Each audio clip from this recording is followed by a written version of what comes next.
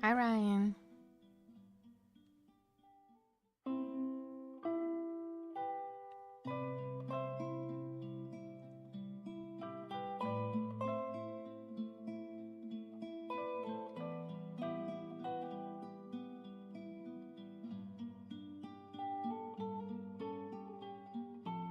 How are you, darling?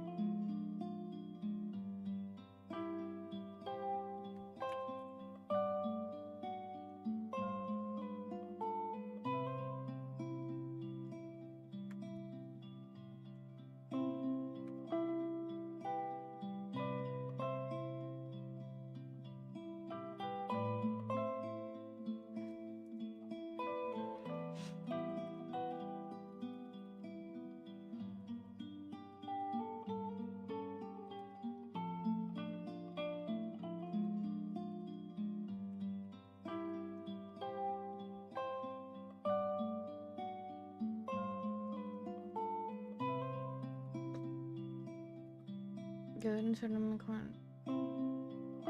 Gotta sort my cards. What cards? Magic the Gathering.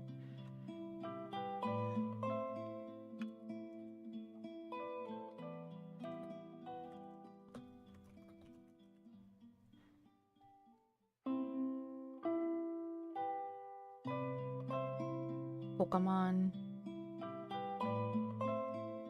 Magic the Gathering. It's from the new Avatar: The Last Airbender set.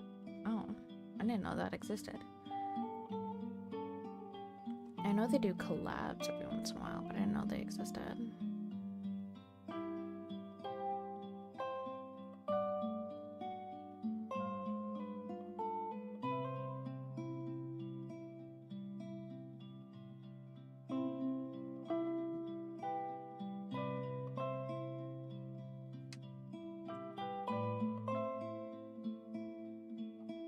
Those came out yesterday? Oh. And you already have them? Like, did you pre-order them or something?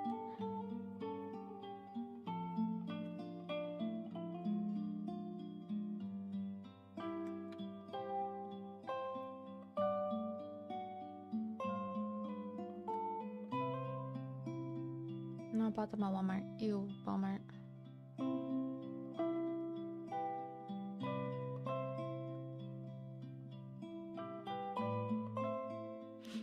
I found this game on my TikTok today, and I fell in love with it. So we're gonna play it today.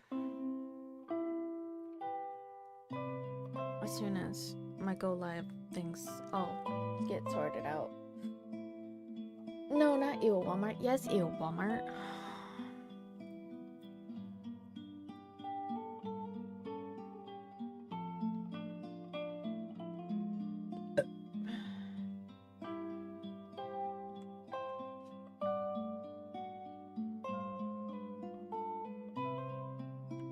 I say ew to everything though.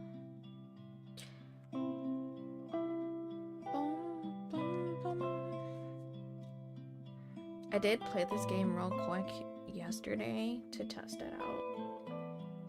I work for Walmart. Oh, that sucks. It's still ew, Walmart. Still ew.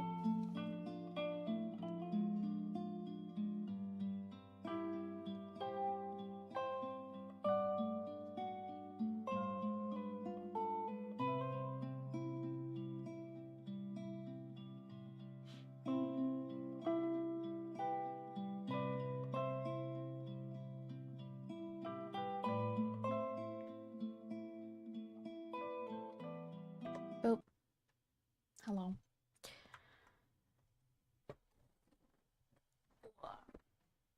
I was gonna try and do Lego again earlier today, but I think I'm gonna leave.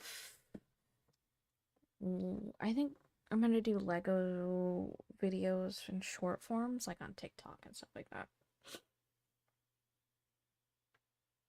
At least until bigger projects. So this is Don't Stop Girly Pop. I saw this and was like, holy fuck. This is like, fair warning, this has a lot of flashing lights. So if you are Photosensitive epilepsy. Please do not watch. This.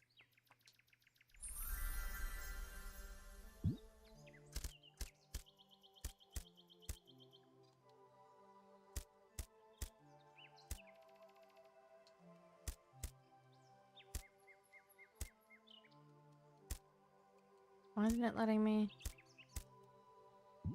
What? Oh, that's not what I want.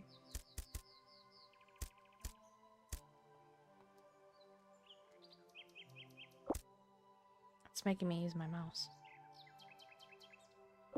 Oh, I'm gonna start a new game.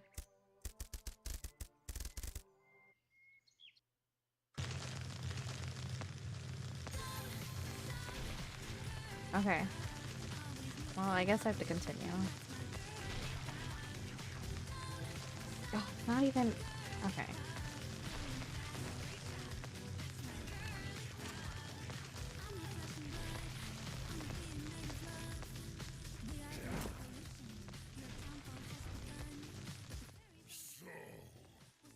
Magic the Gathering should collab with Lego? I don't know.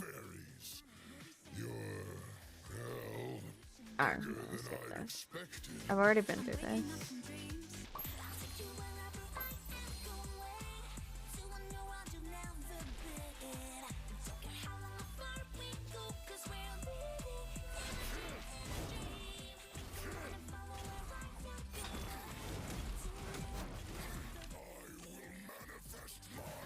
This game is like literally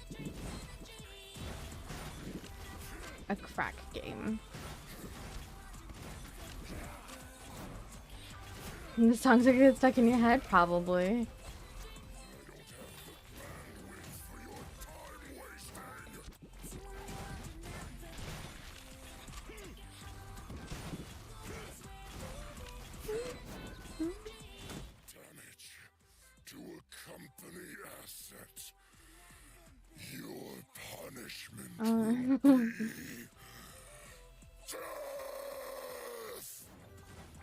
Oh, will my punishment be death? Huh, buddy?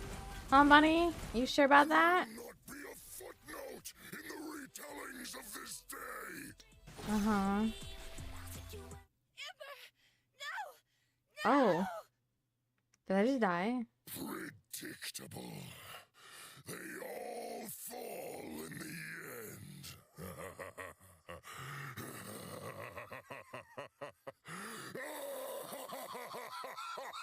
What just happened? That made no sense. Score C. Oh, rude.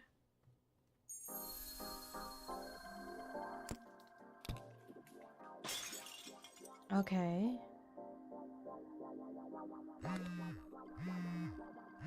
100% I can smell your breath.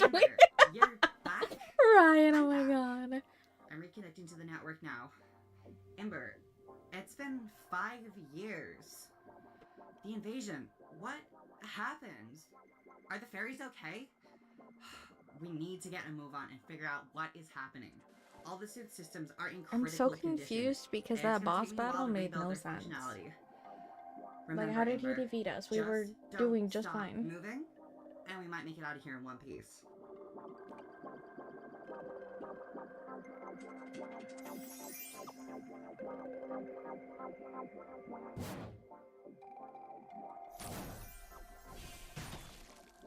What the fuck is this?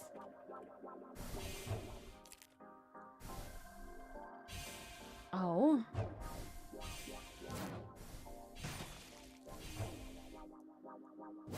Okay.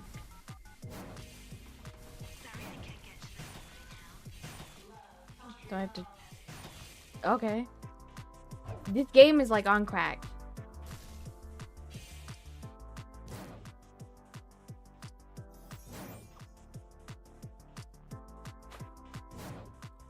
Oh, I can dash now. No! I fucked up.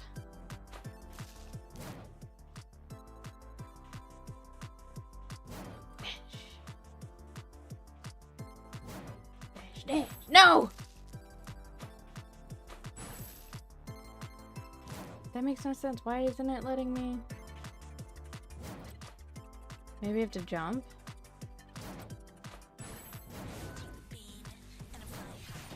Tossing things? Yeah. Tossing things? Yeah.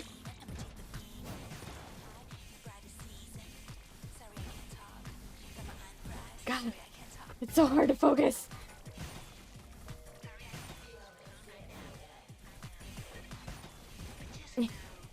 Give me. Toss. Toss. Toss. Toss. Toss. Yes, I did it. Gotta be fast as fuck, boy.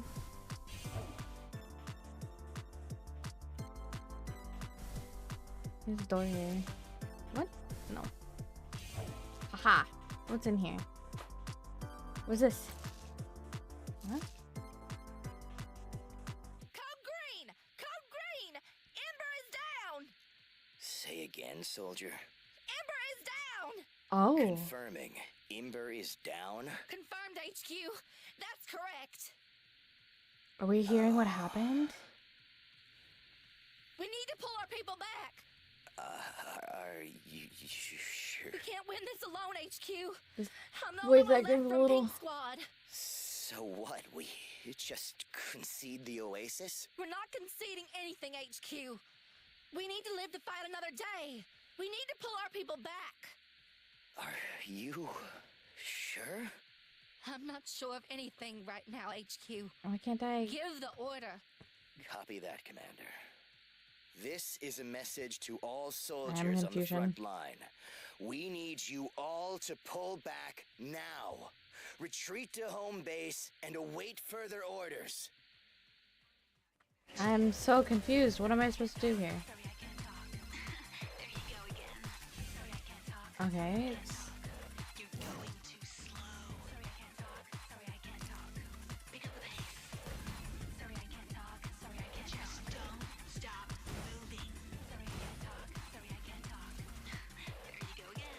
Shotgun is equipped used to shoot a mega.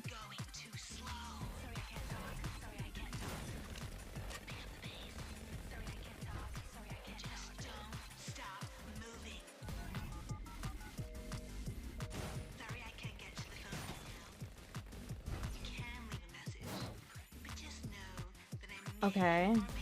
Interesting. Interesting mechanic. Seems to be lagging pretty bad. For you guys?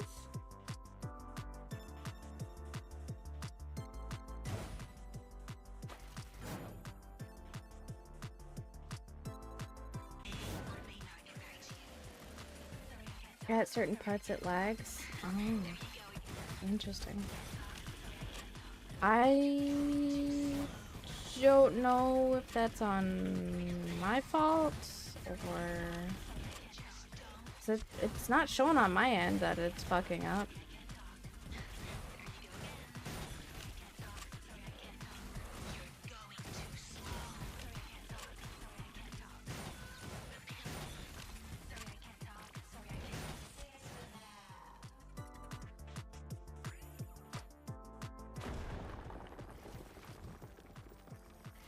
Definitely could be on you at my end. I don't know, because it's not showing anything on my end. Oh, I got A score, hell yeah. Also, devs to this game, y'all don't have controller compatibility, and Attention, my Ormic. that's a little Revolution scum have breached the containment zone. Asset Indigo has escaped its I prefer controller compatibility, so for those who don't play with keyboard and mouse, you're gonna have to learn. Asset at all costs. I cannot have you idiot robots screwing this all up for me again. Shoot to kill. Shoot to kill? Oh boy. Hopping on waves.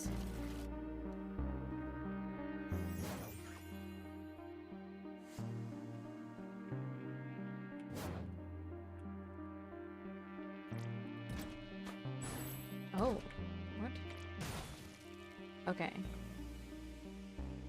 Creative Cossacks. Shoot to kill.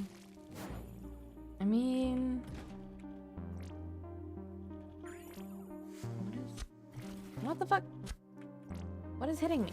Oh, you're hitting me.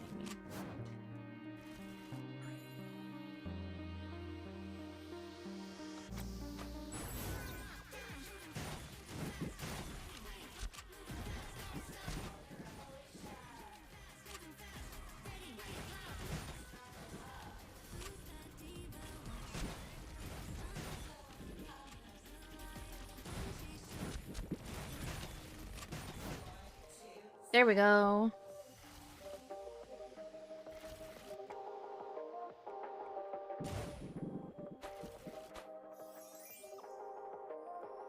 Control to slam? Okay. Oh, slam down. Okay. Interesting.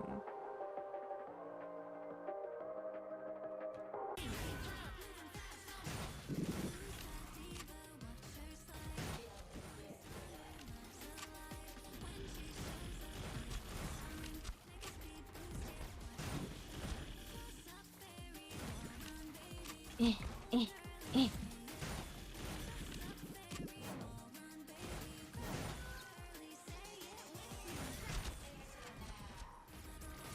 I wish there was melee melee in this game.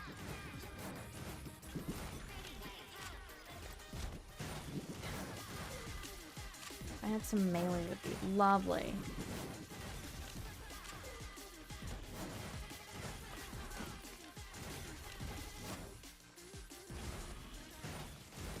I'm struggling. Haha! Thanks, Ryan. You have a good time organizing.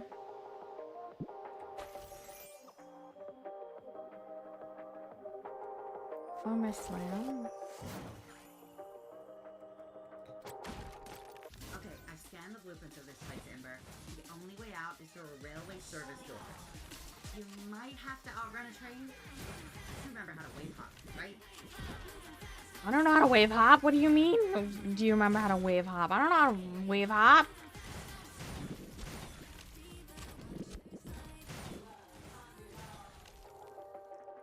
I'm trying to survive.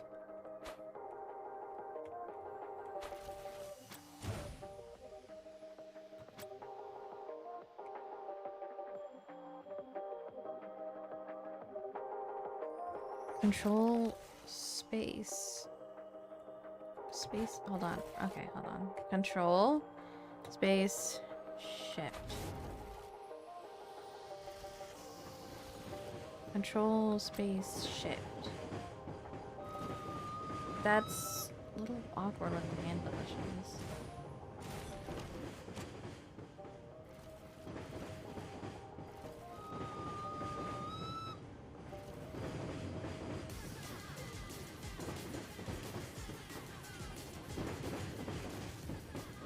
Move forward.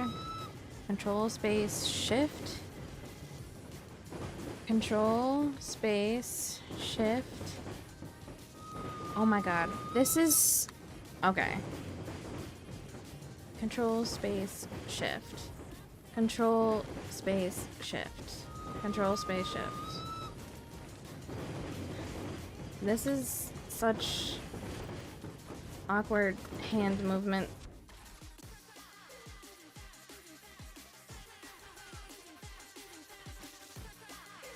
Now what? Control... Wait. Control space shift? My...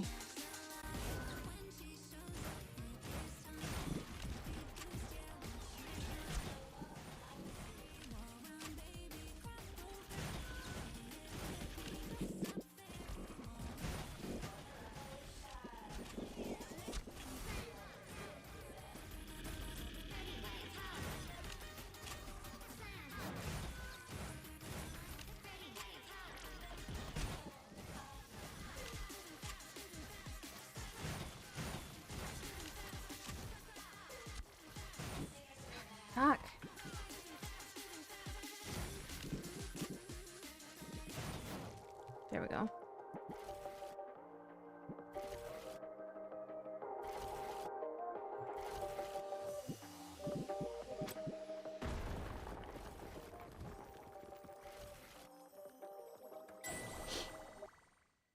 was so awkward.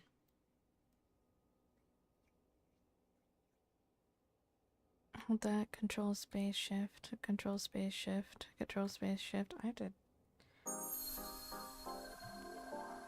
Tuning into enemy frequency.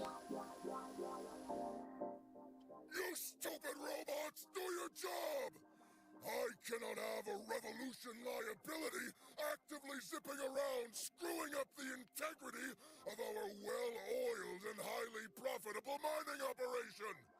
Asset Indigo is armed and highly dangerous to shareholder value.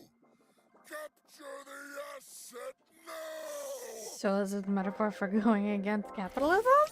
Those trains are full of crushed up love, Ember. Looks like since we've been gone, Tigris Nix has upped their drilling capacity significantly. They're still using the love as fuel for their Ormic robots. Lucky for us, your suit also still runs on love. If you can get me close enough to one of them just after they explode, I can use the love to supercharge your weapons. Okay.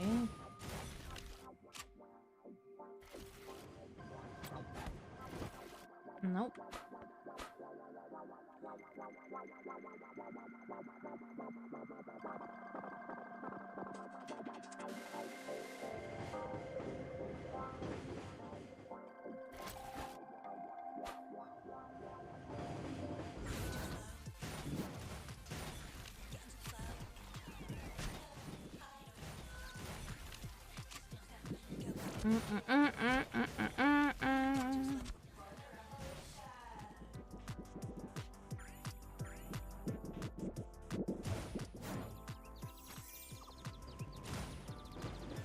C button. Oh, there's the melee I wanted. But I kind of don't like how it's C button.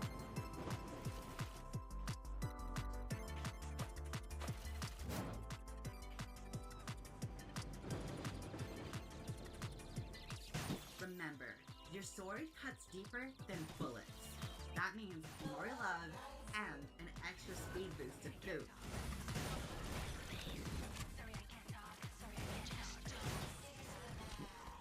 Me. What the fuck?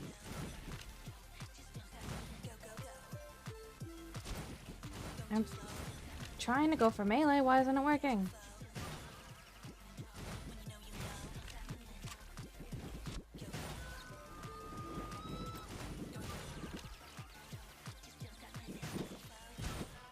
I guess I have to hit a certain...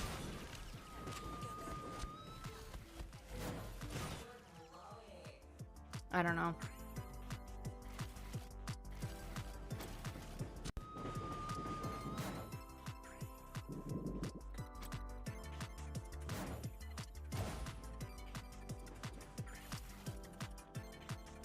Parry?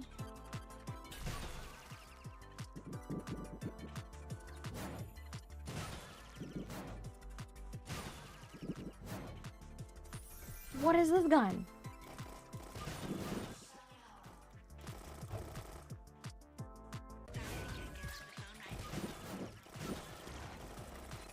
I love this gun. Hello?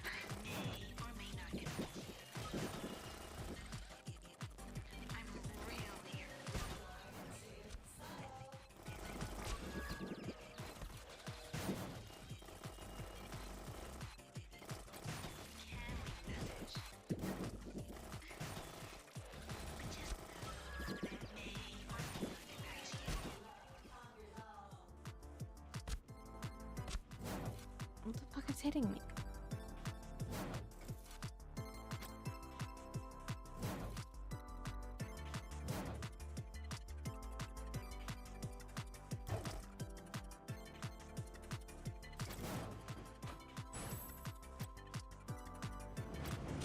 Ah, fuck.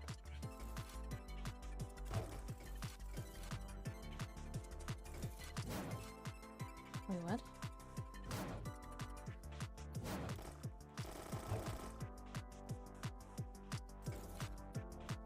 Wait. I move from place to place nights in the shade every day, not knowing if I'm gonna be able to feed my kids. Every day I'm low energy. I feel like it's getting harder to breathe. We gotta do something, man. We can't just sit down and take it like Thank this. you for your input, Aldrich. As you know, the revolution is a big project, and we're working on a number of measures to keep people fed and housed in the meantime. Please speak to the food bank and the shelter if you are in need of support. Who's next? Is this on? Is it ready? Thank you. For those of you who don't know me, my name's Aurora. Aurora Brina. My mother was Dianthe Brina. As some of you may know, she died in battle on the day of the invasion. Every day, I wake up and ask myself, what have we done since then? What have we done to honor those we lost? Oh my god. Adelina, Trying to focus on the story, but also I'm trying to defeat people. fire. Where's the woman that came to our house the day before the invasion? And I remember this. She said, Dianthe, they're almost. This game is pure chaos. Holy shit. Easy enough, though. Like, easy enough to play. Tuning into enemy frequencies. I know you are listening on this channel, Imber. While I appreciate your efforts in grinding my low-level staff to paste, it would be wise to turn back now, lest you face a painfully unhurried death. I do know how much you hate to be slowed down.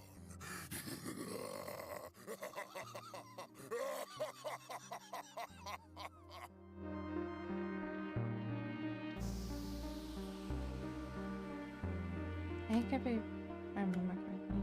See. Ah, it was this. Haha.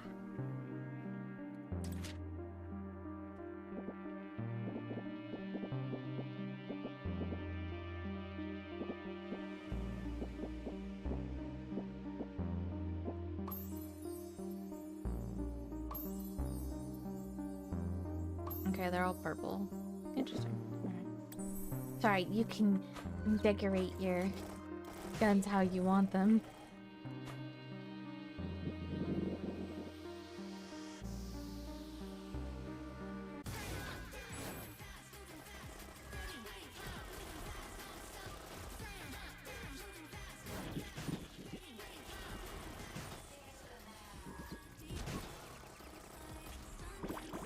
Meh.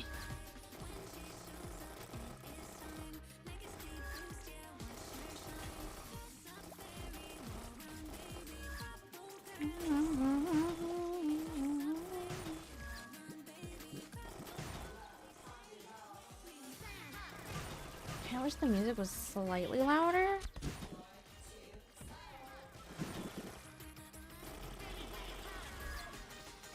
This music's kind of a bop, not gonna lie.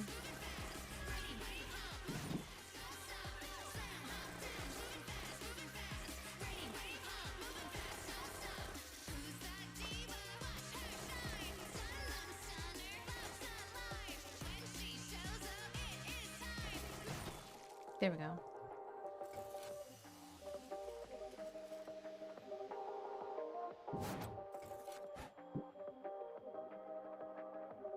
I have to build up speed again.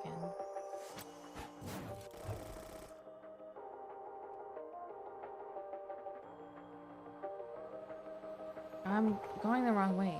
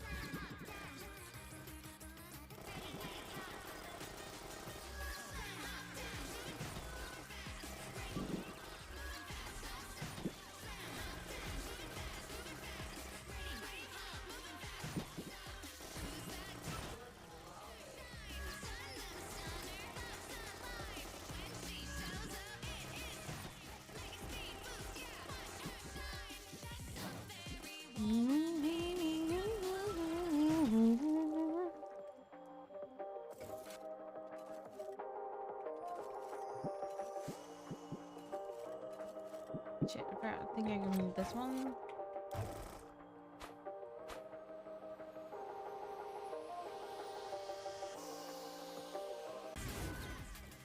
Okay.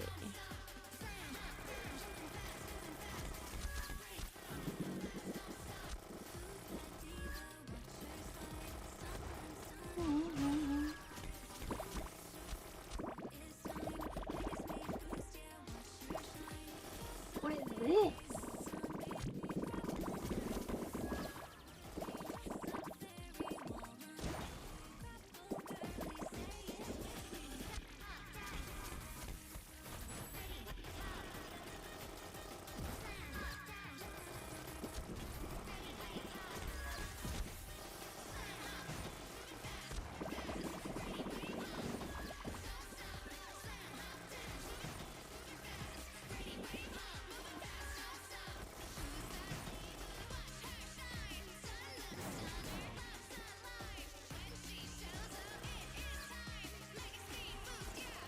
Where are you? Come here.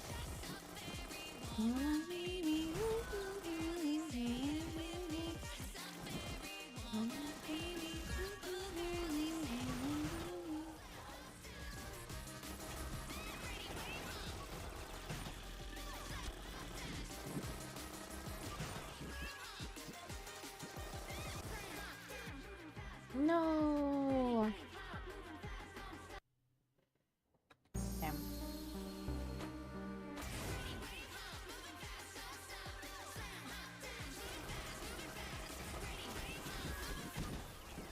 Shit.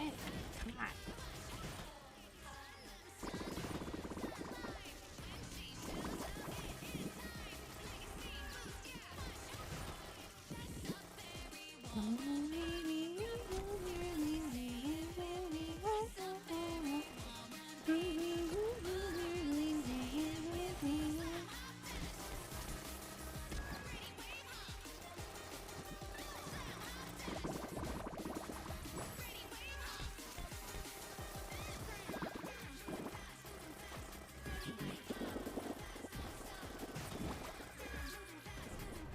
What?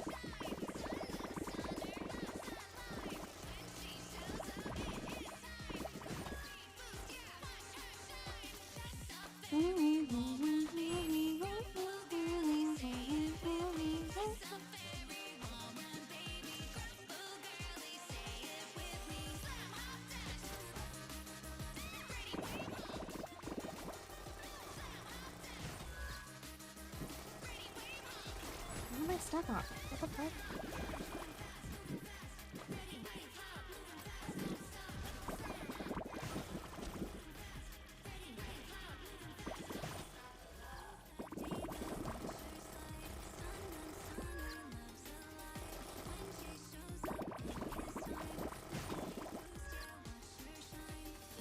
Did I get it?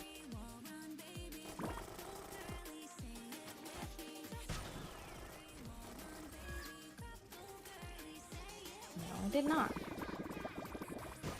There we go.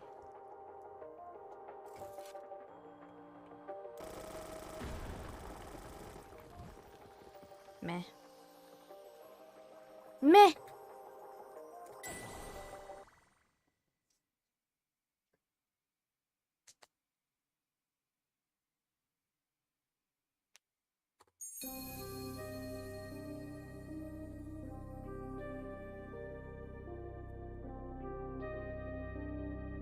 Okay, we have escaped, destroying critical railing infrastructure and disabling the mine rail network. Ember finds themselves stuck in an endless labyrinth.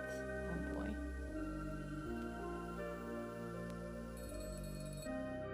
You think this is funny? Yes. Going around and wrecking all my stuff? Yes. Do you have any idea how much shareholder value you just destroyed? Nope. You will know pain, Acid Indigo. I will have your head! Brochowski? Brochowski? I meant to say Brochowski. You need to chillax there. What's this? E interact. Is that a Tamagotchi? How to get out of here, huh? Not a problem. All you need to do is blow a nice big hole in one of them here's walls. Now, to be frank, well, my government name is Tommy. To be frank, but if you would let me be frank for just a second, I can help you with that. All you gotta do is feed me some of that sweet, sweet love, and I can rip those fangs a new one. One more thing. Keep the love coming, would you? Without a stable intake, I'm liable to a well. Explode! Oh. Good luck, partner. Oh. So I have to continue to feed Tommy, otherwise he explodes?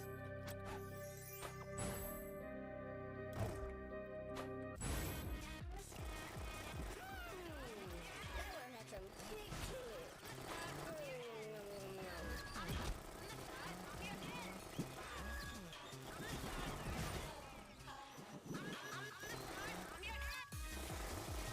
Oh boy.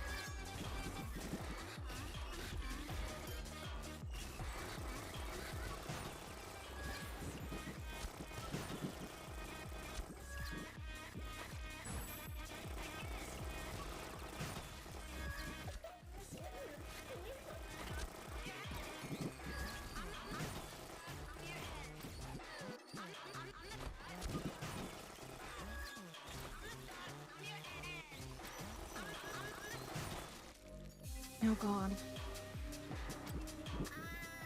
loving it. Not Mick loving it, I'm just loving it.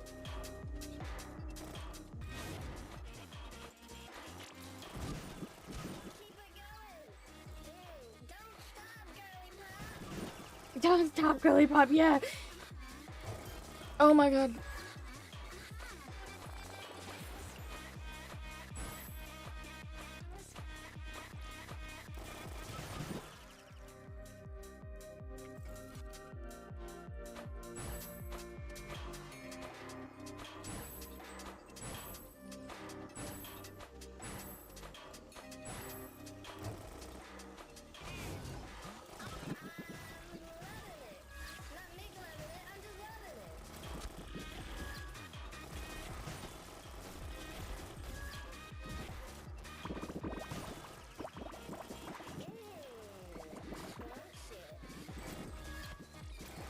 Trying to prevent Tommy from exploding on me.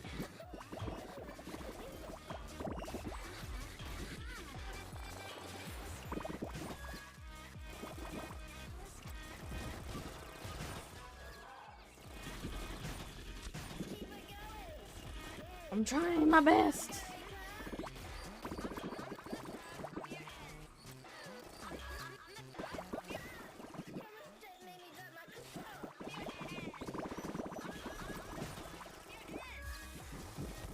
Oh shit.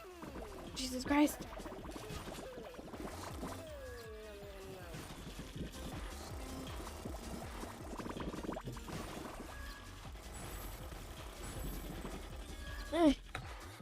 No, my speed.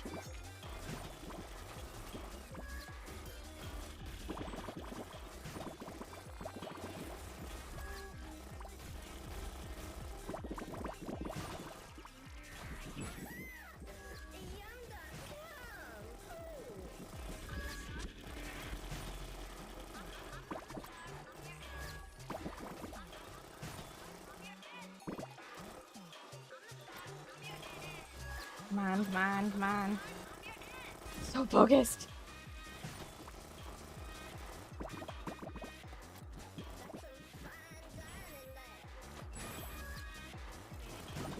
Okay, I did it. Whew.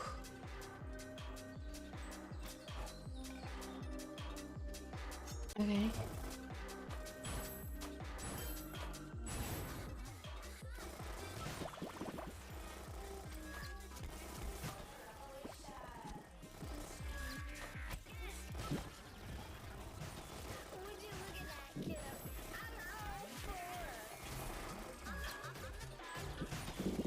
Aha!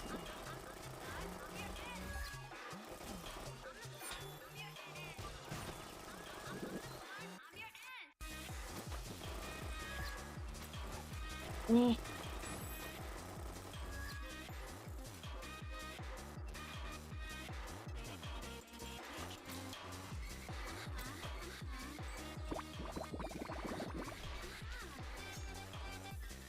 Are there no more enemies?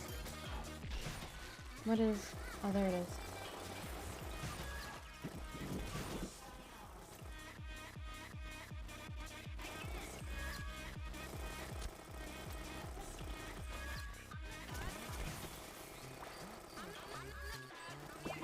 Mm.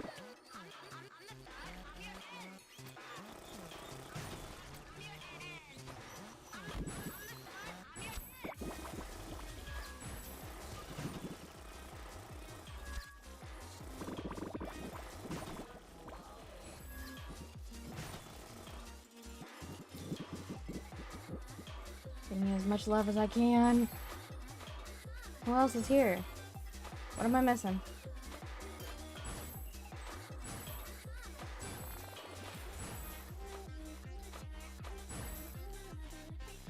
There you are. Okay. Okay. Crisis averted. I want to try.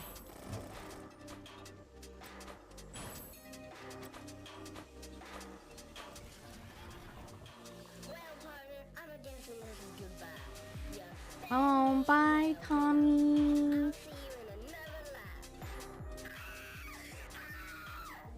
That's terrifying. So long, Tommy. Thought I'd give you that moment together. I did back up his OS though before we lost him. Thing is, I've never seen code like this before. I have no idea what you could even run this on.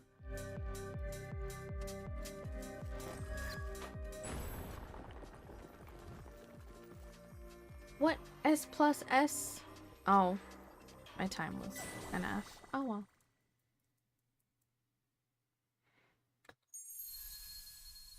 Oh, that was it? Demo complete. Thanks for playing. Okay.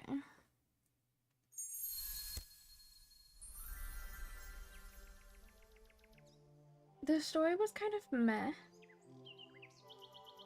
The gameplay is okay. Some of the mechanics are kind of weird.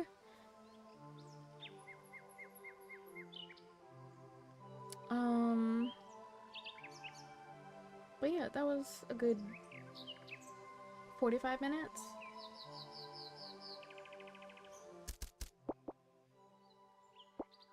My only real criticism is that there was no controller compatibility. That's like literally it.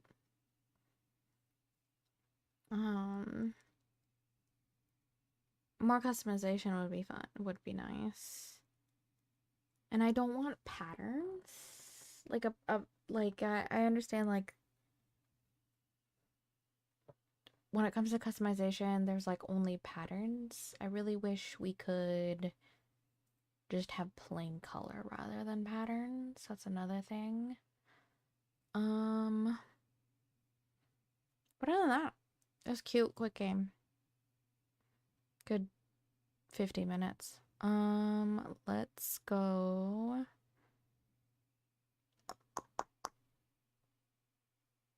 I thought the demo would have been longer. I'm gonna try Peak.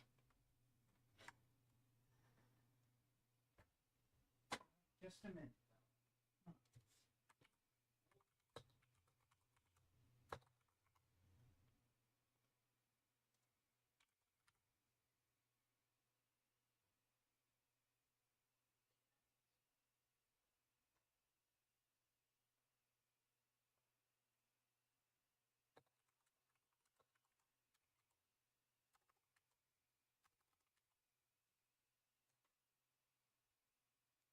We're switching over to Peak.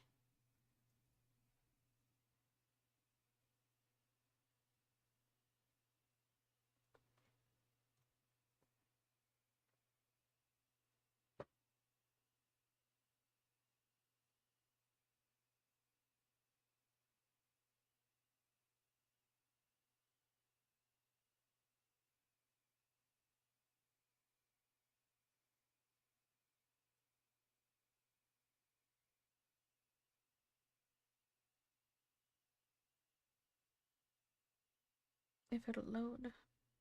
Oh look, it's a little hand.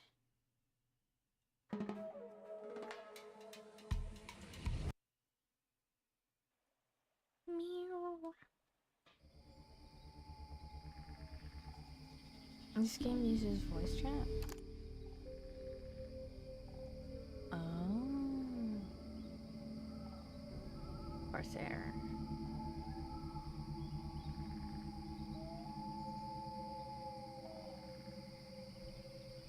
New island? Oh, in 20 hours? Interesting. I thought the game already launched with that. I want to play offline.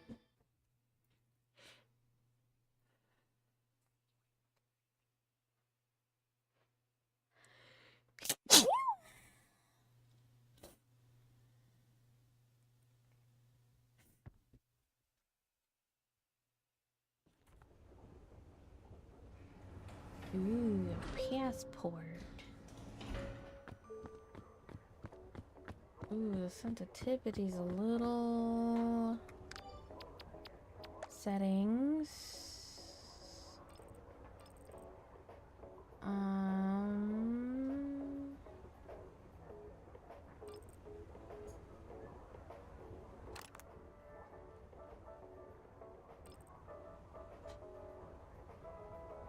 Bug phobia mode, photosensitivity, color blindness mode, enable the looker. Okay.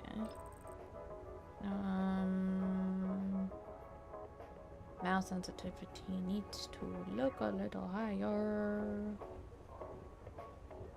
So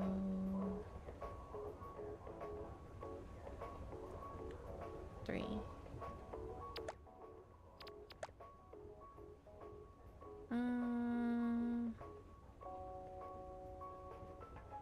I guess that's good.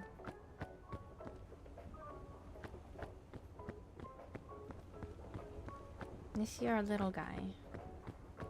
What's the little guy? Oh, I could change my little guy. Okay, cute.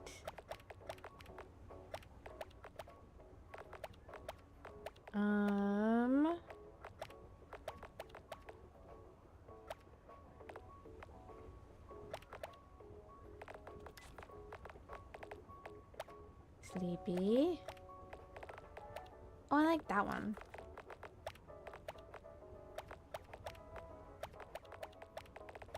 Oh, there's new ones? Probably could unlock.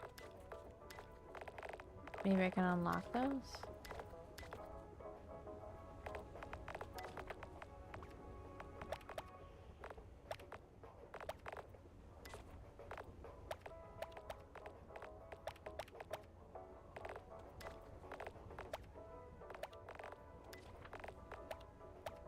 Interesting. Ooh, ooh, ooh.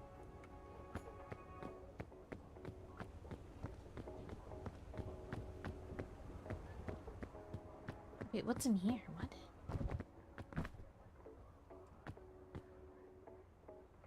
Okay. Photo booth. Oh, look, it's Bing Bong! Hello, Bing Bong. Why are you facing away from me? Please don't. Oh, my God. I guess so. Interesting. Why is Bing Bong looking away from me, though?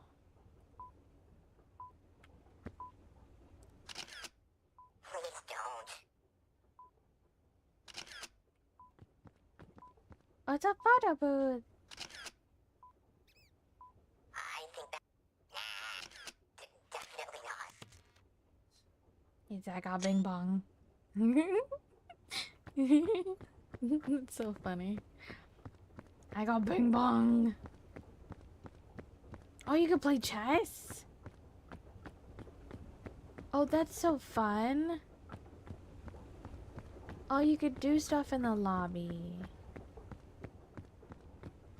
Oh, I could practice climbing. No, I want Bing Bong.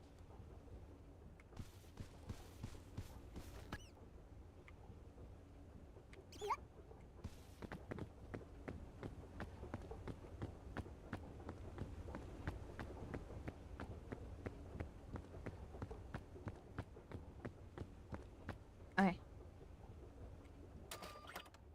Start.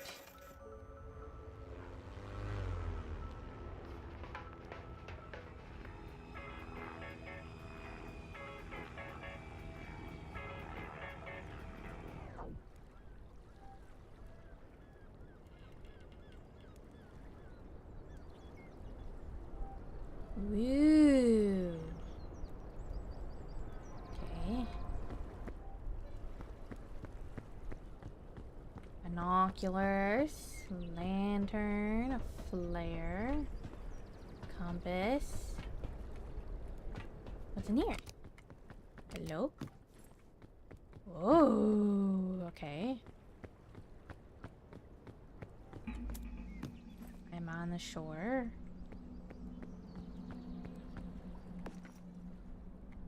Okay. Guidebook. Open. How not to die. Interesting. Oh. Preface. Nature. What great ecstasy in this life. Crunching down a succulent granola bar while the wind blows across your scalp atop one of the world's many miraculous mountaintops. But of course, nature is not just some fairground amusement, some attraction we might enjoy leisurely from behind the glass. Indeed, nature is dangerous as it is beautiful. Okay, rule number 0, never abandon a friend in need. I don't have friends.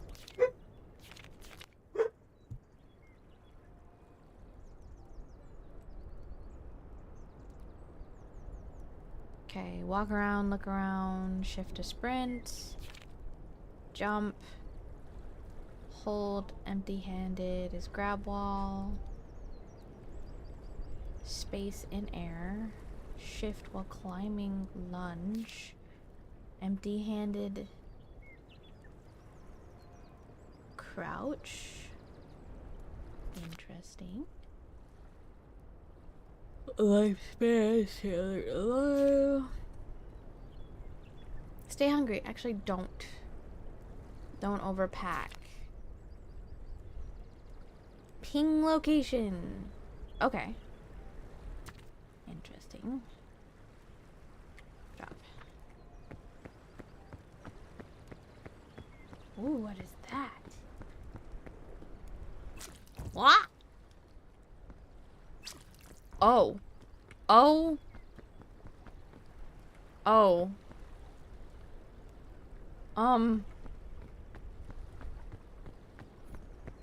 Whoops. Probably shouldn't have done that.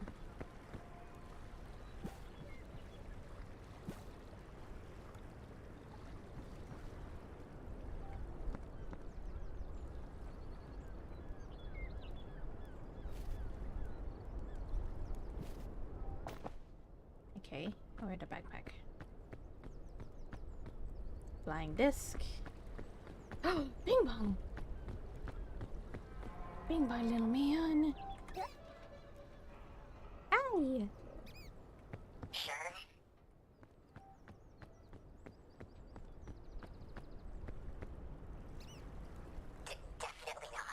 Oh, okay. Okay. Drop. 1. E. Bing bong, you're going in there. E. How do I eat? Okay. E. Oh. Okay. E. Gonna put you in there. And you I will carry. There we go. Dum dum dum.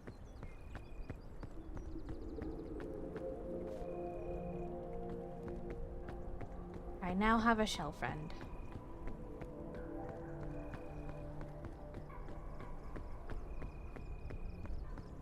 Where are we going?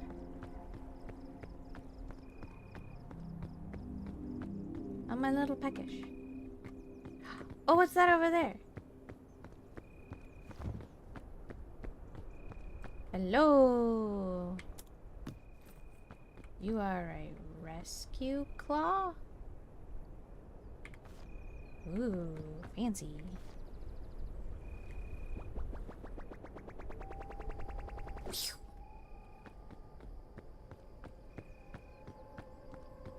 Hello, what are you? E? Yay, I'm no longer hungry.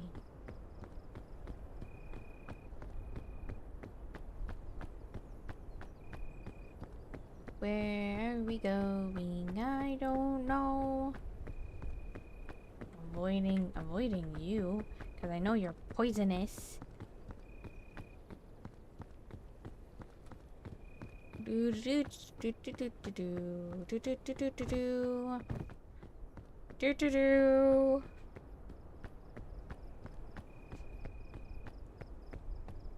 Yeah, yeah. Okay.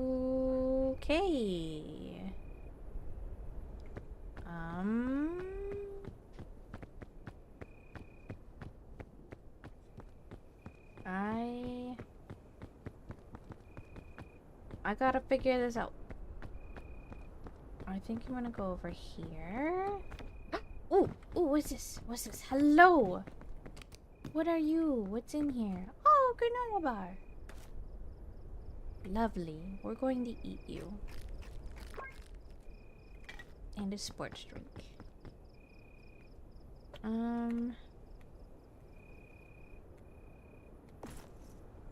We're gonna...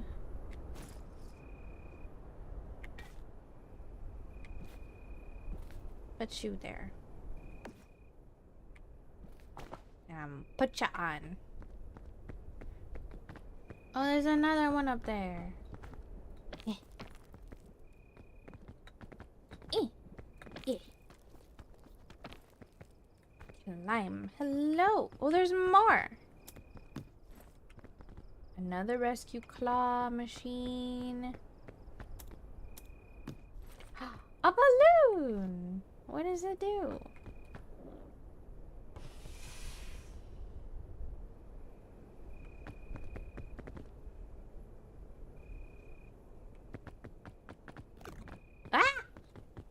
I touched something that poisoned me. What the fuck is that?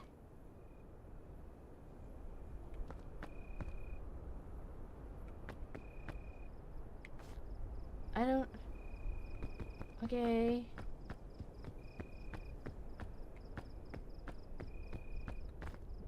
Oh, there's more. Okay.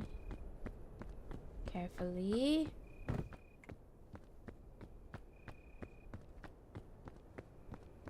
I don't... What does this balloon do?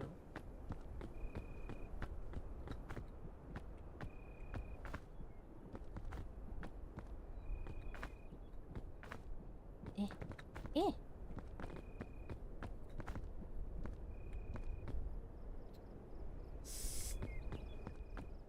Okay, maybe I should put this down.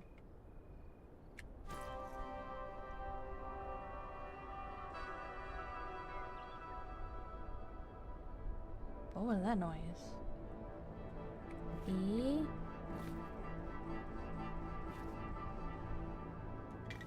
I'm gonna take the sports drink. I am going to drink it. Now I'm going to put one of these in there. And we are going to put this back on. That's what we're doing. That did not help my hunger. Okay.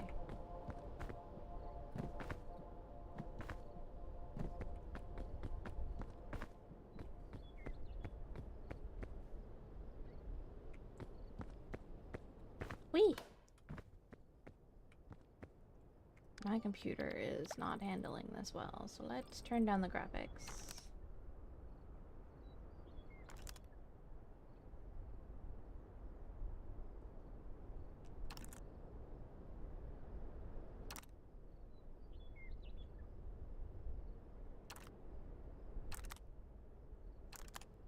There we go.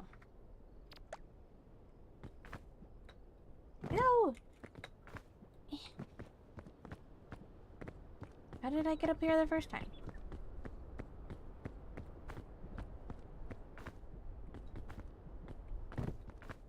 There we go. Okay. I see a path.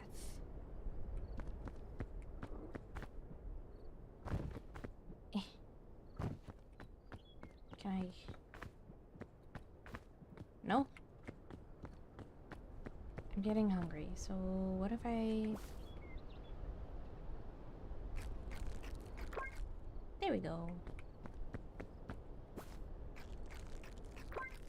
Okay. Maybe this isn't the correct way to go. Whee! Oh!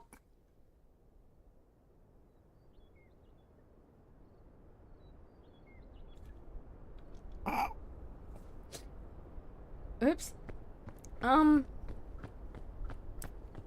Well.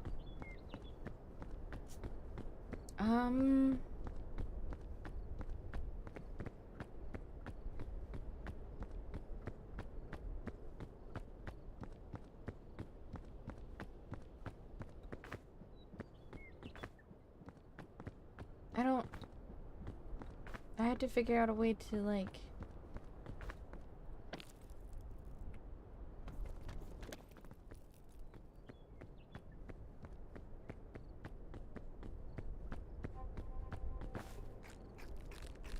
The green apple. What? Why am I being poisoned?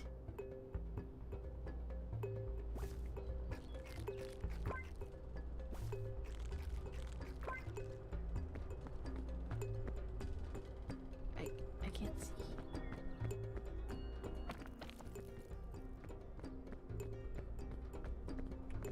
Yeah.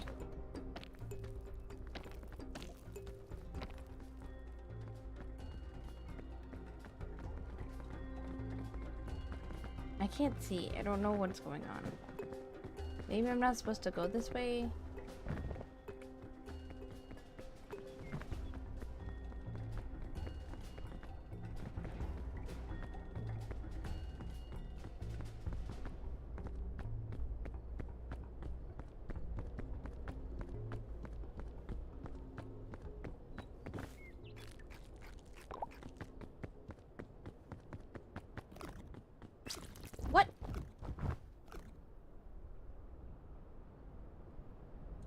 Okay, I'm very bad at paying attention to my surroundings.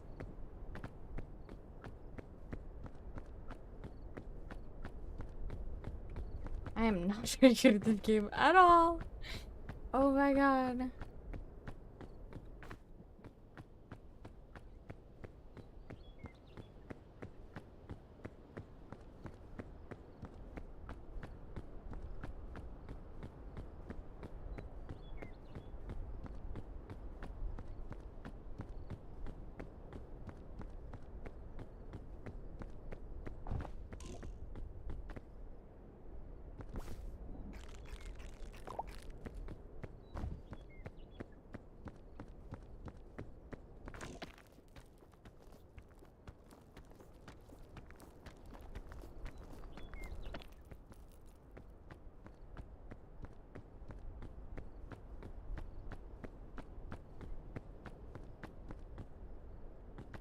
Okay.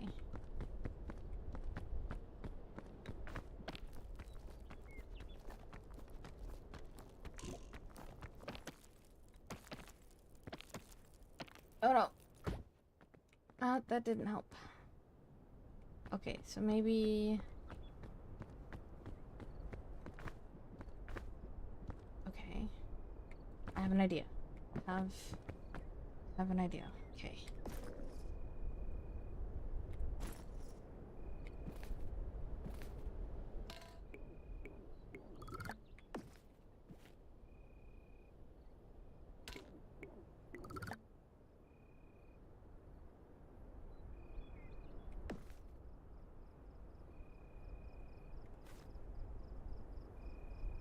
Mm.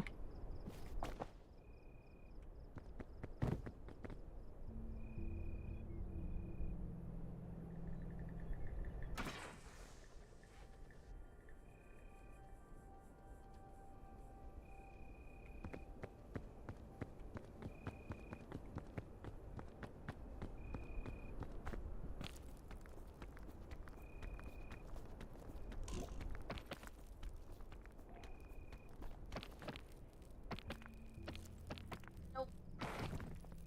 Damn it. Okay, my idea did not work.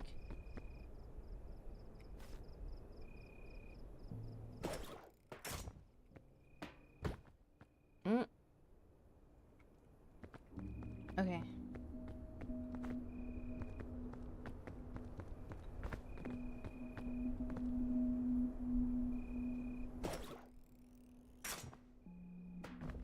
Okay. Okay.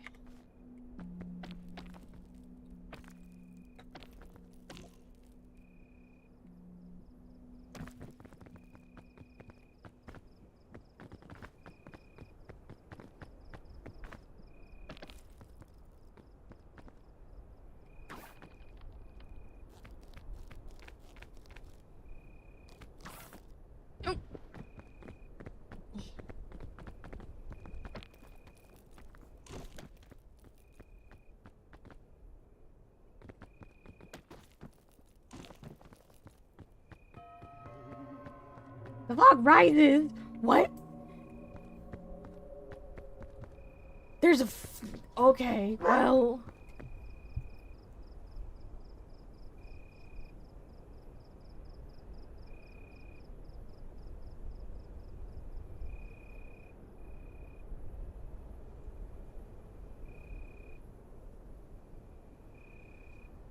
Okay.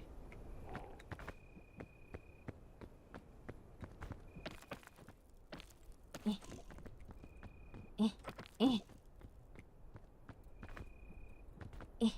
Okay.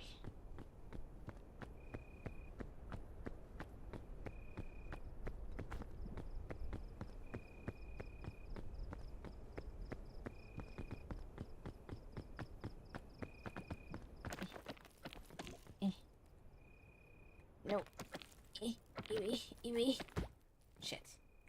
Okay, well.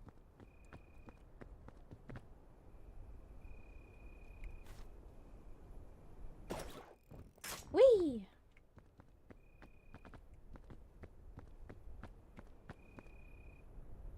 I have no health.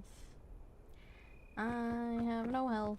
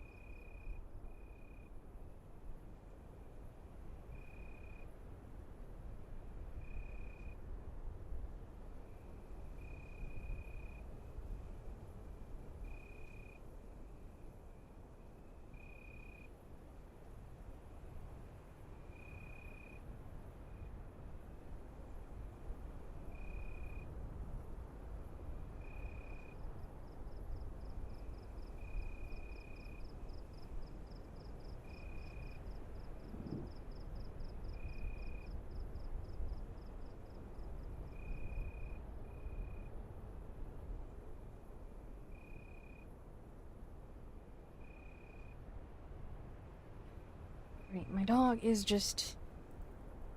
all she does is bark at the neighbors. And it's on my nerves. Okay. We are going to put this down.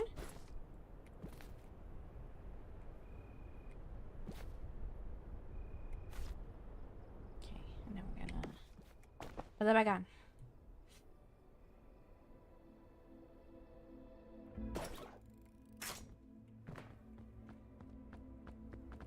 Okay. We are...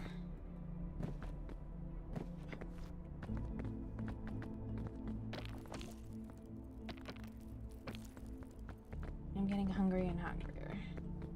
Did I eat the mushrooms?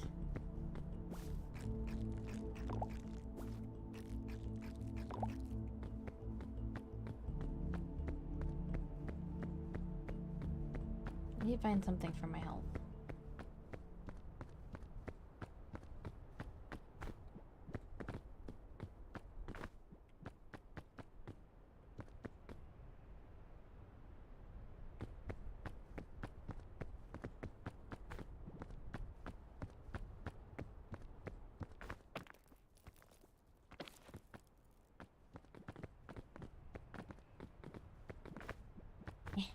Me.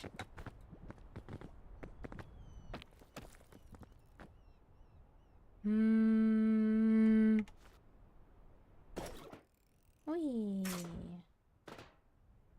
Oh. Probably should not have gone that high. Oh.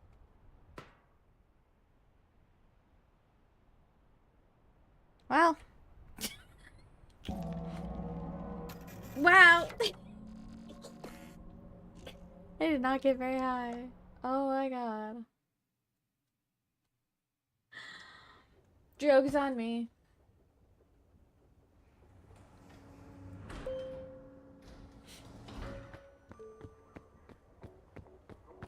Pretty sure I had it pretty good too.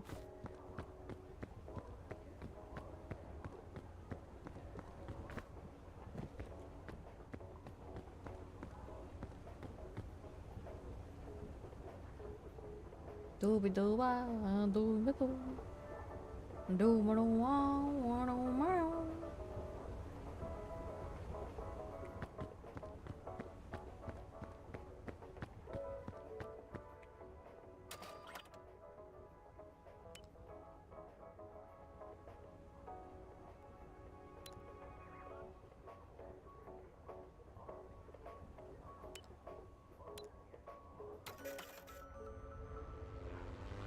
I didn't know they had difficulties. Interesting. Din, din, din, din.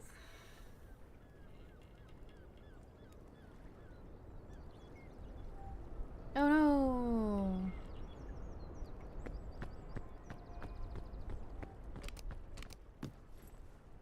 Girl Scout cookies. Flare. Some rope.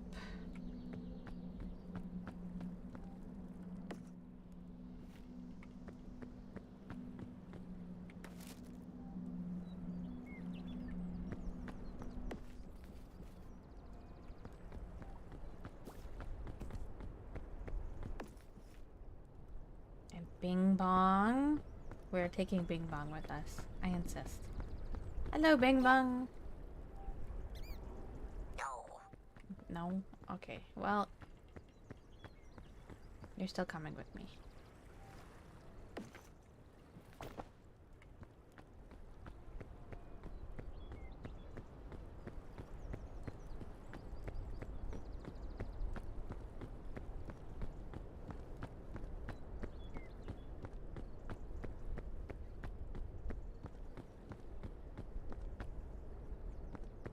How do I?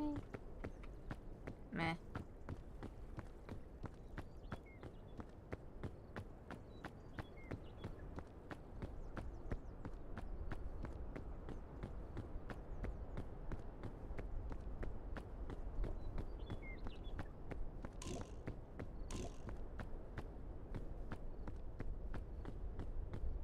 Oh, if I continue to climb or use stamina, it makes me hungrier. Okay.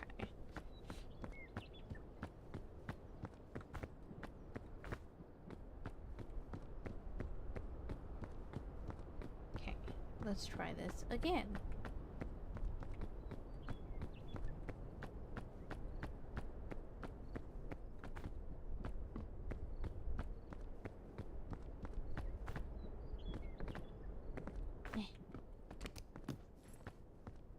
Oh, I'm gonna need those.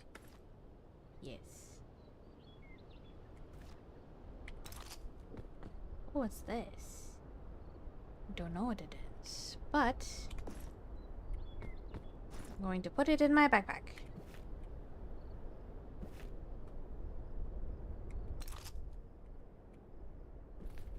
There we go.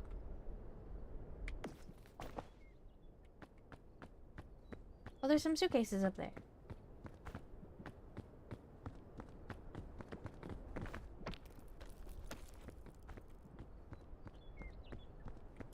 Hello? Checkpoint flag? Another one of those. Hoping for some food.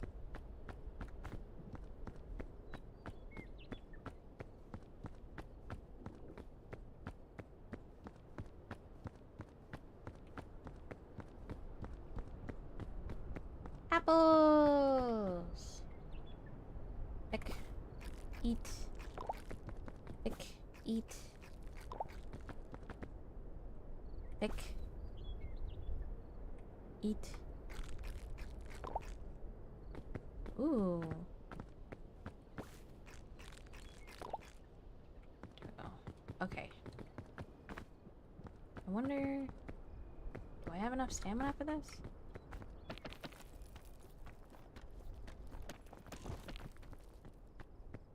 I do. Oh, maybe not that way.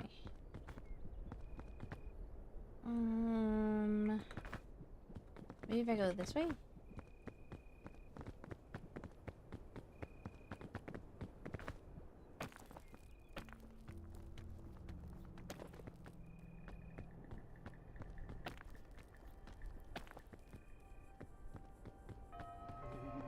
Fog rises.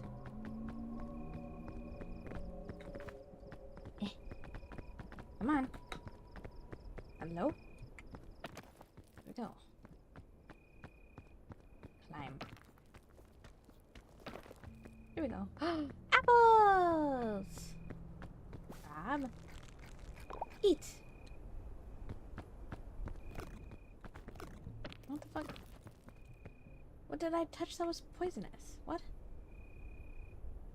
Wait, are the green apples poisonous?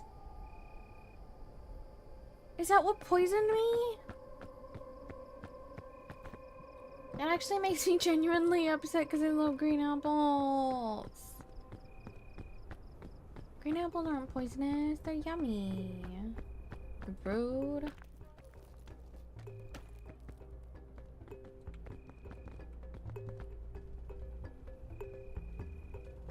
Okay.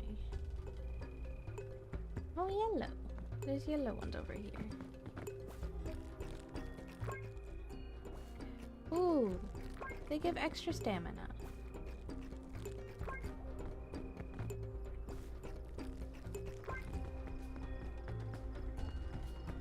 Okay.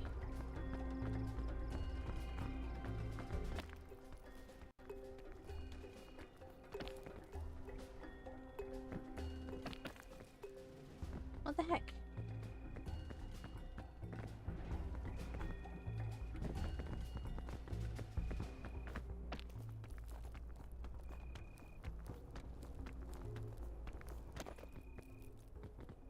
Okay.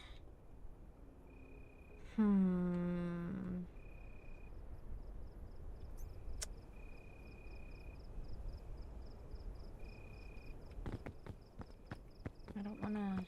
No touchy.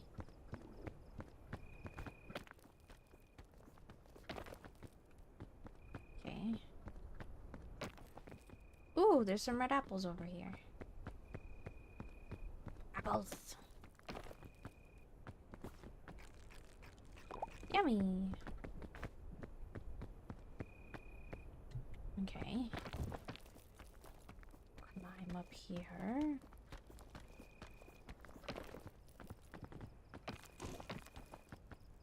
Ha!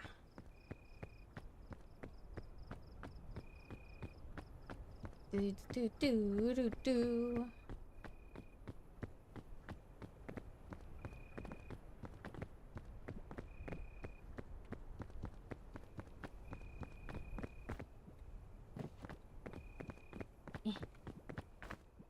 What the fuck? Come on. There we go.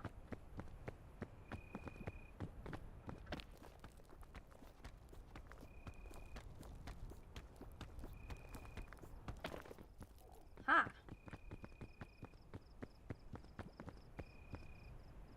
Okay.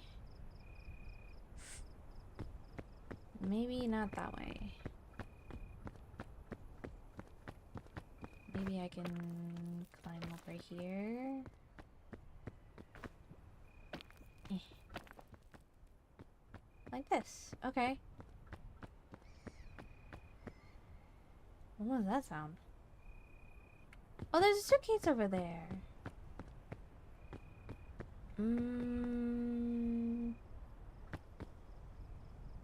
I'm not gonna risk it.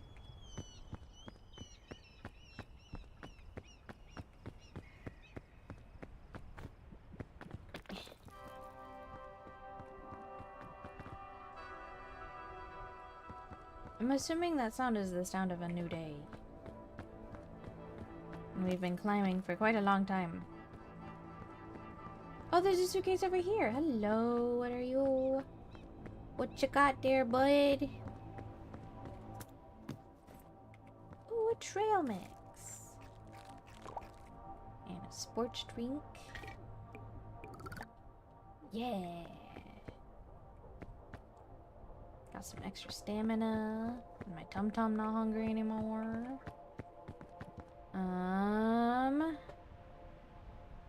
I'm questioning where I should go, though.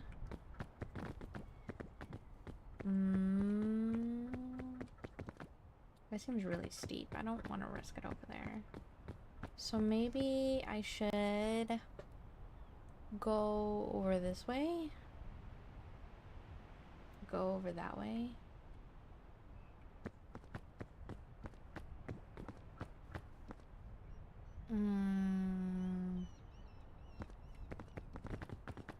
Maybe I'll go over this way.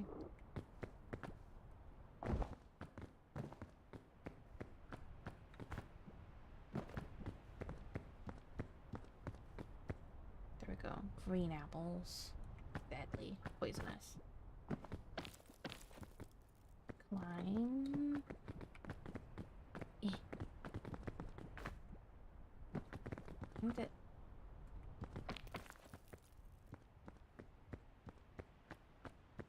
Oh, there's red apples. Hello.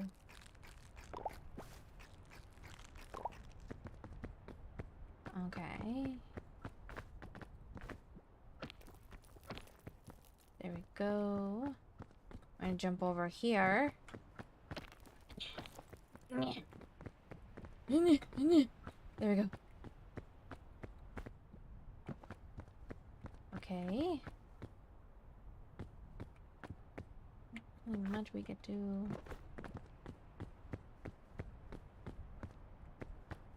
Okay, maybe we shouldn't go over here. Maybe that was a bad idea.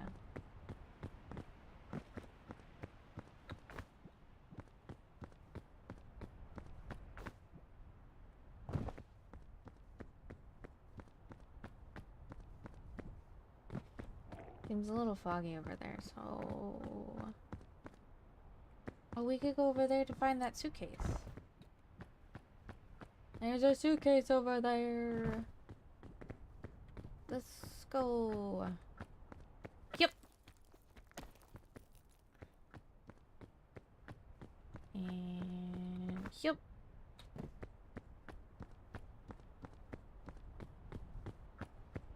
What you got there, buddy? Oh, another patent. I don't know what that does.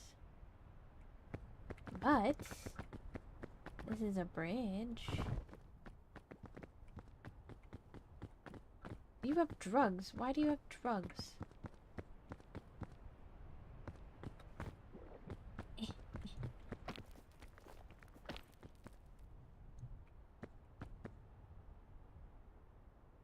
I'm wondering if I go this way.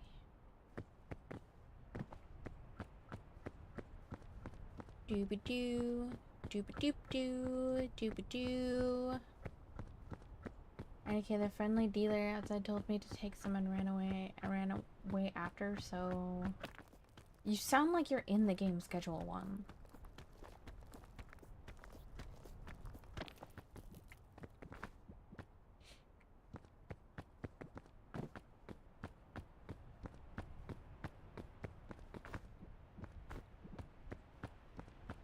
Lime!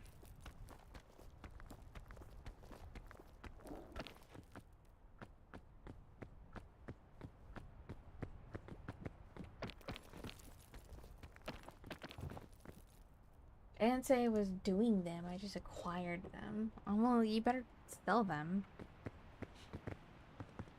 Just don't get caught selling them.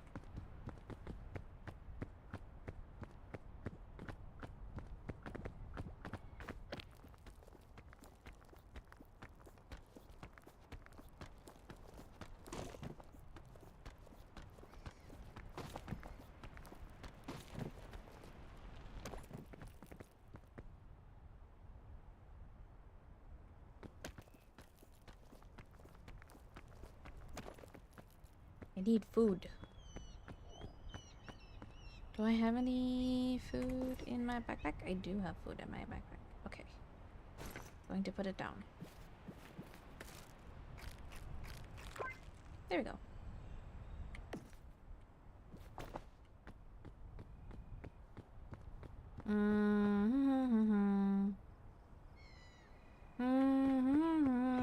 Trying to figure out which way I should go. Thinking maybe this way.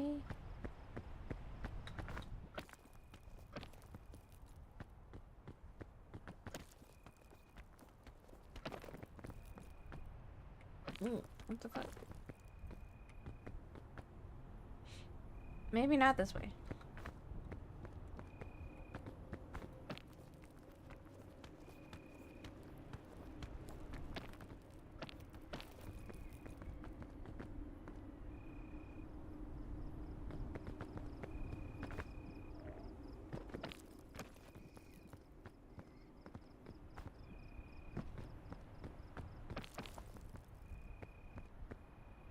Hi Tommy, how are you?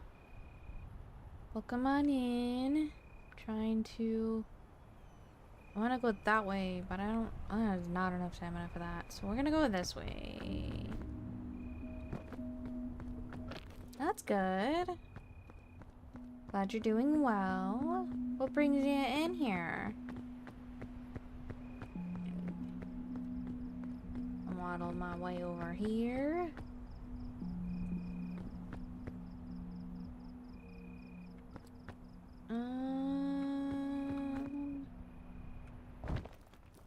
Oh, oh, that was a close one. Oh my god. Holy shit. Okay, that's good. Woo. Stop. We don't have drugs. Ryan, stop it.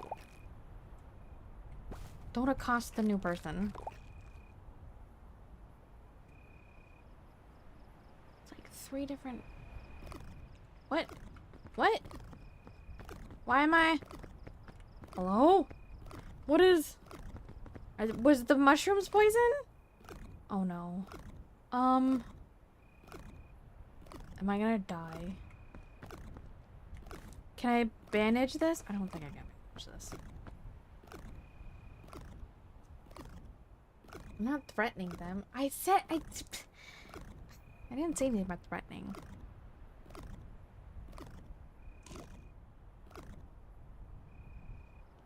Oh boy.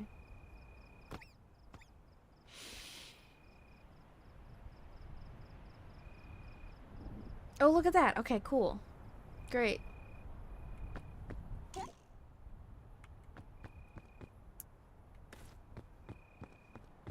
Oh. I should not have picked things up. Okay. Don't pick things up. Great. How does one... I have no stamina right now. I want to pick up Bing Bong. We're just gonna wait for the poison to go down. Yeah, that's what we're gonna do. So, we're gonna sit here a while. So, how's everybody doing? Anything fun going on? Excuse me.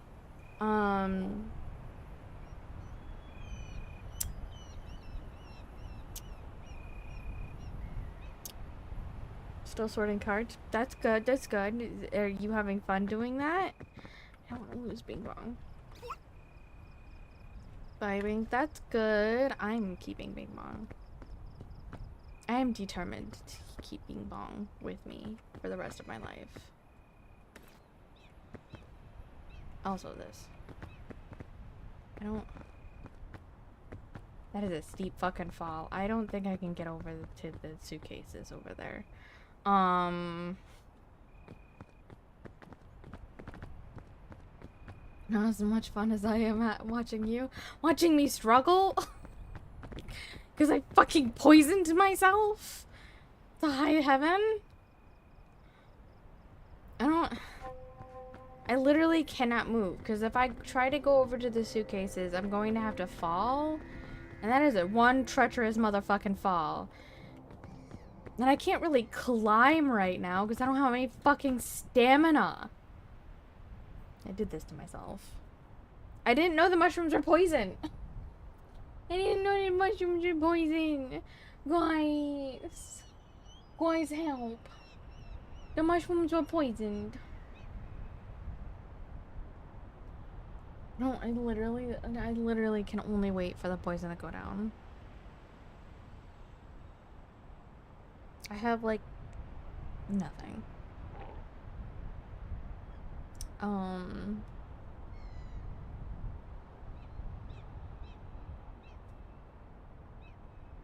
So, yeah.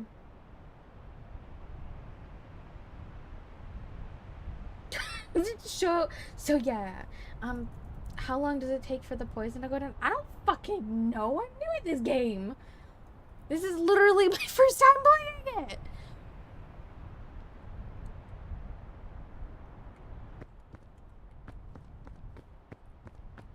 I'm just...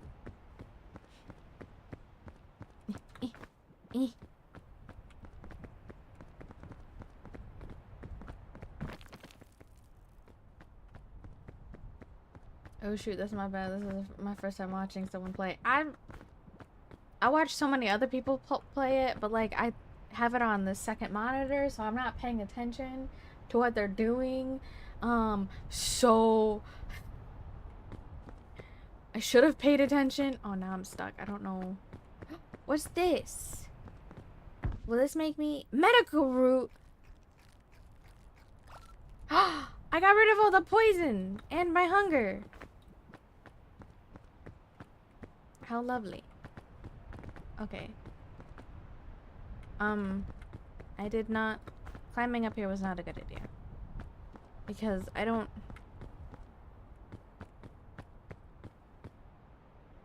I have rope. I don't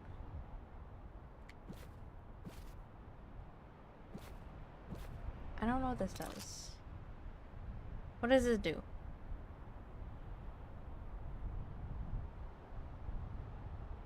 Does this do something? Can I like... I don't think it does anything. We're just gonna take the cookies. We're gonna eat the cookies. There we go. And then put the cookies back. And then there's a rope. Can I... spool? What?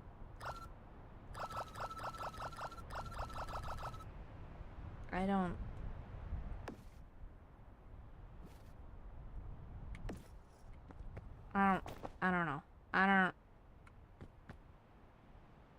You think I can climb that?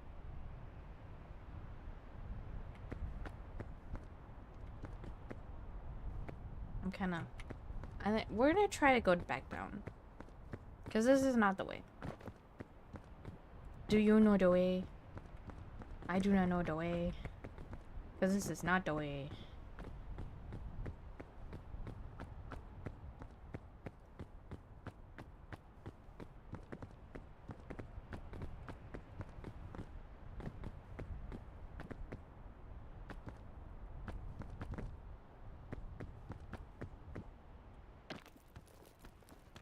Okay, maybe not. Maybe not. Maybe not that way.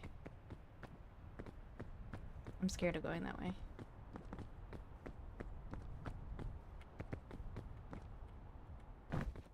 Okay. I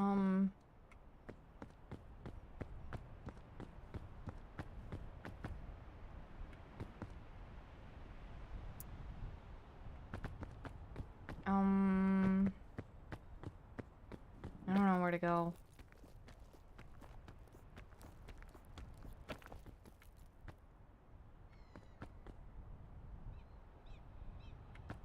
Maybe if I go this way?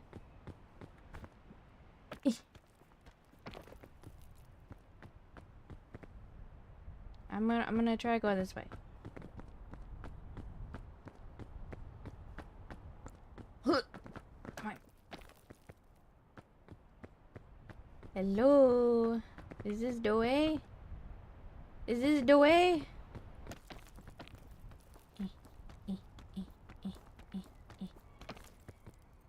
Is this the way? I don't know if this is the way. Am I just going back to where I was before? Come on. Go, go, go, go, go, go.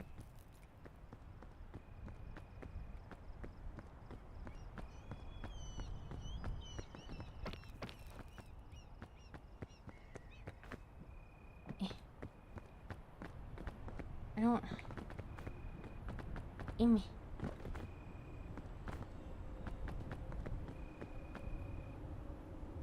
What is that? Oh. Oh God. Oh.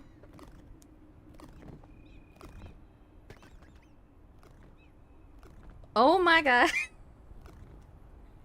I hit something and poised myself. I think it's a harness. Me looking at the new tree is like, can I climb that? Real. I think I poisoned myself. Oh my God. Whoops. Well, we are. We're pretend. Okay.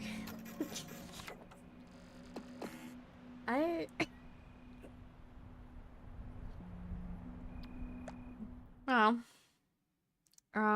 That was fun.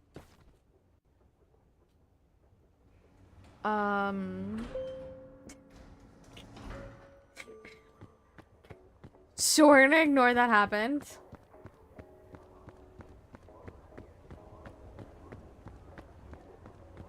And,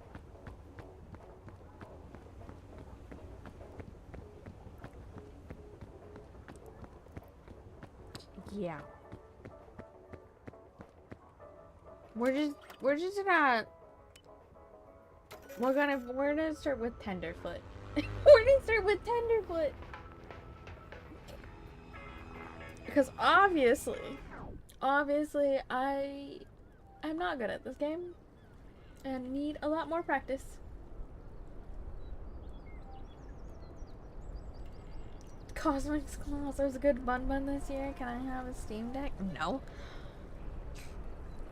If you could purchase one, maybe, but I'm...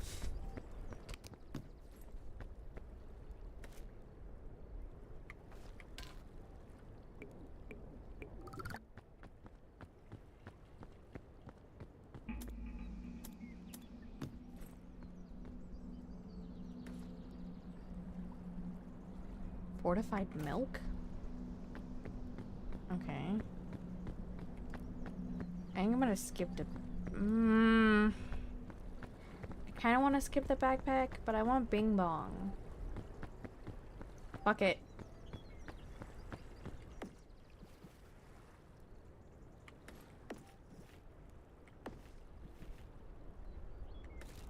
I'm so stubborn. We're gonna keep Bing Bong.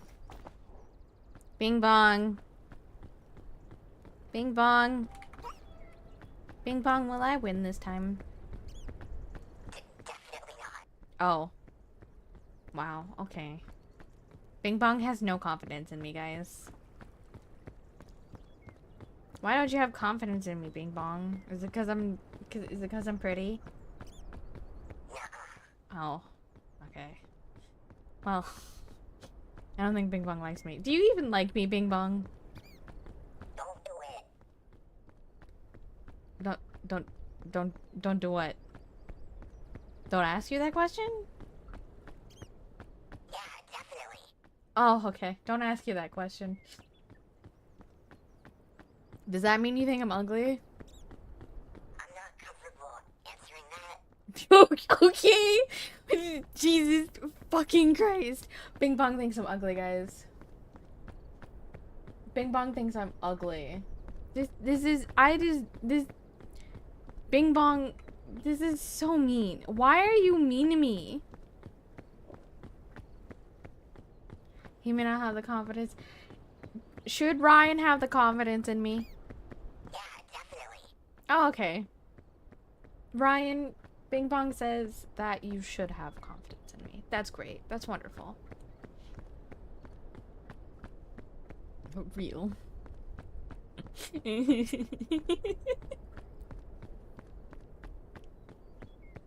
Am I going the right way, Bing Bong?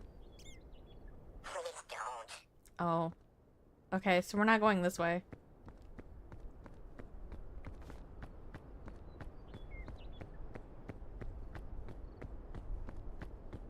Ooh, yellow. Yellow means it gives us better energy. So we should eat all the yellow we can.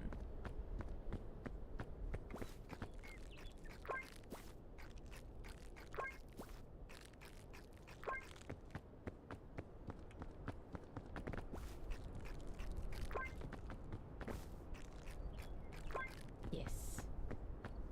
And it makes me stronger too. Yellow is a...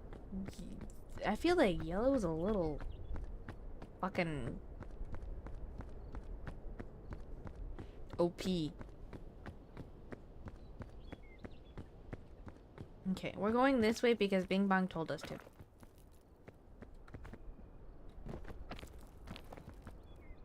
Yes, Bing Bong is the magic conch.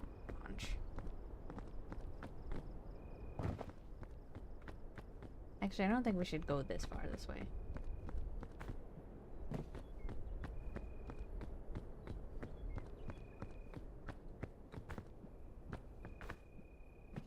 I'm gonna climb this way.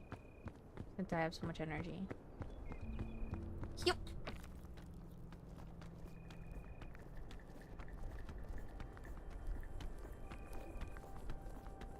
Hold on. I need to climb in order to bring out Bing Bong. Okay. We'll bring out Bing Bong. Bing Bong, will Ryan get married? Don't do it. Oh, he says don't do it. Don't get married.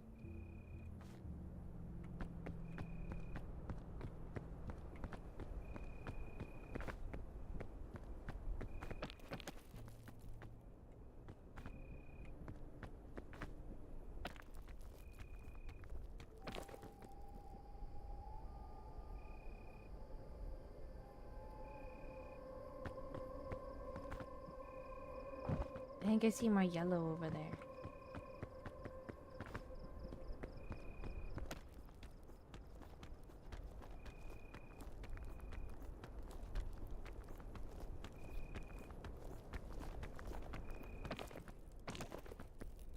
I do see more yellow. Hello, yellow. Nom nom nom nom nom nom nom. Nom nom nom nom nom nom nom.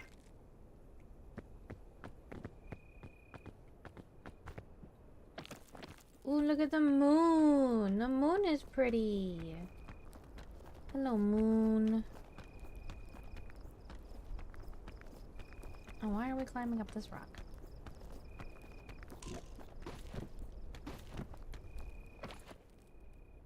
Oh, I did not mean to do that.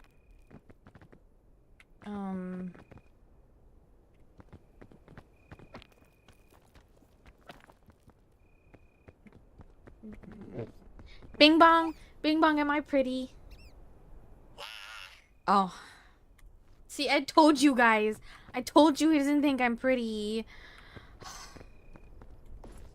No one would believe me.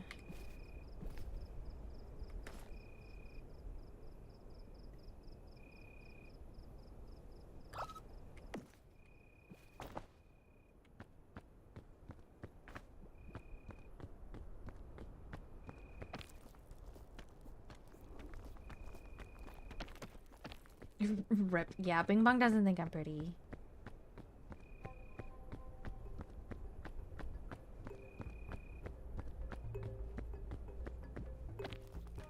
It makes me sad because I like Bing Bong a lot. Bing Bong! Bing Bong, do you like me? I'm Bing Bong. That didn't answer my question. Do you like me? Okay. That didn't answer my question either. That didn't answer my question either. Bing Bong! Okay. You're not gonna answer my question. Okay. Guys, Bing Bong's so stubborn.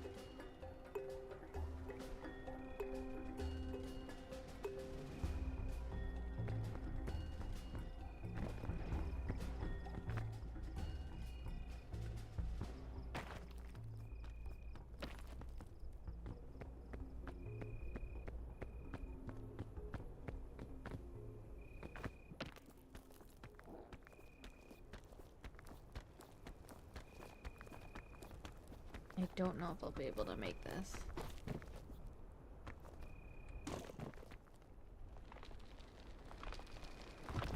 I did not make it.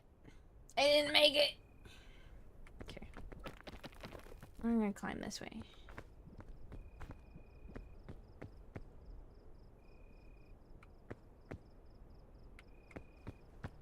Okay, now we're gonna try this.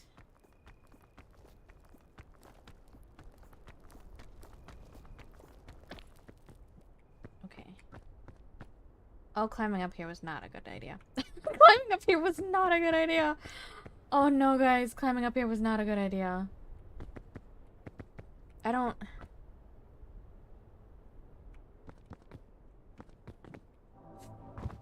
Oh, that was not a good idea. That was not a good idea.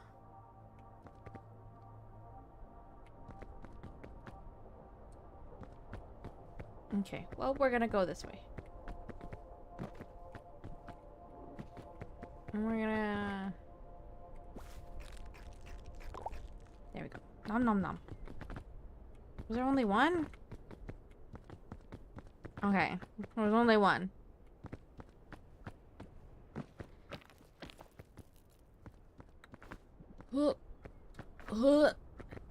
Okay. Avoid that. That thing's poisonous. I learned that the hard way when I found one on the beach and I was like, ooh, what's this? And I touched it and I poisoned myself. Curiosity killed the cat and all that. Okay, we're gonna...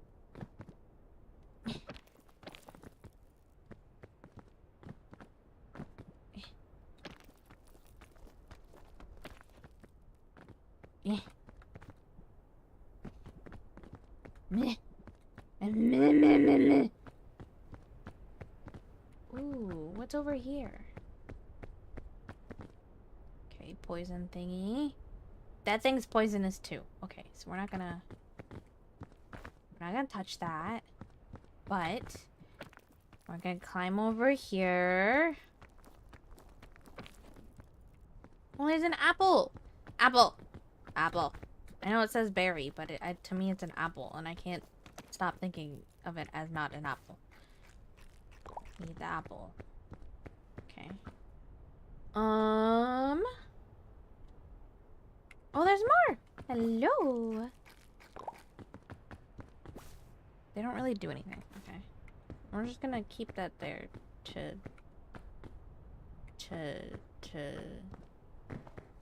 actually, I haven't run into any suitcases. Hello. Yep. Climb. Climb, climb, climb, climb, climb, climb, climb. Climb, climb, climb, climb, climb. Go, go, go, go, go, go, go, go, go. Go, go, go, go, go, go, go. Aha. Okay. There's some bushes over here. I don't know if... I kind of doubt that there's going to be anything over there. Okay, let's go over here. Yep. Climb, climb, climb, climb, climb. I'm gonna go over here. Yep.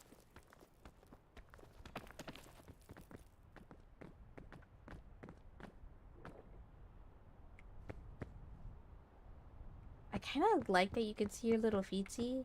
Look at him. Look at them little tootsies. Tootsie wootsies. Okay, anyways. Let's go this way, maybe?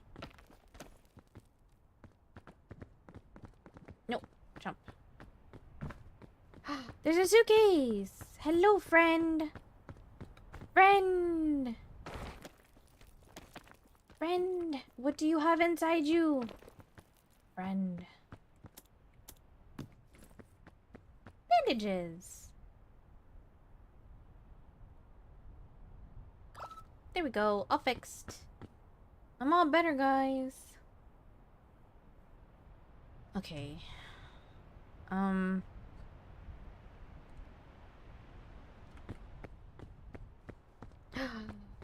These are not the other... These are different mushrooms. These are not the other mushrooms.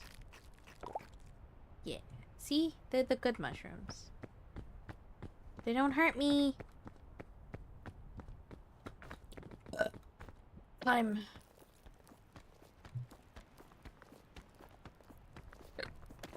Okay.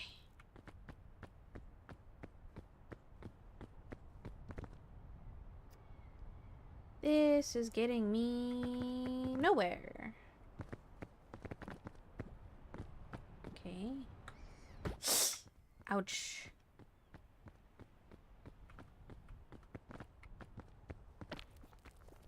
Climb up here.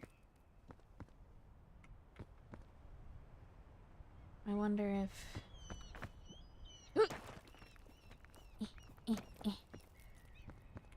Can I...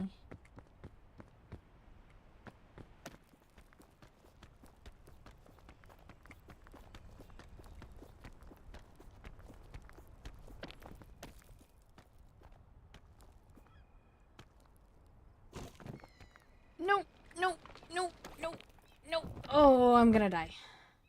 Oh, I didn't die!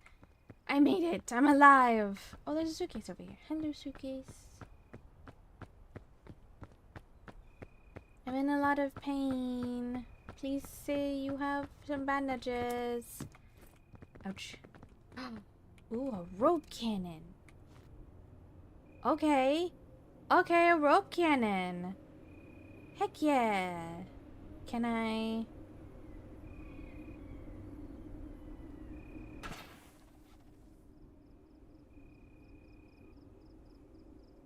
Okay. I'm gonna try and climb up there then. Bing bong, will I make it? I'm Bing Bong. That didn't answer my question. Will I make it? Yeah. Cool. You don't have a lot of confidence in me, but you said I will make it. So.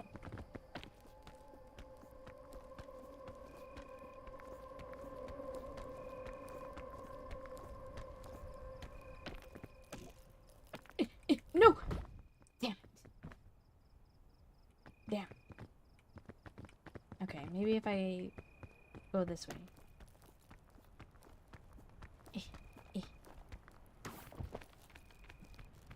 Guys, I'm doing it! I'm doing it!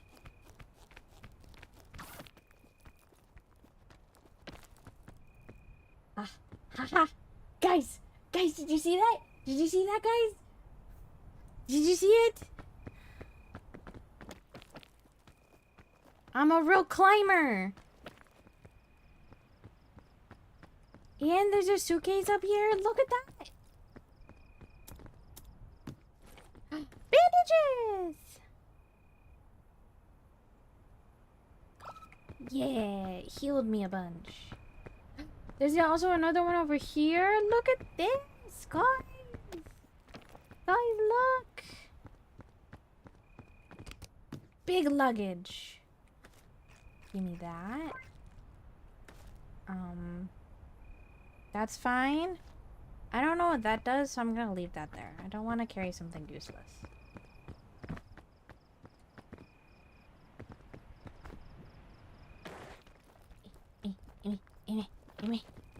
I'm doing it. I'm being a climber. I see the campfire. Guys, I'm getting so close. I see the campfire.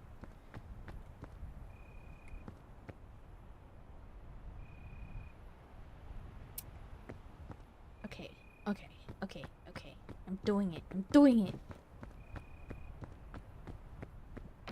I'm the one who climbs. I'm the climbing VTuber. For those who don't know, that is a Game Grumps reference.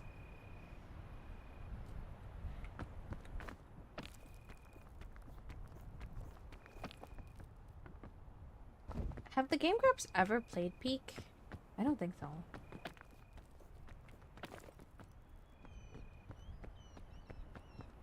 I kind of want to see them play Peak. Not gonna lie. I think that would be really fun.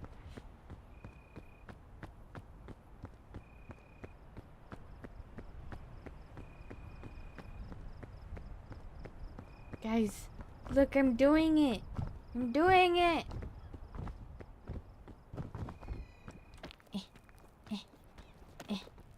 I see you. I see you.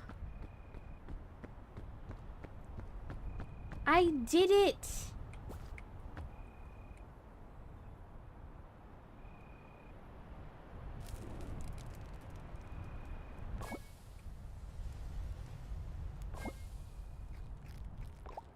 I did it.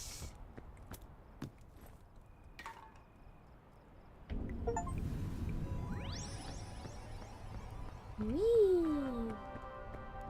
Oh my god. Oh, now I'm sleepy.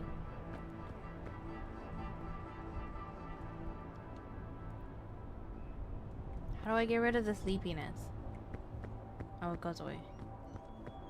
Oh my god. Oh,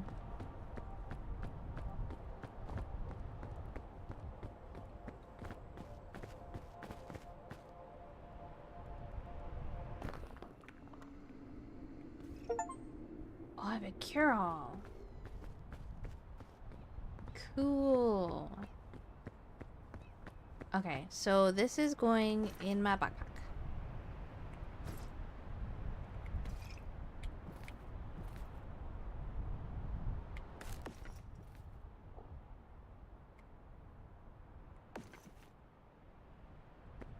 Okie dokie.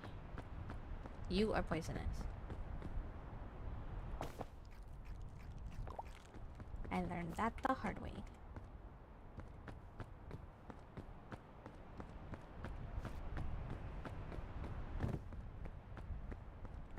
Look at my little shadow. Okie dokie. We are going to the jungle. Oh my god.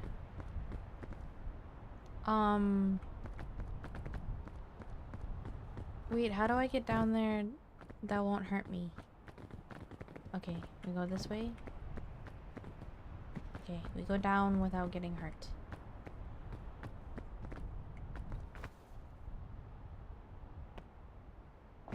Okay. Oh, it's raining. Oh. Oh, okay.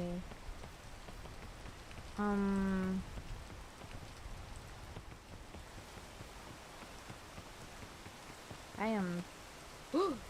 Oh! Oh no! I'm very worried. I'm very worried. I'm very worried. I am worried. Bing Bong, I need you. I'm worried. Thank you for being there, Bing Bong. I love you. Do you love me? Oh. Why does Bing Bong hate me so much? Okay, Bing Bong, you'll go back now. Okay. I'm sorry for disturbing you, Bing Bong.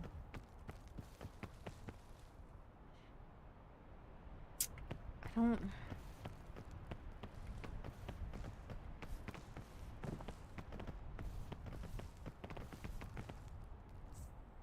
Ugh.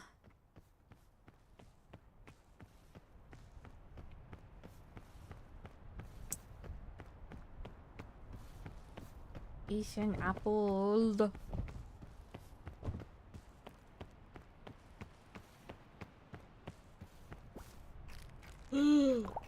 Really?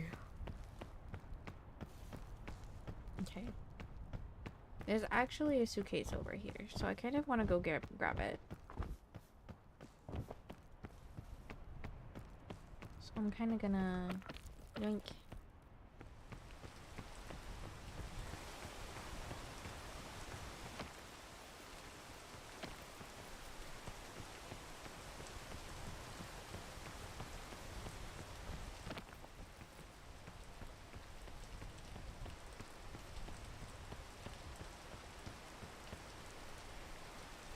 This is shaped kind of funky.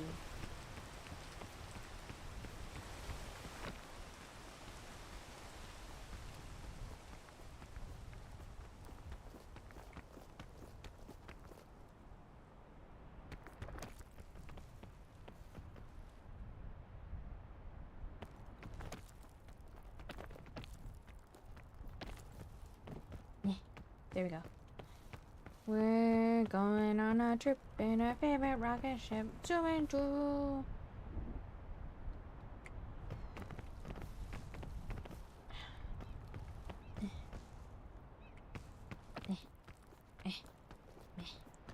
Yes. Oh, there's more than one. Hello. You make me sleepy.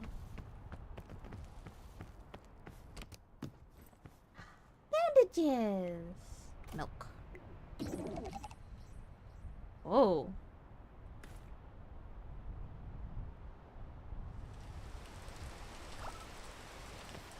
I am extra durable now.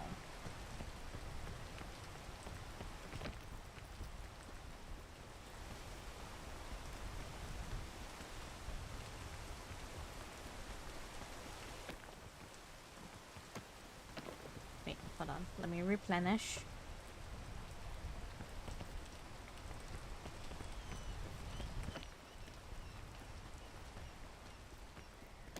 Okay. I have made it up here.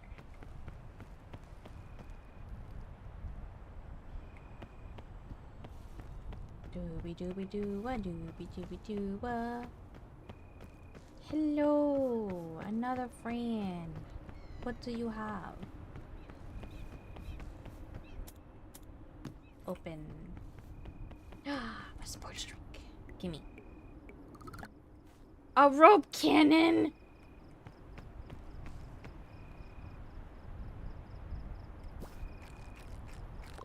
Okay. A scorchberry. I feel like that would hurt me.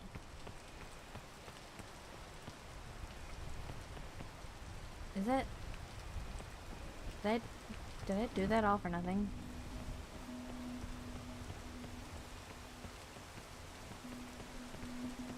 Okay, I feel like I need to go back down now. I think I need to go back down. Oh, yeah, no. I'm gonna... 'cause I don't think there's... There we go. Do do do do do do do do. What's this? A poop.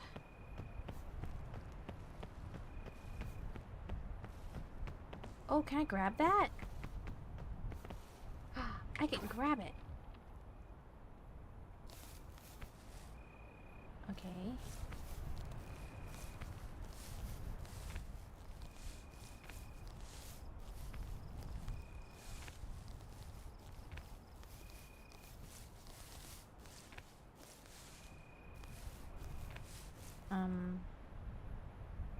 Now what?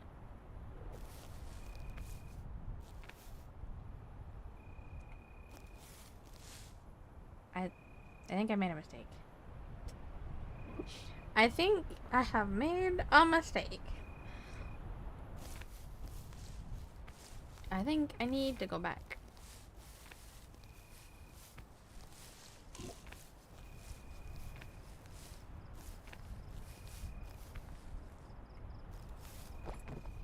Okay, yes. I think I have made a mistake. I should not have climbed.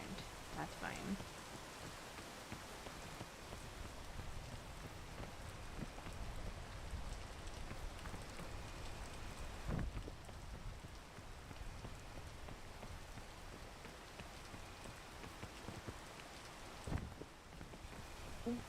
I almost fell. Again. Okay.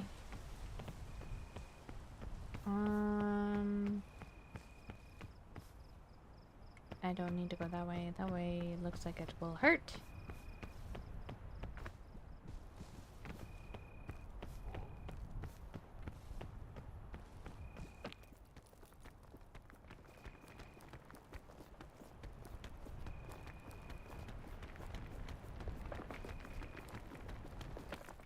There we go.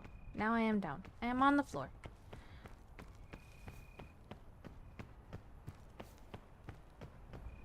Yellow kingberry. What is this? That didn't do much. Oh! Well.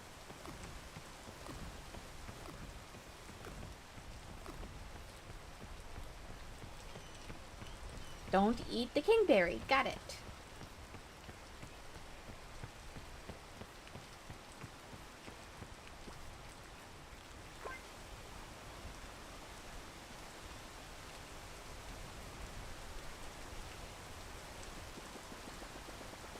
Pew.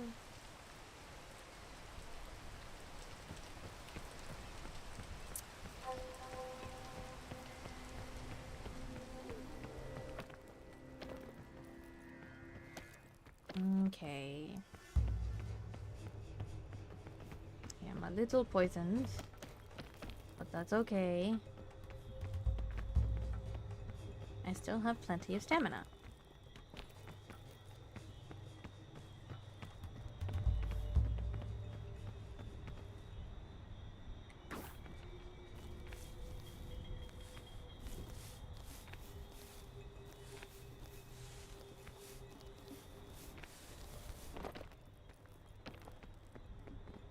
Okay. Oh.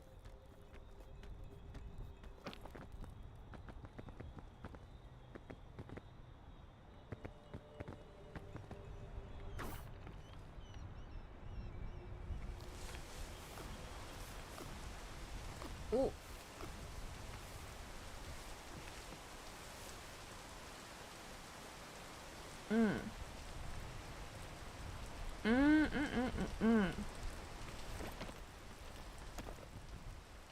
Okay.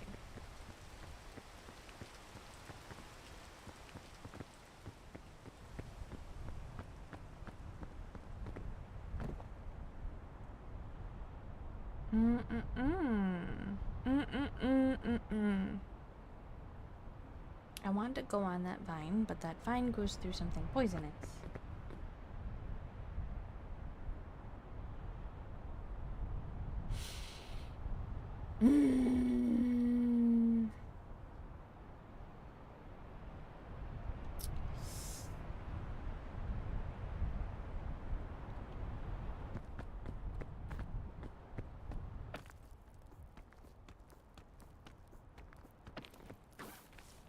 Okay.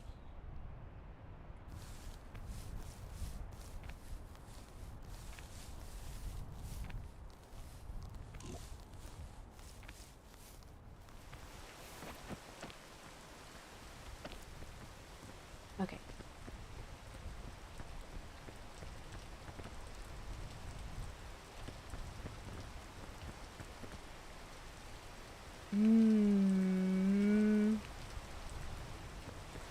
Ooh, maybe if I go to this vine.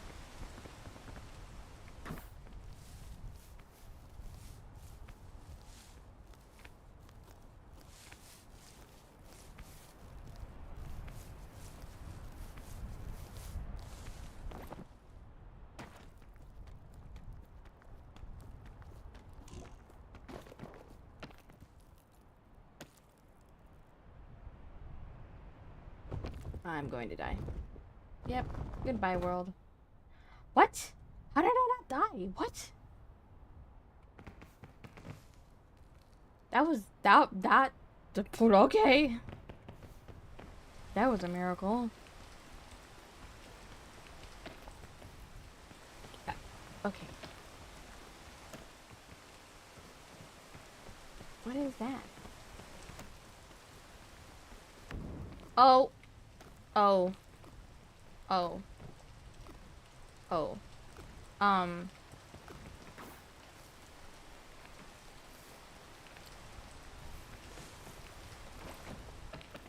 Ew.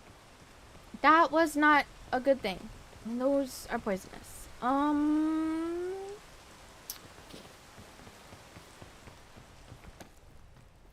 So, that was a bad thing. Don't run into those. I am heavily poisoned. What are you? Hello. Oh, you're just a plant. Okay.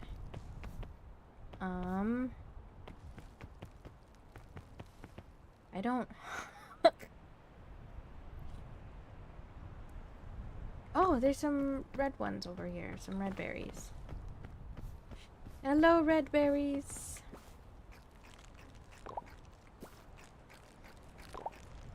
Okay.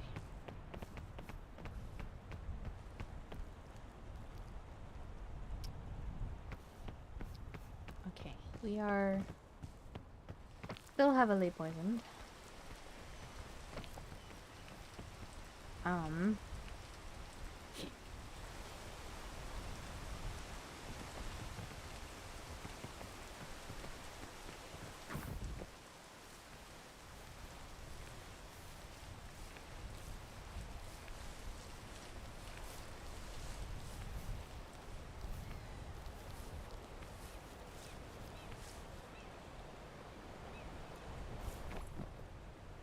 No. Okay.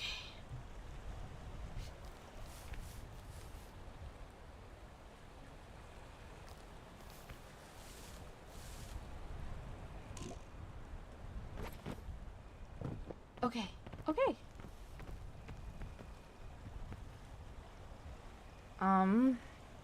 Well. Shit. Oh, those are beets. I don't think those will like me very much. So, we're going to actively avoid them.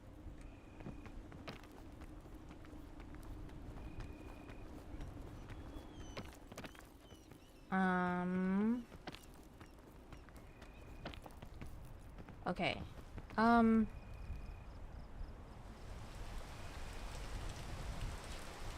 I tried going up there, and I was going to attempt to jump, but I don't think that's a viable option.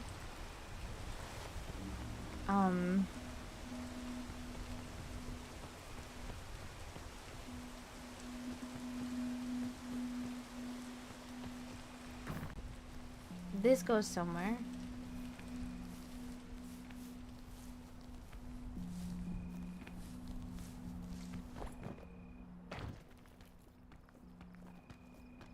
I'm no longer poisoned, so that's a good thing.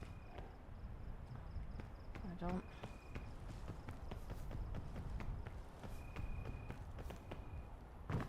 Does this go somewhere?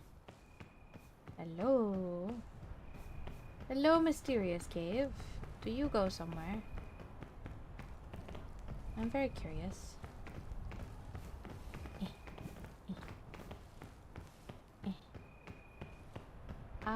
No, you do not. You do not go anywhere. Okay, well.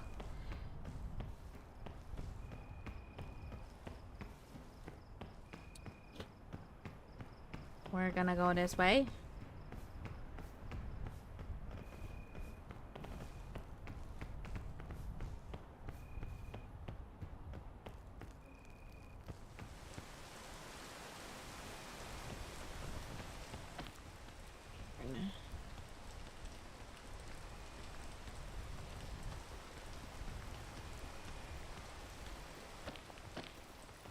want to go this way.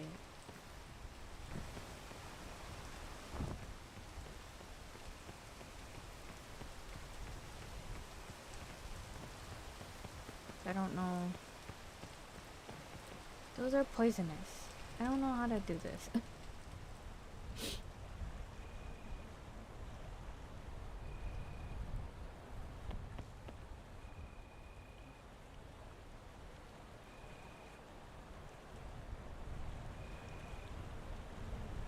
I low-key feel like I'm gonna have to get poisoned in order to get places, which kind of sucks. Oh!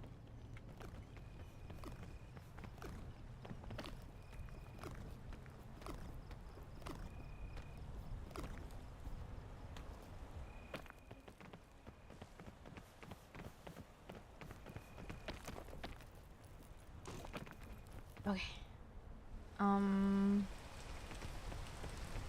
Well, I am poisoned now. Oh my gosh. I'm struggling so hard with this. Wait for the rain to go over, because I think the rain is what's making climbing so hard.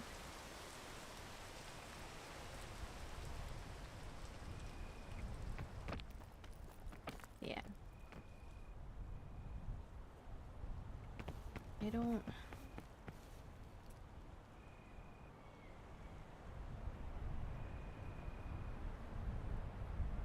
That goes on a loop-de-fucking loop. What the fuck?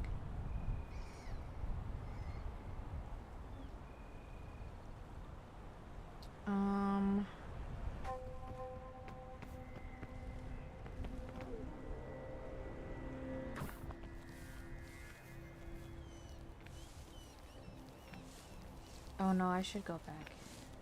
I don't have enough stamina for this.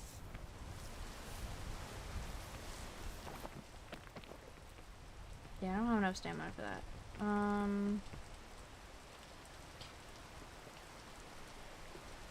Oh boy, oh boy, oh boy, oh boy.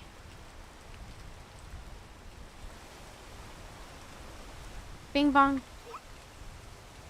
Bing bong, can I win this?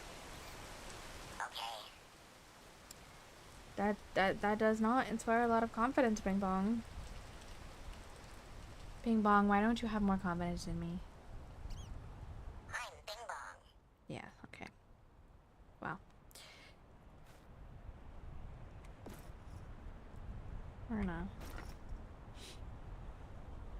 gonna open you up.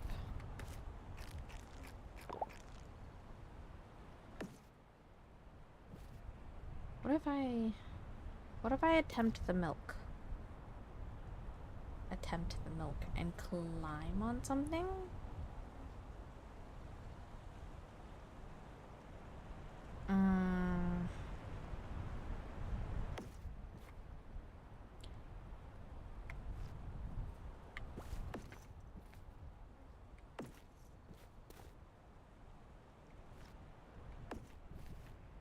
Yeah. Okay.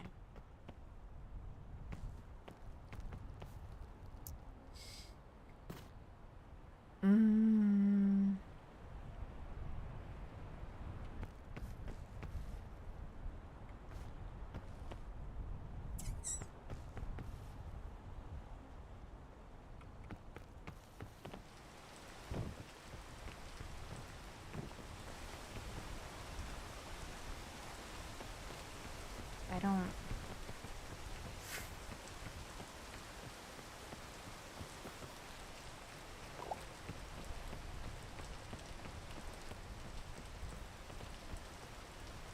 It really feels like you have to climb on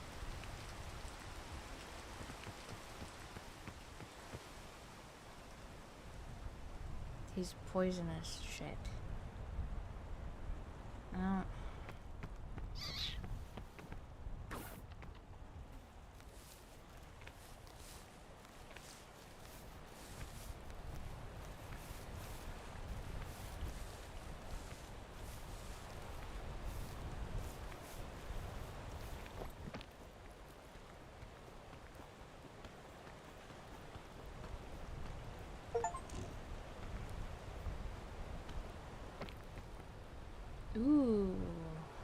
unlock something. Okay, so I made it up here.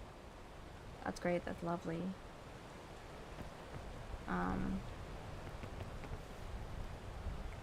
What if I...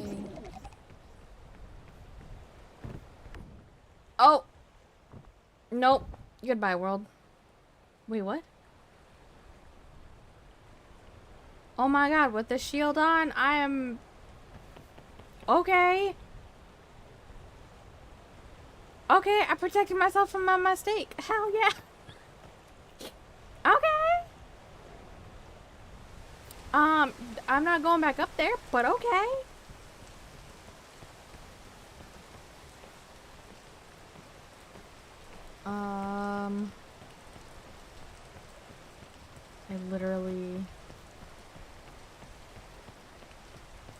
It literally looks like it. Okay. What's in here? Oh, it's a first aid kit. Hell yeah.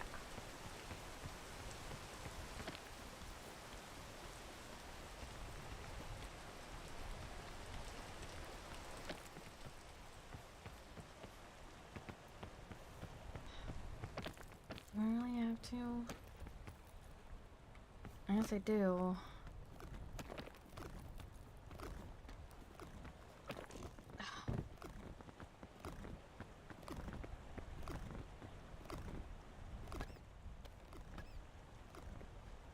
Yeah, see, I didn't want to do that. And I'm dead.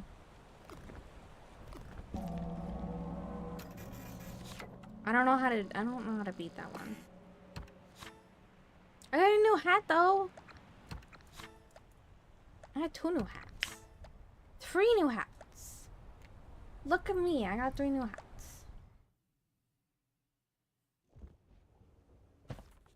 Look at me, got 3 new hats.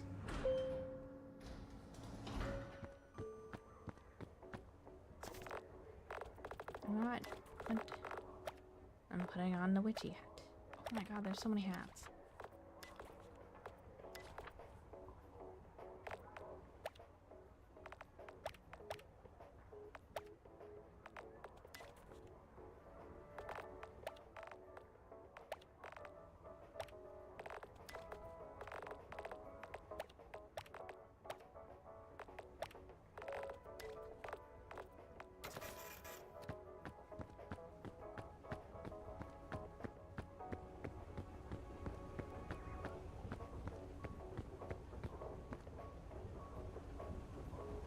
I'm getting hungry.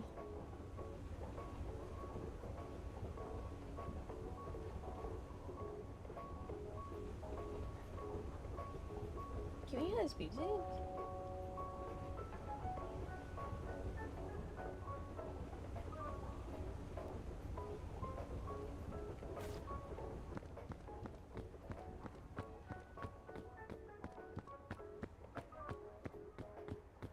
I kind of want to try this. What?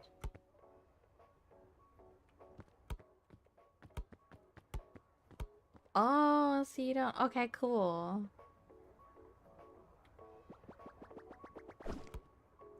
Oh, well, I did it backwards. Can I...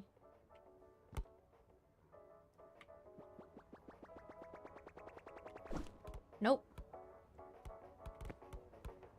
I tried. I'm gonna try again.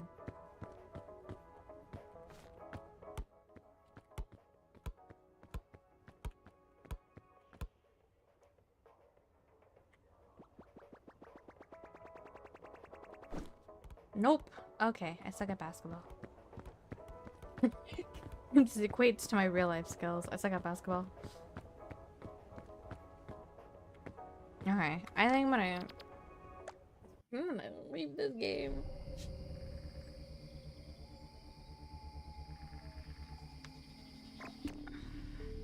I think I would have more fun with people with friends playing with me.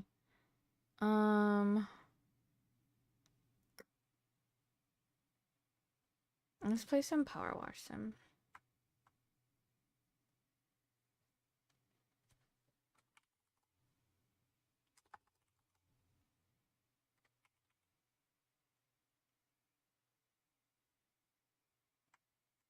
There we go. We're going to power wash. I have last of the... I know Powerwash 2 is out, okay? I cannot afford it. I cannot afford it. Oh, no, not that. Wait, why is it silent?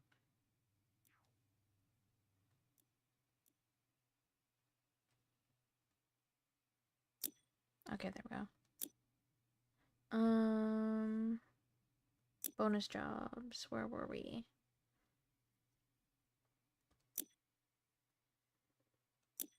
I'm gonna clean the fire plane.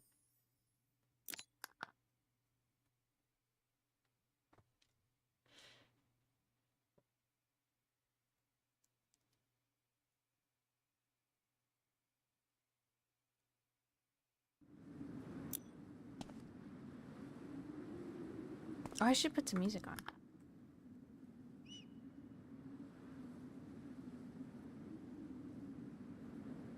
Let's put some music on.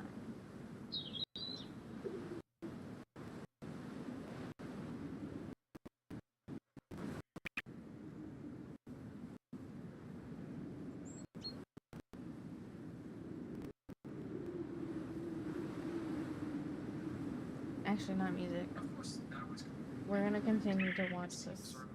But otherwise, that would be such a sleazy move from Loren. You get caught cheating with an STD red-handed, your partner doesn't trust you anymore, doesn't even know if they know you anymore, and then when they naturally want separate rooms from you, for him to then twist it and say, look, she's really slowing down the relationship process, the partner building process, and we don't have a lot of time to build a partnership. That just sounds so manipulative. Because when you say the partner building process, you're making it sound very innocent. You're making it sound like this is the important thing. I'm trying to build our trust and love and you cheated, and now she's responding to your cheating by having a boundary. And it would be so wacky and backwards for him to then make it seem as if she's the one getting in the way of that process. Well, I may have cheated and broke her trust, but she's not letting us build our connection, and we're running out of time. Nah, man, that's on you. Again, maybe I'm nitpicking his words here, but it feels that way. We've seen this pattern with him. The next day, Loren heads to Faith's room to see her before... Some context here. Loren fetishizes trans people. Lied to his partner. Lied to his girlfriend. Well, ex-girlfriend now, but lied to his girlfriend, who he's currently, like, trying to see. Oh,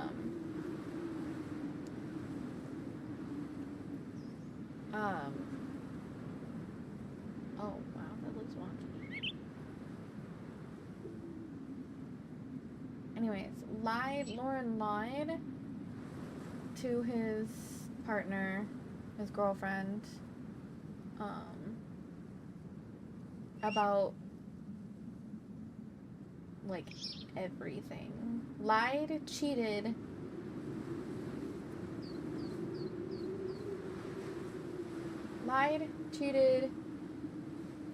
what else did he do? Fetishized trans people. He fetishizes trans people to a disgusting degree. And what else? He's creepy. Extremely unable to communicate any of his thoughts. Will try to manipulate things to go his way.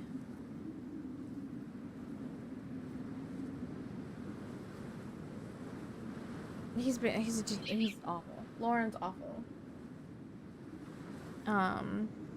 Right now we're at the part where he's trying to earn back the trust of his quote-unquote 90-day fiance. Loren's awful. Or the two of them go on the next leg of their journey, when Loren immediately puts his stuff down and starts making her bed in a hotel, which seems pretty unnecessary, and even Faith is wondering, why are you thoroughly making a bed right now?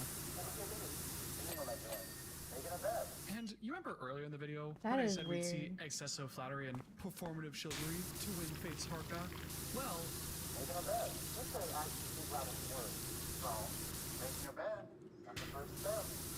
No, that's... How to win back the trust of a partner you've cheated on 101. That's Step 1, make the bed for them. Step 2, not... hold open the door. Pull out the chair for them. Really demonstrate to them that you're a changed person who understands how you wronged them and are committed to becoming a better person. That's not how that works. Making a bed for them. They hop in a taxi for what must be the sixth leg of this journey at this point, where the two of them are headed to a private island for some nice romantic alone time to build their connection and trust a little bit more before going and meeting Faith's family. So I guess this is why Loren only has $46 left. And it's in this taxi where we learn even more uncomfortable information about Loren. Oh Faith no. asks Loren if he has a razor because she wants to freshen up a little bit and look a little more ladylike. Because right now, she's not taking any hormones. And then we're graced with more sexual opinions from Loren.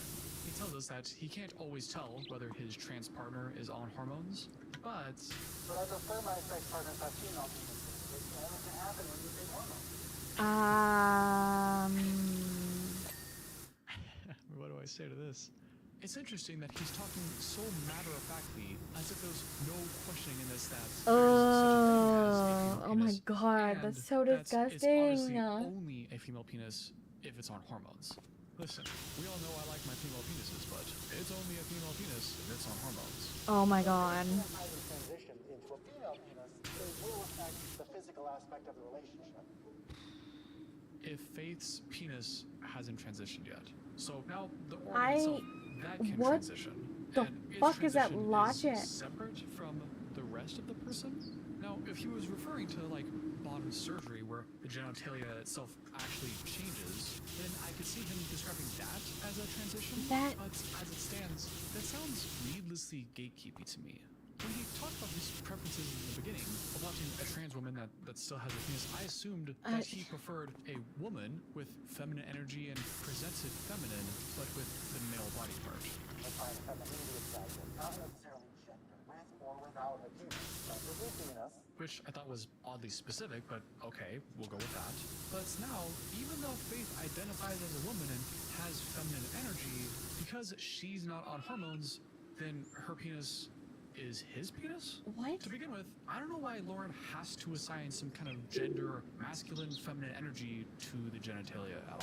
I mean, why not say that Faith is a woman with a genderless penis? But if he has to assign a gender to it for some reason, why would the genitalia's gender be different from the rest of the person's gender?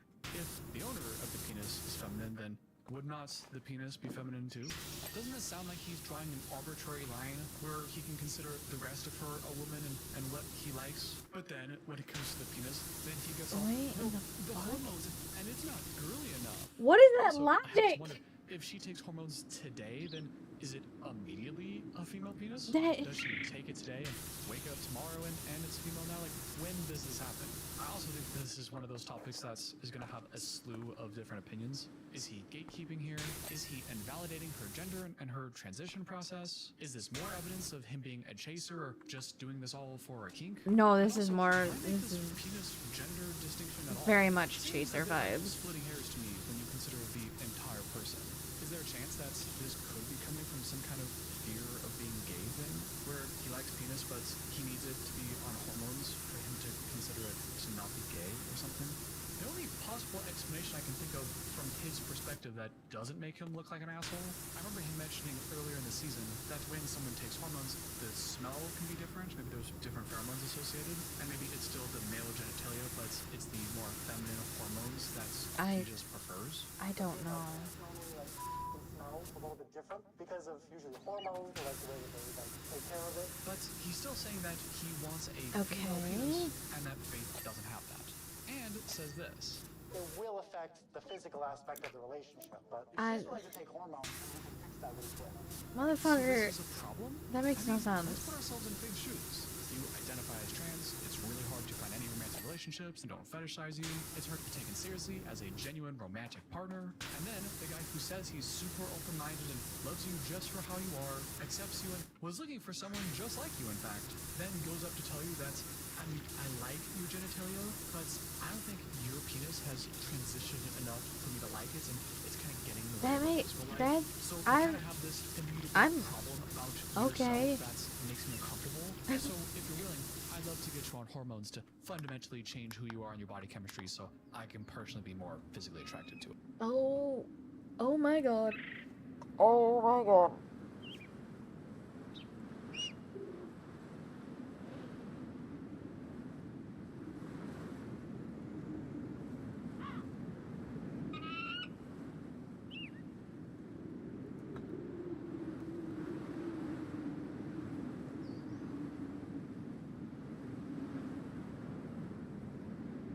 Oh my god.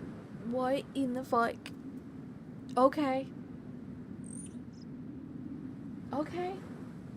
But maybe I'm out of line to talk about this kind of thing because I don't have the first-hand experience. But at least in my opinion, I don't know how Loren isn't a judgmental piece of shit here.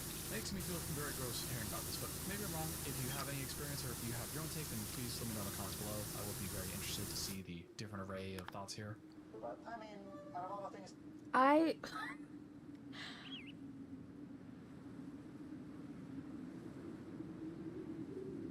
have so many thoughts right now. Loren sounds... No, Loren... I'm not... No, Loren's a chaser. Loren is a straight up fucking trans chaser.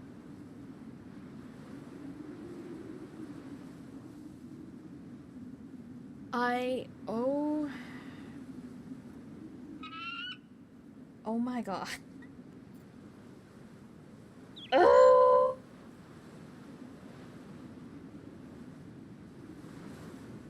Just because she is currently not on HRT, maybe she can't afford it right now, or it's not available to her in some shape or form. Or even if she doesn't even want to take it. Or maybe she can't take it because her doctor says it like is negatively affecting her or something. There's so many reasons why someone cannot or will not take their hormone of what they're transitioning into.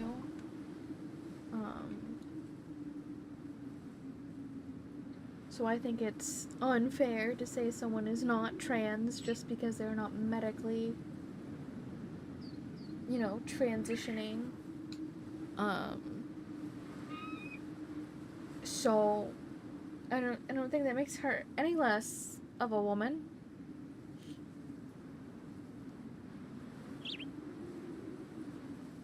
Because holy shit. But oh my god.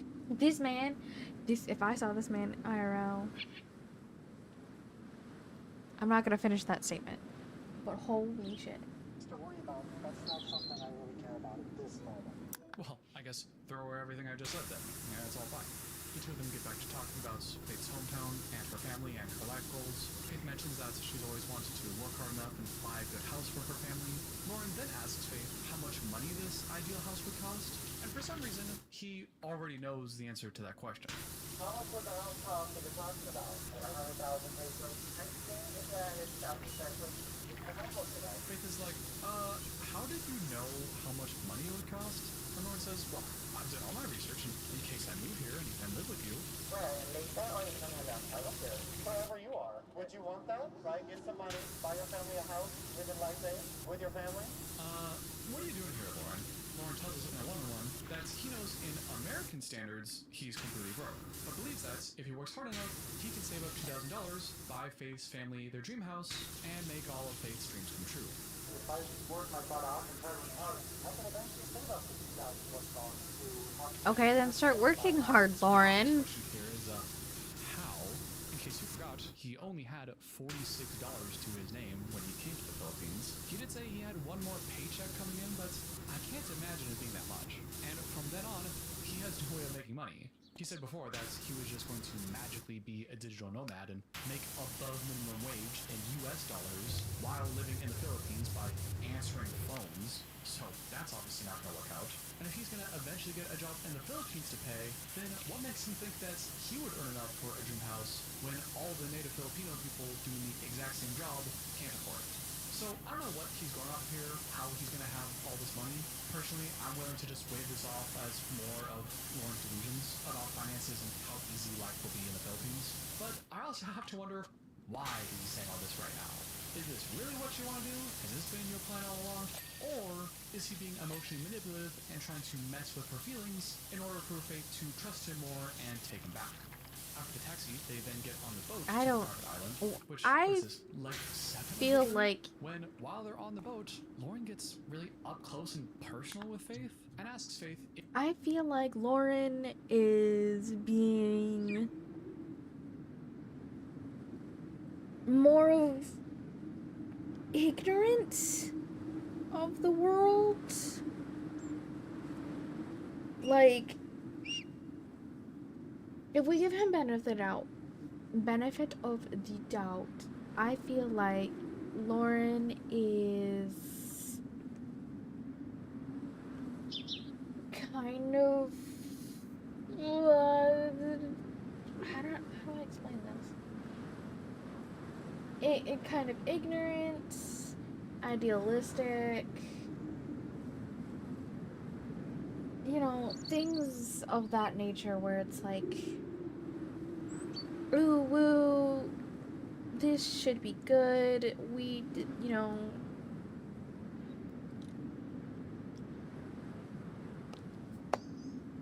blissfully ignorant? No, I'm not blissfully ignorant. More of idealistic? I don't know how to describe it, but he's being, he doesn't understand. I legitimately think he doesn't understand how the world works. He just thinks that the Philippines are all like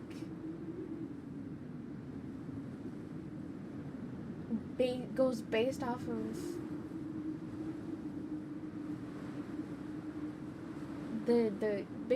the American economy. Or no, he thinks the American dollar is stronger than it actually is. And he thinks things are easier in the Philippines. He doesn't understand that they are harder. That's what it is. Yeah, that's what it is. He doesn't understand that it's that's not how it works.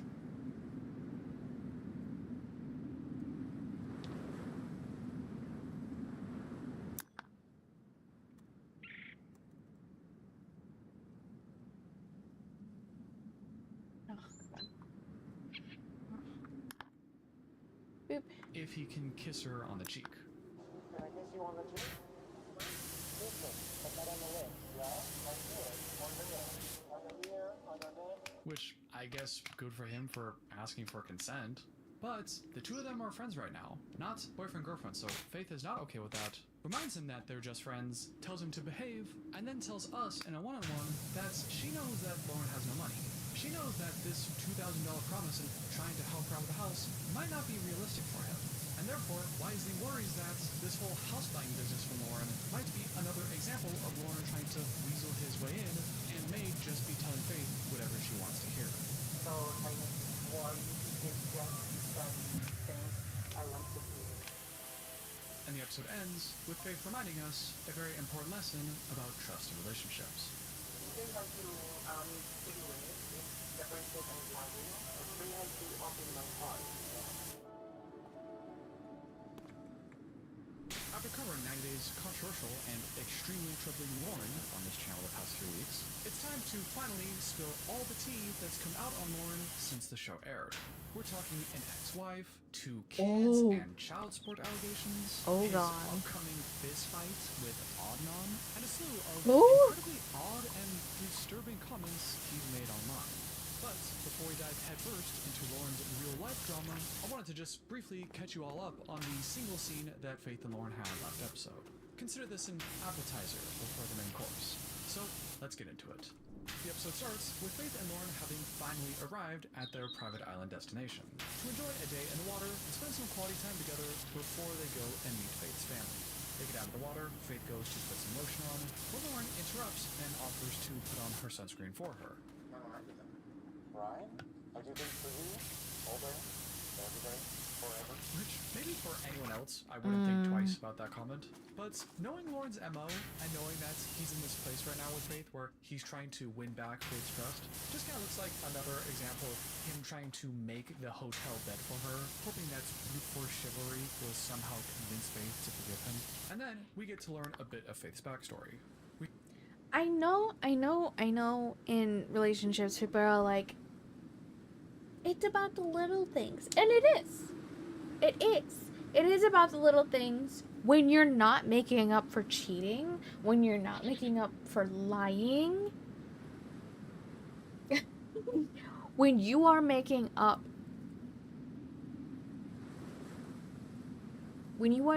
something that breaks trust and they are giving you the time and the energy to make it up to them. They are a bigger person than me because I would have cut you the fuck off and told you that you are not in my life ever again. And yes,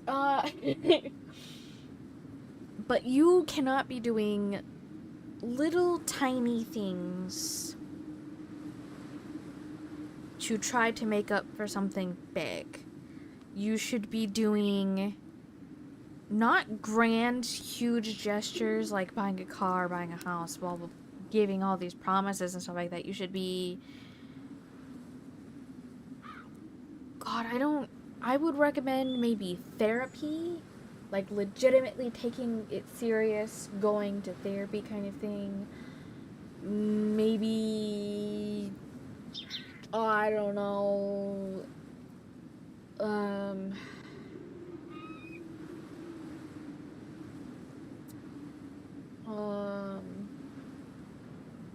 I can only think of therapy. I legitimately can only think of therapy to, like, quote-unquote, fix a relationship like that. Like, a fixing trust like that that's broken. I can't really think of anything else you can do to fix something like that.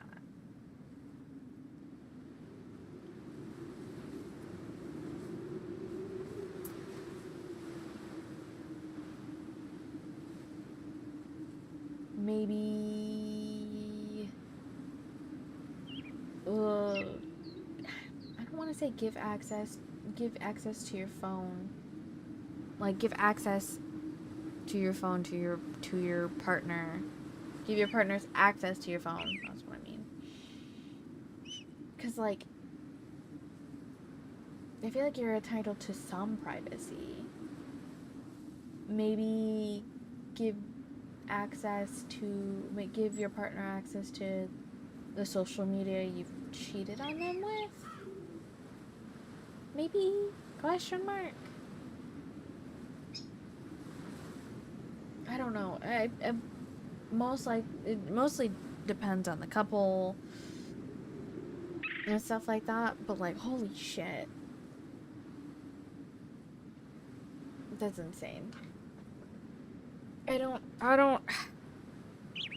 She's stronger than me. I would have told him, get the fuck out of my country. I would have told him, you cheated and lied to me. Because he cheated. He lied about being monogamous. He lied about taking her to America. Because he wants to live in the Philippines.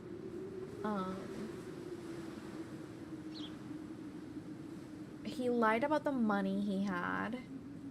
He was legitimately homeless. And exchanging sexual favors. And I'm theorizing, allegedly, that he was exchanging some sexual favors to sleep on some couches. That's my thing. That's like the only way I could see people tolerating Creepy ass.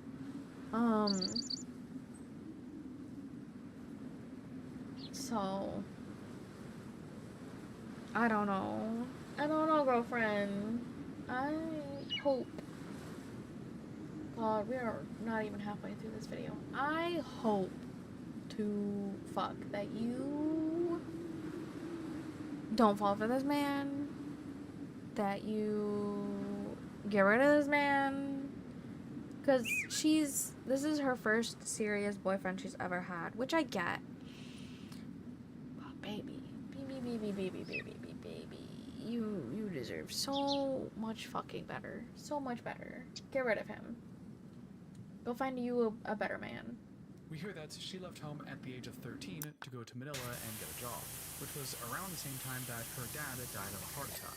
And now, without a father figure and while her mother was busy taking care of Faith's 2-year-old twin siblings, the burden of providing and supporting the family fell on Faith and her 2 older siblings. So the 3 kids left home to earn money and send back to the family, with Faith being the only one that went to Manila on her own. That's a tough upbringing, and this story is clearly very difficult for Faith to tell. And of course, because she's so strong. She doesn't have the best response to it all. Oh She's my emotional, God. says it was very hard, but at least she has a purpose, and that everything she does is for her family. And Loren says, But the fact that you work so hard, right? And you love your family is amazing. That's a great thing about you. I love it. which is all great things to say, but something about his delivery here just doesn't feel very authentic to me. Kind of sounds like he's just saying all the things he's supposed to say to buy time, and then go, but, and then tell us what he actually wants to say. So anyway, he does that. I love it. And I want to be a part of that. Oh, the game is louder. Oh, no, the game is louder than the video. I'm sorry, guys. I just noticed that. We'll figure it out. Wow.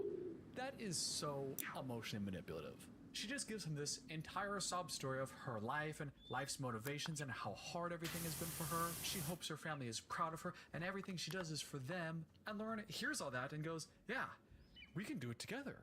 I want to do all those same things that you wanted. I want to help your mom, and together we'll send your kid siblings through school, and we'll support you. Yeah, I'll do it with you. Yeah, me. Fix your problems. Yeah. Given the timing, that just feels like a shitty thing to do. Oh, God. Because when you wait for them to have a sob story for you to present yourself as if you're swooping in to save the day, you're taking advantage of the vulnerable person to prop yourself up and make you seem more important and valuable to them. Maybe that wasn't his intention. Maybe he actually is super altruistic and not completely up for himself. But even then, the timing just wouldn't have advised that. I'm gonna turn the game down a little bit. Actually, no. And then, pushing his luck even further, Loren then changes gear. There we go. Brings up the whole telling your family. Maybe a little I cheated lower. on you There we thing, go. and does his best to maybe get Faith to not mention that. Do you think you're going to tell them what I did? Well, are you okay with that? No. That's going to be the whole thing. Which, I can't say I blame Loren for trying. I guess if I cheated on my partner and came back home with an STD, I probably wouldn't want them to tell their family about it too. So I guess I can't fault him for trying, but given the timing, the vulnerable context, just gives me major ick vibes that he would wait until this moment to pitch that idea. Feels very self-serving and manipulative to me. Faith considers Loren's offer, but family is really important to her, so is being honest. The same cannot be said for Loren, and the scene ends. I really know this. Who knows what they're going to think of me after that? They're gonna think you're fucking trash, because you are, asshole. Spill all the tea I found on Loren Allen, the real-life person. And trust me, you're gonna be surprised. So the first thing I'll mention is there is a lot of Loren information out there on the internet. Loren is very active on social media, whether it be his Reddit account or his Facebook and Instagram accounts that he frequently goes live on to all of his fans. There's a lot of stuff, and it would be impossible to encapsulate every weird, crazy thing that he said in a single video. But we gotta start somewhere, and I thought the best place would start to be with the AMA he did on Reddit. Or at least, I think so, because when you go to his AMA he did, the post is deleted, and the moderators say that Loren had been banned. And oh my god. The moderator said that Loren had been banned for calling white people the devil and making misogynistic comments about female anatomy. Oh my god. Let's put a pin in that for now.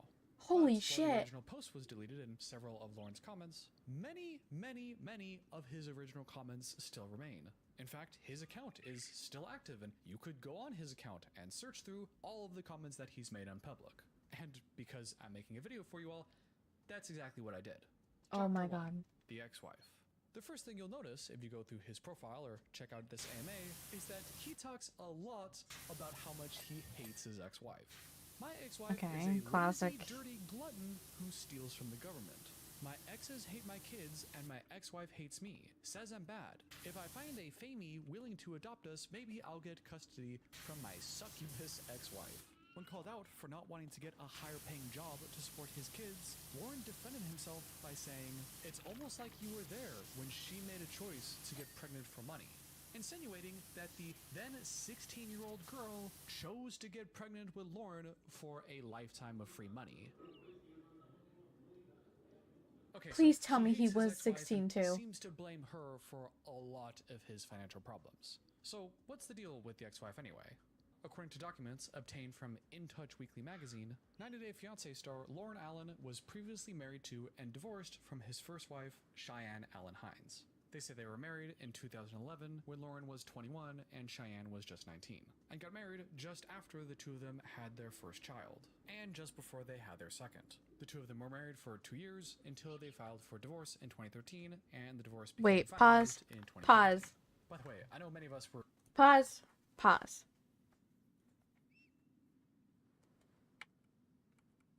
You said she was 16. not wanting to get a higher paying job to support his kids. Loren defended himself by saying, "It's almost like you were there when she made a choice to get pregnant for money," insinuating that the then 16-year-old girl chose to get pregnant with Loren for a lifetime of free money. She was 16? Okay, so he hates his ex-wife and seems to blame her for a lot of his financial problems. So what's the deal with the ex-wife anyway? According to documents obtained from In Touch Weekly magazine, 90 Day Fiance star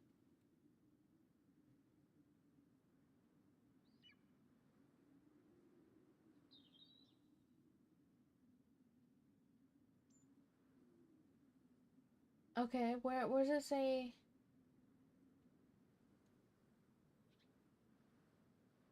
Loren Allen was previously married to and divorced from his first wife, Cheyenne Allen Hines. They say they were married in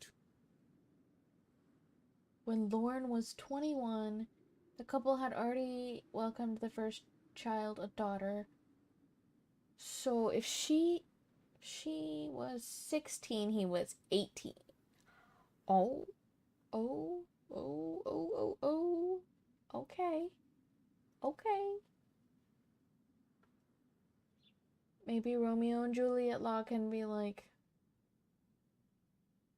okay, interesting. 2011 when Loren was 21 and Cheyenne was just 19, and got married just after the two of them had their first child. And just No, not just after. That would have been 3 years later they got married. before they had their second. The two of them were married for 2 years until they filed for divorce in 2013, and the divorce became finalized in 2015. By the way, I know many of us were skeptical on Loren's stated age in the show, but if you do the math here, him being 21 in 2011, that means he's born in 1990, which means that he actually would be 34 years right now. So if these documents are to be believed, he actually isn't lying about his age. Another aspect of their divorce was the custody battle that they had, where the ex-wife, Cheyenne, was granted primary custody, and while Loren was ordered to pay child support. During the messy divorce process, they also sought temporary restraining orders from each other, designed to prevent either party from transferring, removing, or damaging any property, and to restrict changes to insurance policies without mutual consent. Sounds boring, but the restraining orders highlighted the intense and contentious nature of their split, with Cheyenne also alleging that Loren's behavior amounted to willful abandonment of his two children. So now, when you read through Loren's Reddit comments and you see that half of them are disparaging comments about his bitch ex-wife trying to steal all of his money, we now understand why. Chapter 2. Loren's Kids. There's a lot of information out there regarding him and whatever child support he may or may not be paying. Obviously, many people are accusing him of being a complete deadbeat, trying to avoid child custody payments, but Loren routinely denies these claims. When asked on his AMA how much his monthly child support is and how often he gets to see his daughter, Loren said, 50% or I go to jail. All of my abusive exes say either you stay away from them or I'm going to beat you. Or I'm far away, like now, how would a homeless guy get a 14-year-old to Vegas? I should mention, Loren's grammar and spelling is absolutely atrocious. I'm going to be reading off a lot of these comments he makes for anybody who may be just listening to the video instead of watching it along with me. And to give you all the full experience, I'm going to read them as he is writing them. So if it doesn't make any sense, blame Loren. I do pay child support. I think if I'm willing to do anything, then no opportunity will be missed. Is that why your wife is evil? For making you earn money to support your child? He's gone into several different paragraph-long debates with people who, I'm no expert, but seem to know a lot more about child support than he does. And it seems like all of these people point out that he's actually getting away with paying the absolute bare minimum, and he's lucky that he doesn't have to pay more. But a lot of Loren's responses to these points kind of boil down to, I don't call anyone, I just get emails. I have no idea what she does. I just go to work and sleep. You should ask her. I've never been to court or talked to a lawyer. When I got divorced, they said I owed $80,000 day one, so I tried to pay in person. They said no. Then I tried to pay online. They said no. I tried over the phone. Still no. Finally, they just stole it from my check. I feel like I should be reading a bedtime story like this. Being alone and paying child support hard, but I've got big goals, like an enclosed trailer that can fit a bed. He even at one point shared a receipt of his specific child support payments with his full name and case number right there, which obviously I'm gonna blur out, but he didn't. And while it seemed like he did this as proof that he does pay, it also kind of suggests that he's Chat, cover your information, god damn it. behind on his payments and is in some financial trouble. And I mention all this partially to give some context, but also because there's another big theory that may say a lot about Loren and his values. Loren's mentioned on at least 2 separate occasions that he comes from a rich family, saying that his evil ex-wife won't accept their help and is only after his money in particular. Now, obviously, I can't verify this. At least in my search, I didn't find any other corroborating evidence of him coming from a wealthy family at all. It certainly would surprise me, given everything else we know about him. But keeping that in mind that he's claiming he's coming from a rich family, and there's a popular theory out there that Loren might purposely be working very dead-end jobs or possibly being paid under the table to avoid having to pay any significant amount of child support. And, as the logic goes, if he does come from a rich family, maybe getting some kind of bailout money from them so that he doesn't actually have to get more income, which would then be sent to the kids in child support payments. Now, I want to be clear that there's no way we could know this. Personally, I don't assess. I honestly doubt that, because unless his family's as shitty as he is and don't see the kids, we'll lurk here because I'm cozy and feeling EB. Okay, thank you so much for the lurk. I appreciate it, Tommy. I feel like if he... guys, sorry. I feel like if his family's as shitty as he is, I would believe it. But if his family's not as shitty as he is, then it should be fine? Question mark, question mark, question mark? I don't know. I doubt that he's from a rich family. Because if he's from a rich family, he's either kicked out and they're not helping him whatsoever, or they're helping him bare minimum so he doesn't fucking die.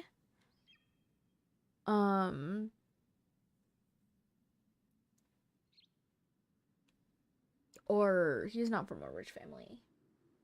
I don't know. I doubt he's from a rich family.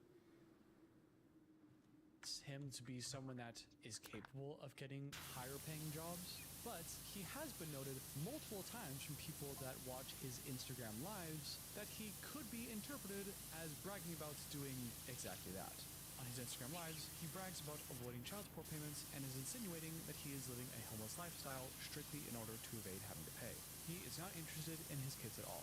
In his Instagram Live, he claims that he wants to help people, and then talks spitefully about his ex-wife, who wanted to take all of his money and insists that he sees his children.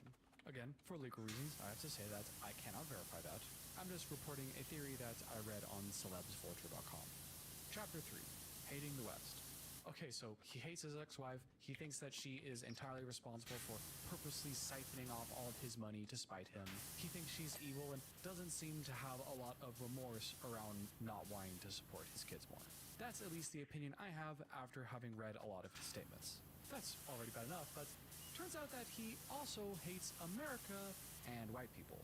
Personally, I tried pretty hard to find the original white people comments that apparently contributed to Loren getting banned from the subreddit, but unfortunately I couldn't find an original picture or copy of that statement. However, we do know he hates America. I have lots of Philippines friends, and Philippines speak enough English. There I can live in a small rundown shack peacefully, unlike evil controlling America. So, not surprising, similar stuff we've heard him say on the TV show, that his plan is to basically live homeless and on a rundown shack on a beach somewhere, and he can only do that in the Philippines, not in evil controlling America, where they don't want you to be homeless and live on a shack on a beach. Damn Yankees. Hate is a part of most Americans' lives, and am here to play my part and be here for everyone's I don't know about that. to hate. I don't hate anyone. Well, that's a lie. There's some people I actually hate. We're not special needs, my guy. No Americans are special needs. I don't need attention. I'm bored and open to touch. No Americans are special needs. I don't know if he's saying that's because Americans are so privileged, none of us can be considered to have special needs, which would be an insanely stupid and ignorant thing to say. Or if he meant to put a comma there and say, no, Americans are special needs. Like, we're all such a corrupt society that we're all disabled. I have no idea what this is supposed to mean. But we also know he did a separate AMA, separate from his 90-Day Fiance one, on r/socialism, which is not a crossover that I think anyone was expecting. I guess he just really likes socialism, or rather, what he thinks socialism is. Because, humorously, everyone in that subreddit, who a lot of them didn't even know who this guy even was, also thought everything he said was wrong and full of shit, and that AMA was also banned.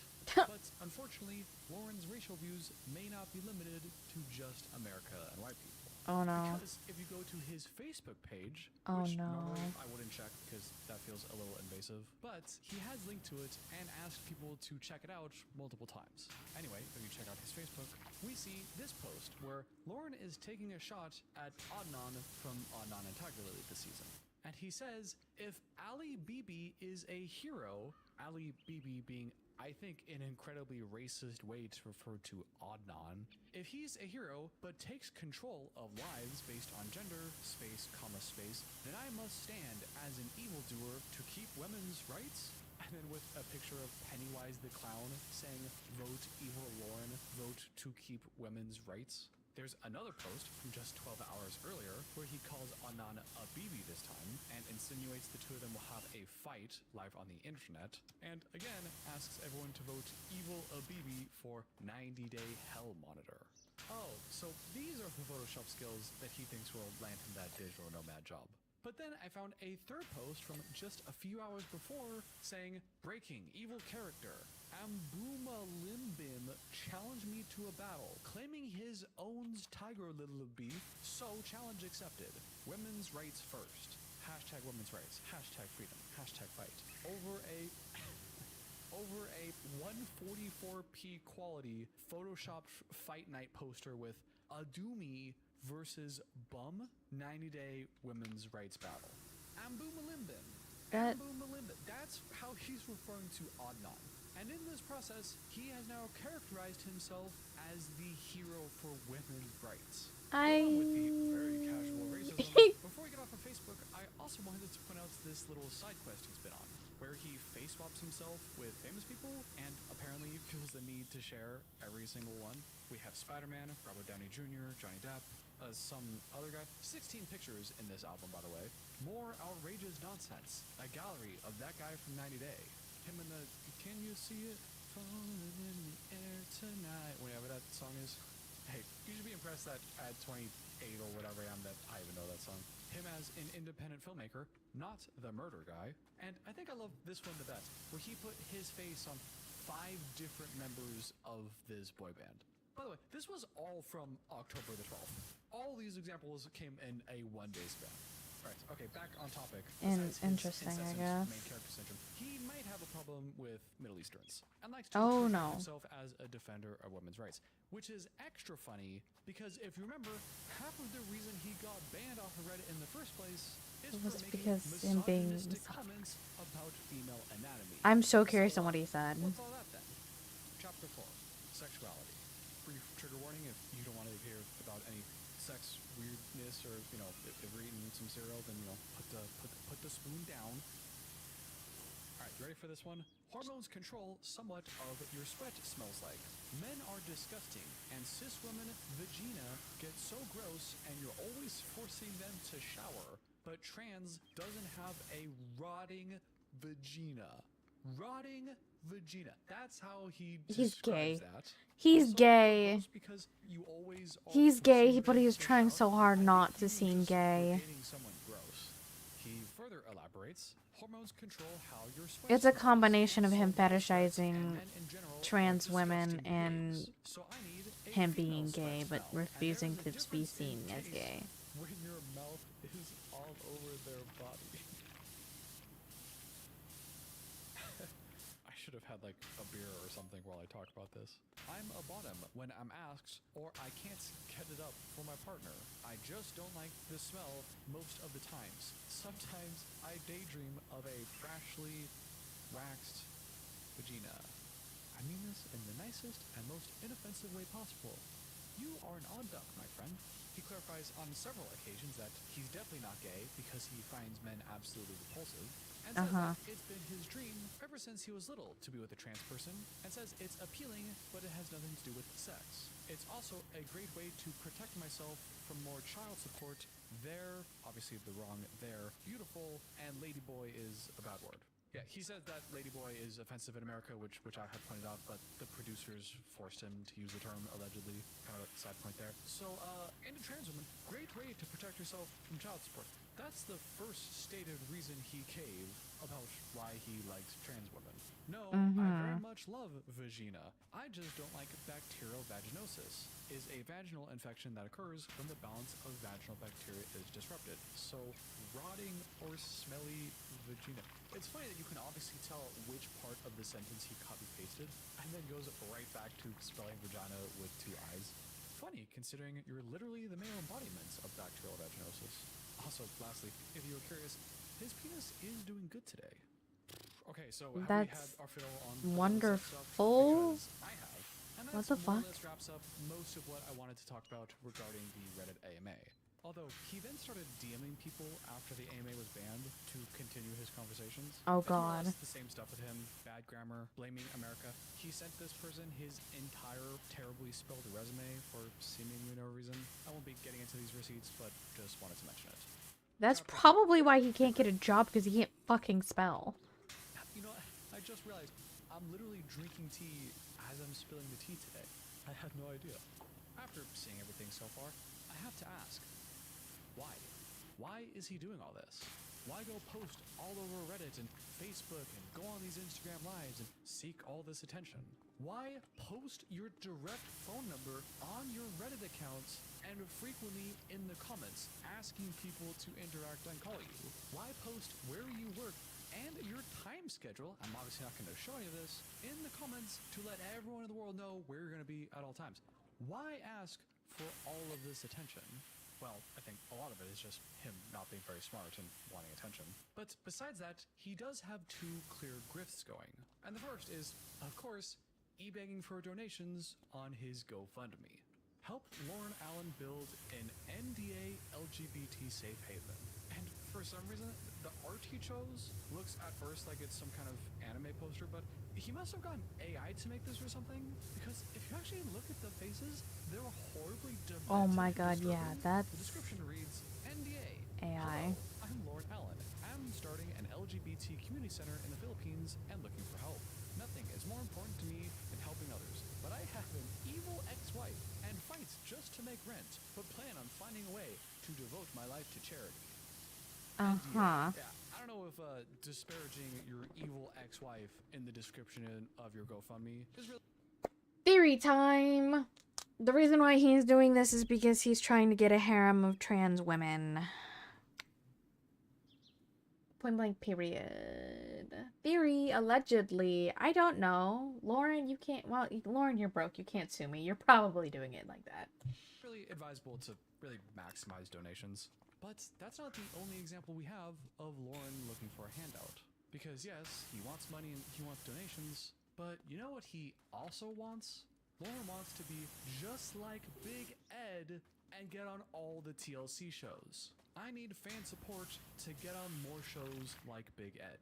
If possible, write or help TLC/Sharp Entertainment put me on more shows. I need your support to keep going. Didn't Big Ed like redeem himself at some point? Video game/comic book, looking for help in an autobiography and filming a Like he was shitty, but then he started redeeming himself. Big Ed's footsteps as a villain character that everybody hates, but drives so much popularity and attention to the show I that don't the show remember. keeps casting him and therefore keeps getting money.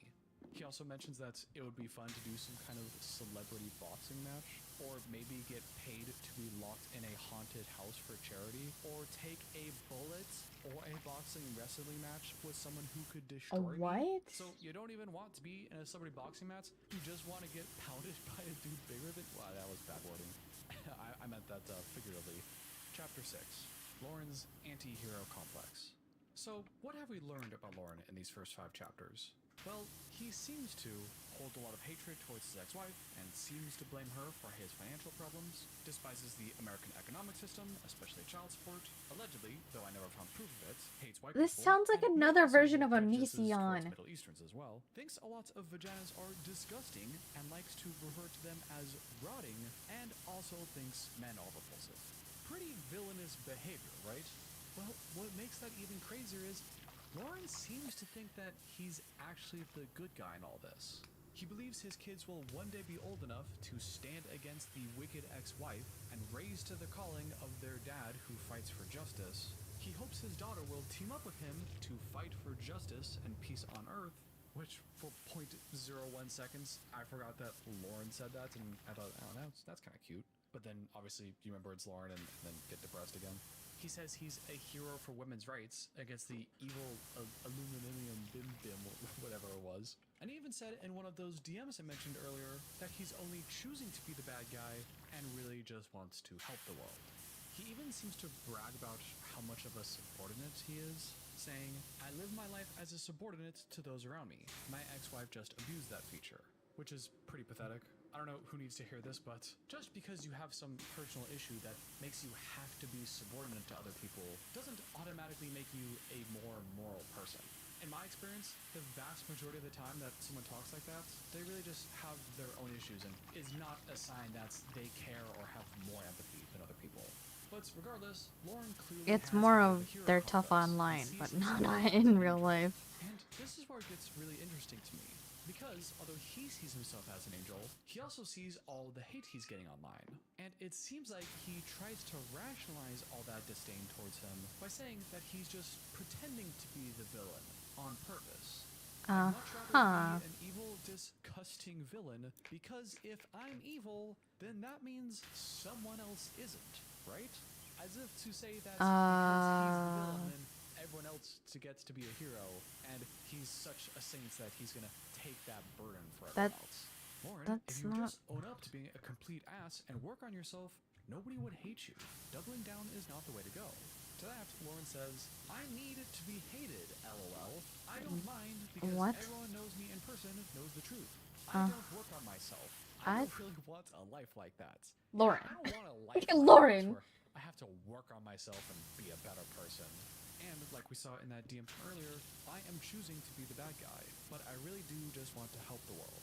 He also even has his own hate subreddit that he made, 90-Day Loren Hate, where he's the only moderator.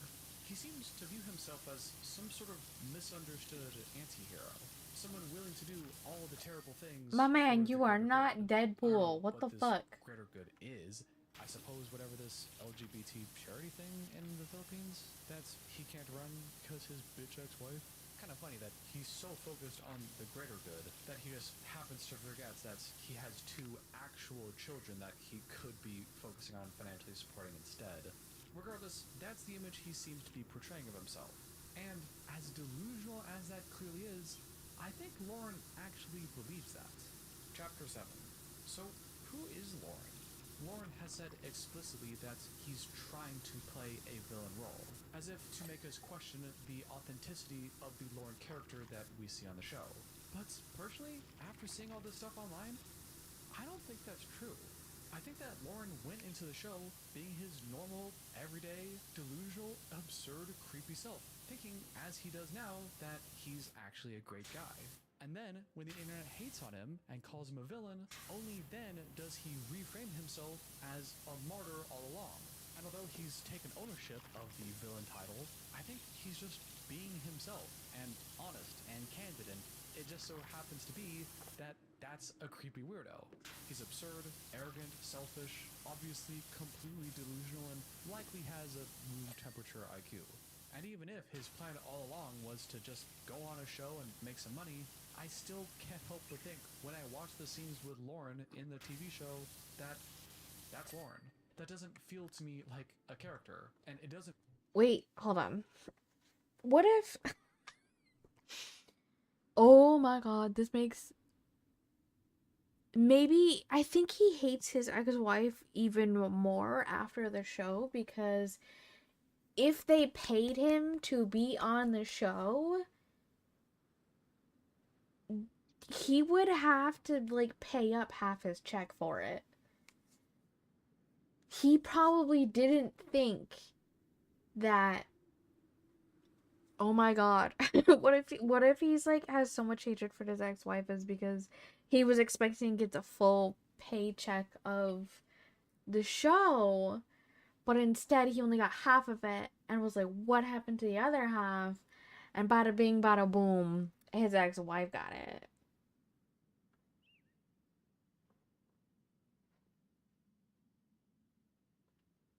That's what that's what I think happened. Doesn't feel asynchronous from the person that we seem to see online. Chapter 8. Loren the Lolcow. And ultimately, in my final analysis, after looking through all of the Loren content I could stomach, which, you're welcome by the way, this was not how I wanted to spend my day. My final analysis is this.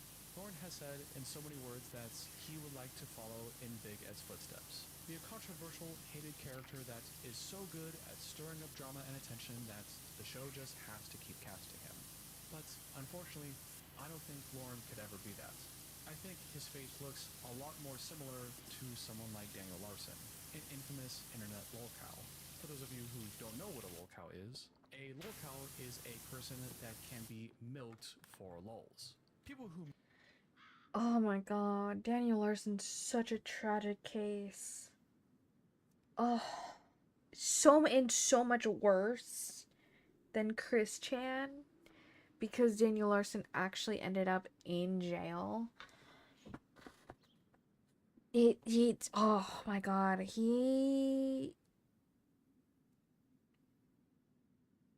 mean,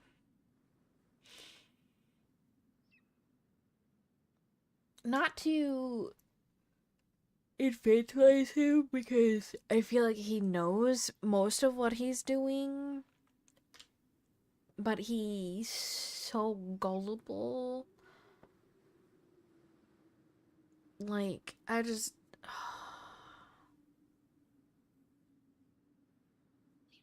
feel like the system failed him, in all honesty. Because he was getting the help he needed with his grandma, but she died, and then he no longer was getting the help he needed.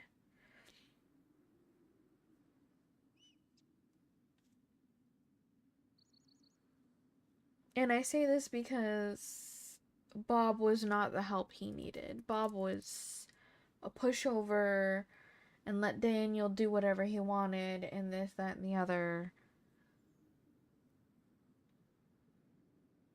Daniel needed professional help and not the help of an elderly man. So, may be trying to take themselves seriously without their knowledge, or when they're not trying to be funny. People like Chris Chan, people like Cyrax, or people like Daniel Larson, a fellow homeless internet locale based in Las Vegas, who also kind of looks like Loren. These people are frequently taken advantage of by people online who look after them, and may even be responsible for paying their rents and making sure they stay out of greater trouble, but at the implicit cost of being other internet persons' playthings. And that is a future that seems more likely to me than becoming another Big Ed. I don't think he's quite capable enough and understands his predicament enough to be playing the cards well to maximize internet drama and his exposure. I see his naivety and lack of cognitive ability making him a target for internet trolls to milk for laughs. He's already sent out his resume, his phone number, child support case number, where he works, his shift schedule. He's chronically online, posting 24/7, going live all the time. If you know anything about locales, then you know he's checking a lot of boxes right now. It could be that his fate looks more like going down a toxic path of grifting, lying, scamming, and e-begging his way through life, thinking he has all these fans and people in his world that he's providing for and how he's actually a great guy, when really he's just kind of sad. And if there's anything I learned about Loren while reading all this, is that this really wasn't as fun as I would have hoped it would be. I knew that the character Loren on the TV show has a lot of clear problems, and I feel okay calling out bad behavior, but I expected the character to be more relatable as an unlikable person in real life. And understanding now that he may be more like a Chris Chan or a Daniel Larson, even if they're full of bad behavior, which oftentimes a lot of these locales are, it doesn't feel right to me to participate in that. So after having done this whole thing, I don't know how morally culpable I am. I don't know if I've been punching down or I'm laughing at someone's expense who may not have all of their mental faculties about them, or if I'm making a mountain out of a molehill and I'm judging him too harshly based off of a limited perception I have of him online. And maybe he's not this horribly unintelligent and incapable mess that I perceive him as. And I feel like James. I feel like you are putting a lot. I feel like you're putting too much weight into what you're doing. You are having fun looking into someone and talking about someone that you've seen on TV. You're not participating in locale culture. You are just covering them from your perspective. That is what you are doing. That's all you are going to do, I'm assuming. So, yeah, there's that.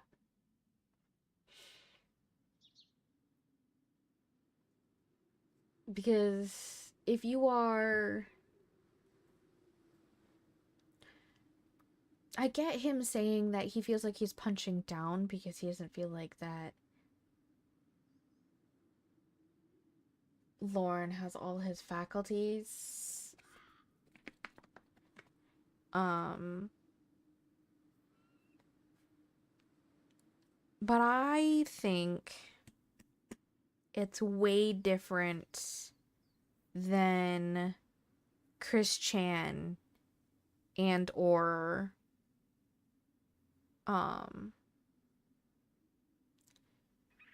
Daniel, because Daniel and Christian are very, very much to the point of not being able to function productively by themselves. They need a caregiver. Whereas Loren, I don't feel like he's quite there. He seems to me that he could get there, but he's not quite there, if you know what I mean. He's on his way there, but he doesn't need a caregiver. He needs to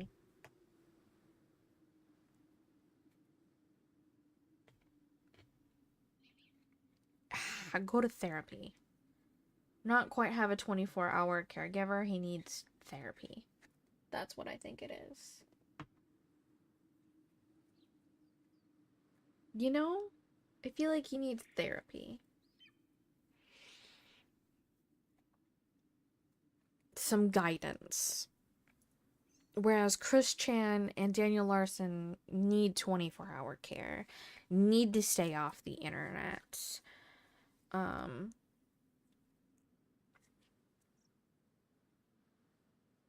Well, Loren needs to stay off the internet too. At least while he's in therapy, so he can get better. I feel like if he gets better, if he gets better enough, good enough, if he gets better, if he gets well enough, that's the word, not better, well enough. If he gets well enough, then he could come back to the internet. Whereas Daniel Larson and Chris Chan are too far gone. They need to stay off the internet and get the help they need. That's what should happen. That's what should happen. I'm just pontificating needlessly because it's past midnight at this point and my bedtime tea is making me tired, so I think I should stop talking now. 90 Day Fiance's Loren is many things. A serial cheater, a liar, a gonorrhea haver, but while so far his creepy crimes have been directed exclusively towards his partner Faith, on this last episode, Loren somehow reached even deeper levels of depravity. By turning his sights to his newest victim, Faith's own mother. Oh no. I missed you all last week, and I'm very excited to get into this one, so... Oh no. The episode starts off with Loren and Faith going to the market to pick up some gifts for Faith's family. Loren is asking a lot of questions. What kind of food should we get them? What kind of firewood should we get them? Because, if you recall, Loren is not exactly in Faith's good graces right now, and is hoping that, by making a good impression on her family, he'll be able to convince Faith to get back together with him. Oh no, leave the mother alone. Make a good impression on them. Hoping that if it goes well, and maybe find you in the friend zone. And while I understand having the right gifts can make a better first impression, if you're really motivated to impress them, maybe leave the mustard yellow tie at home, huh? I'm sorry, that's just one of the ugliest shirt and tie combinations I've ever seen. Ew, what the fuck? The two of them walk to the family's house. Faith reminds us that this is a really big deal for her. She highly values the opinion of her family, and reminds us that she's never brought a man home before. So this is a pretty big deal for Faith. And then, the two of them finally arrive at the house to meet the family. We see the sister, the brother, Faith's mom, we see Loren standing there awkwardly, Faith's other brother, and Faith's other sister, who we learn also identifies as trans. Apparently, this older sister started her transition process long before Faith ever considered it, but because Faith was able to see someone, some kind of role model, start to wear makeup and begin their transition process, that helped Faith herself feel less scared and intimidated by the whole process, and encouraged her to do the same. I see my trans sister wearing makeup, this very outfit. Oh no. Which might sound like just a side detail, but that actually does I come up later. Anyway, hope. after the initial greetings, the two of them I hope head he leaves inside, and the finally, sister the family alone. gets to meet Loren. And it actually doesn't go too bad. I hope he leaves her sister alone, please. Loren walks Please in, leave and her the family sister alone. gifts of dried squid and firewood. The mother says, "It's good to meet you, guapo Loren," which means handsome in Tagalog, but it also means handsome in Spanish, and is a pretty common foreign word, but Loren doesn't know that, and instead thinks it just means white person. Do you know what guapo means here? What? White man. No, guapo is handsome. Oh. Which, normally, I'm not gonna drag on someone for not knowing a foreign language, but somehow from Loren, is that some kind of weird, subtle flex? I'm sure he just didn't know or only heard it in a certain context of maybe people being nice to him, so he thinks everyone is calling him a white person, but really they're trying to compliment him. But I don't know, there's just something funny about misconstruing someone's race with being attractive or handsome, you know what I mean? And then the family gets to eating dinner. They got some rice, some vegetable stew. The feast is looking pretty nice, but what's not nice is how... I feel like you're conflating that a little too much. He just didn't know the word and just assumed it was like gringo. Like, Latinos like calling white guys gringo. If I remember correctly. that might not be the word. Sounds like it might be the word, but like he just thinks it's a different word for a white person and didn't know it was a compliment. So he's like, "Oh, okay."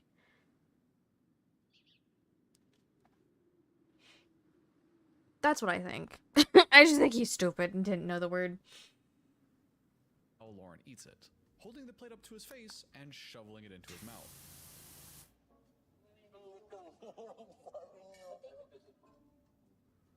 This is how he's gonna eat Filipino food? What was that whole Olympic triathlon scene? I mean, I've eaten rice like that.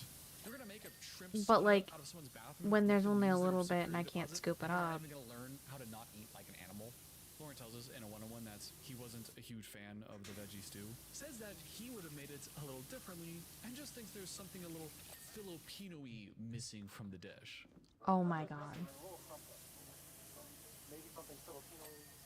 Oh. Yeah, you tell him, Loren. You tell the native Filipino people that they must be missing some kind of Filipino-y taste to their dish. Oh my god. You think maybe the normal everyday food that actual Filipino people eat might be a little bit different than the Filipino restaurants you've had in America? If you just didn't like it, that'd be one thing, but to say that it's missing something Filipino-y, I mean, how arrogant can you get? But after some food and some chit-chat, the family finally asks Faith about their relationship. I say this all the fucking time. If it is a giant chain, food chain, or well, not even giant, but if it's a food chain, then it's an Americanized version of that food. Taco Bell, Americanized Mexican food.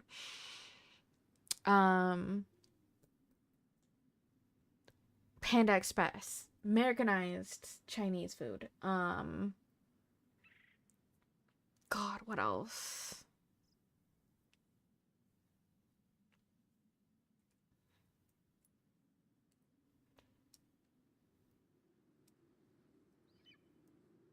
I think the only one that isn't Americanized something food is Popeyes, question mark? I could be wrong. I've never tried Popeyes, honestly.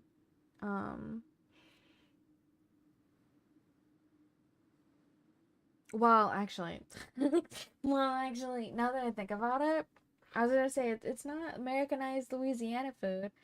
Well, duh, it's not Americanized Louisiana food because fucking Louisiana's American. Wow.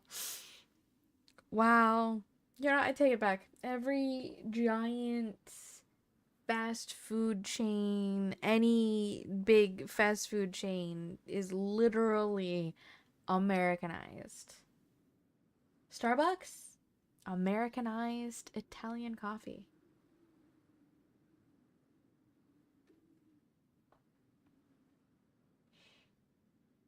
Because in Italy, they don't call it lattes. Latte is Italian for milk. So it's not a latte in Italy, it's a cafe latte. So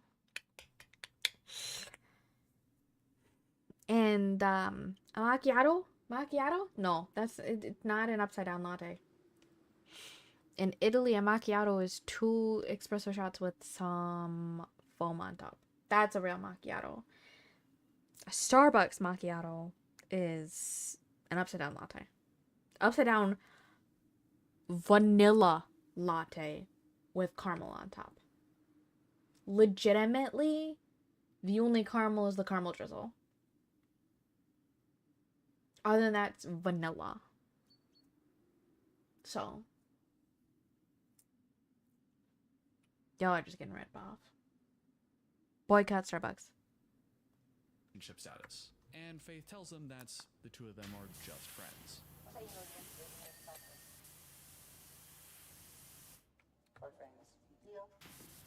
The family all kind of side-eyes each other at that, and then for some reason asks Loren directly if he loves Faith.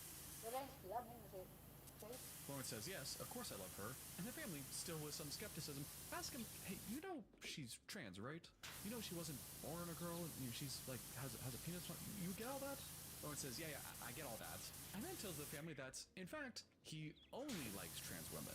I only like trans women. No regular women, no boys, only trans women. No regular women, no boys, only trans women. Again, I suppose his specificity is accurate, but just like with so many things with Loren, hearing him voice that out loud and something about his delivery just feels very fetishizing to me. Faith tells us that from an early age, her mother had always warned against Faith ever having a boyfriend, because it's very difficult to find someone that is legitimately interested in a honest romantic relationship with a trans woman and not interested in using them or disrespecting them. My family wants to make sure his intentions are good. And I think it's very funny that the show just happened to include that one-on-one immediately after Loren just told the family that he's only into trans women. They could have slapped that one-on-one anywhere in the episode, but they chose right then to include it. And that is very funny. The family then asks Loren if he loves Faith as a potential wife someday, and Loren answers... You have to say yes. Which is kind of a weird way to answer that. But the older sister voices her support and says that for her, it's a yes. Yeah. Oh, girly. The family laughs, everyone smiles, and it seems like Loren has succeeded in his mission in making a good impression on the family. My family also is happy. Oh, girly. But there's just one person that Loren has failed to convince, and that is Faith herself. Because when the sister says that it's very important to build trust in any relationship, Faith looks at Loren and says, yeah, it's really important to build trust in a relationship. It's very important to trust, right? And tells the sister that she'll explain the full story later. Yes, unfortunately, tonight is not the night that Faith tells her family all about Loren's cheating. She wanted to be honest and tell the family everything, but decided that the first day everyone meets, as a first impression, that probably wasn't the right time. I really want them to see how kind and caring Loren is before I tell them we have a trust issue. I just worry that once they know the truth about this cheating, their opinion of him will change. Yeah, my opinion about someone would absolutely change after I find out they got an STD from all of their serial cheating and lying. That would absolutely tank their reputation in my eyes, so I guess I can't fault Faith for making that decision, but I'm a little disappointed. I want to see the fireworks. I want to see everyone gang up on Loren and realize just how much of a creep he is. But although my wish isn't realized in that scene, the tea does indeed come. The next scene we get starts off with another incredibly creepy shot of Loren and Faith. I swear, is this guy doing it on purpose at this point? Is he just incapable of not looking like he wears people's skin on the weekends? Anyway, this scene starts off with Loren eating alone with the producers while Faith is hanging out with her sisters, presumably telling them all the truth about Loren's serial cheating. Loren tries to put up a brave front and says that everything is fine, he's enjoying his nice little island vacation. Enjoying my little island trip of fun with my girl, Faith. But deep down is worried about what will happen to him once the family learns the truth. I'm trying to be hopeful and positive, but I'm sure when she talks to her sister, she's gonna tell him that I was sleeping with other women and got gonorrhea. Again, why does he have to act all cute when he says that? She's gonna tell him the truth about my cheating and my gonorrhea. His attitude just feels very inappropriate and dismissive of Faith's feelings, and the way he presents himself makes it seem like he has absolutely no remorse over what he did and how it impacts Faith's feelings, and, at least to me, seems entirely concerned with how this impacts his reputation and his ultimate plans of moving to the Philippines. Doesn't seem like Faith or her feelings is a very high priority the way he talks It's about it. not a priority at On the all. other side of town, Faith meets up with her sisters to tell them the truth about Loren's cheating. They all sit down and the sisters immediately ask, hey, you guys were in a relationship. You met on a dating site, but now you told us that you're just friends. So what happened? When Faith tells them, with a lot of hesitation, finally reveals to the sisters that Loren has the illness of the whores. The illness of the horse.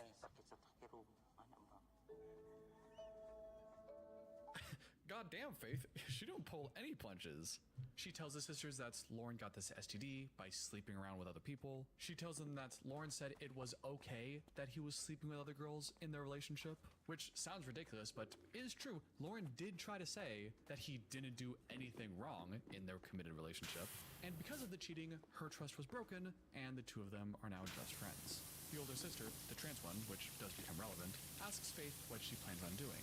Faith says that Loren has been sweet, generous, kind, and respectful towards her, which I have to say, from my expert opinion, just watching on TV, that doesn't seem true at all. Sweet, maybe he acts like that just to get her to like him. Generous, yeah, just another facade of him trying to manipulate her into liking him. Kind of the same answer as the first two. And respectful towards... what in what world is Loren respectful towards Faith? I've never once heard him apologize or take any accountability for his actions. He tried defending his cheating and then tried blaming Faith, saying that she must have known this whole time and that it's on her for not knowing that he was cheating this whole time. You have to know.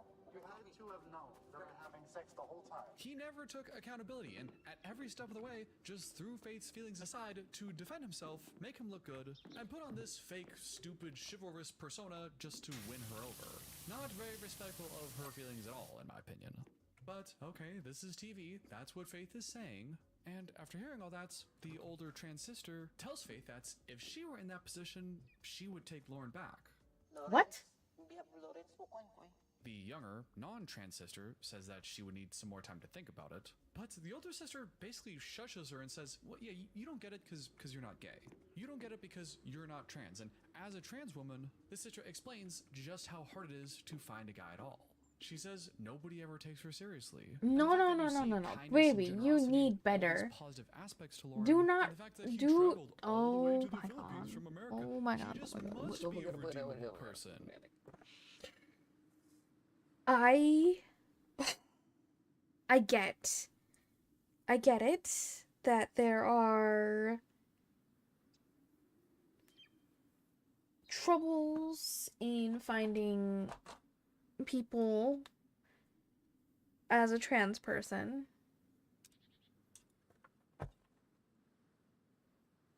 But I 110% believe that no one should ever settle for less, or to settle for anything lower than what you need, what you want, because men like Loren are going to take advantage of it all. Do not settle. I don't care if finding the right partner is hard. That's kind of the fucking point.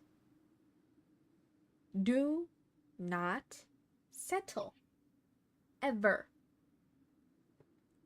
Ever. Never settle. Never, ever, ever, ever settle.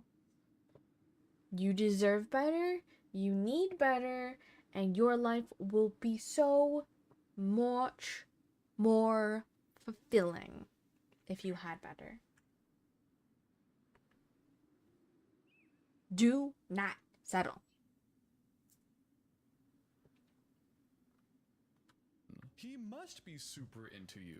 It couldn't possibly be that he's a homosexual looking to start his own life in a foreign country, hoping to mooch off of the local population, framing his whole motivation as some sort of love quest. That can't be happening.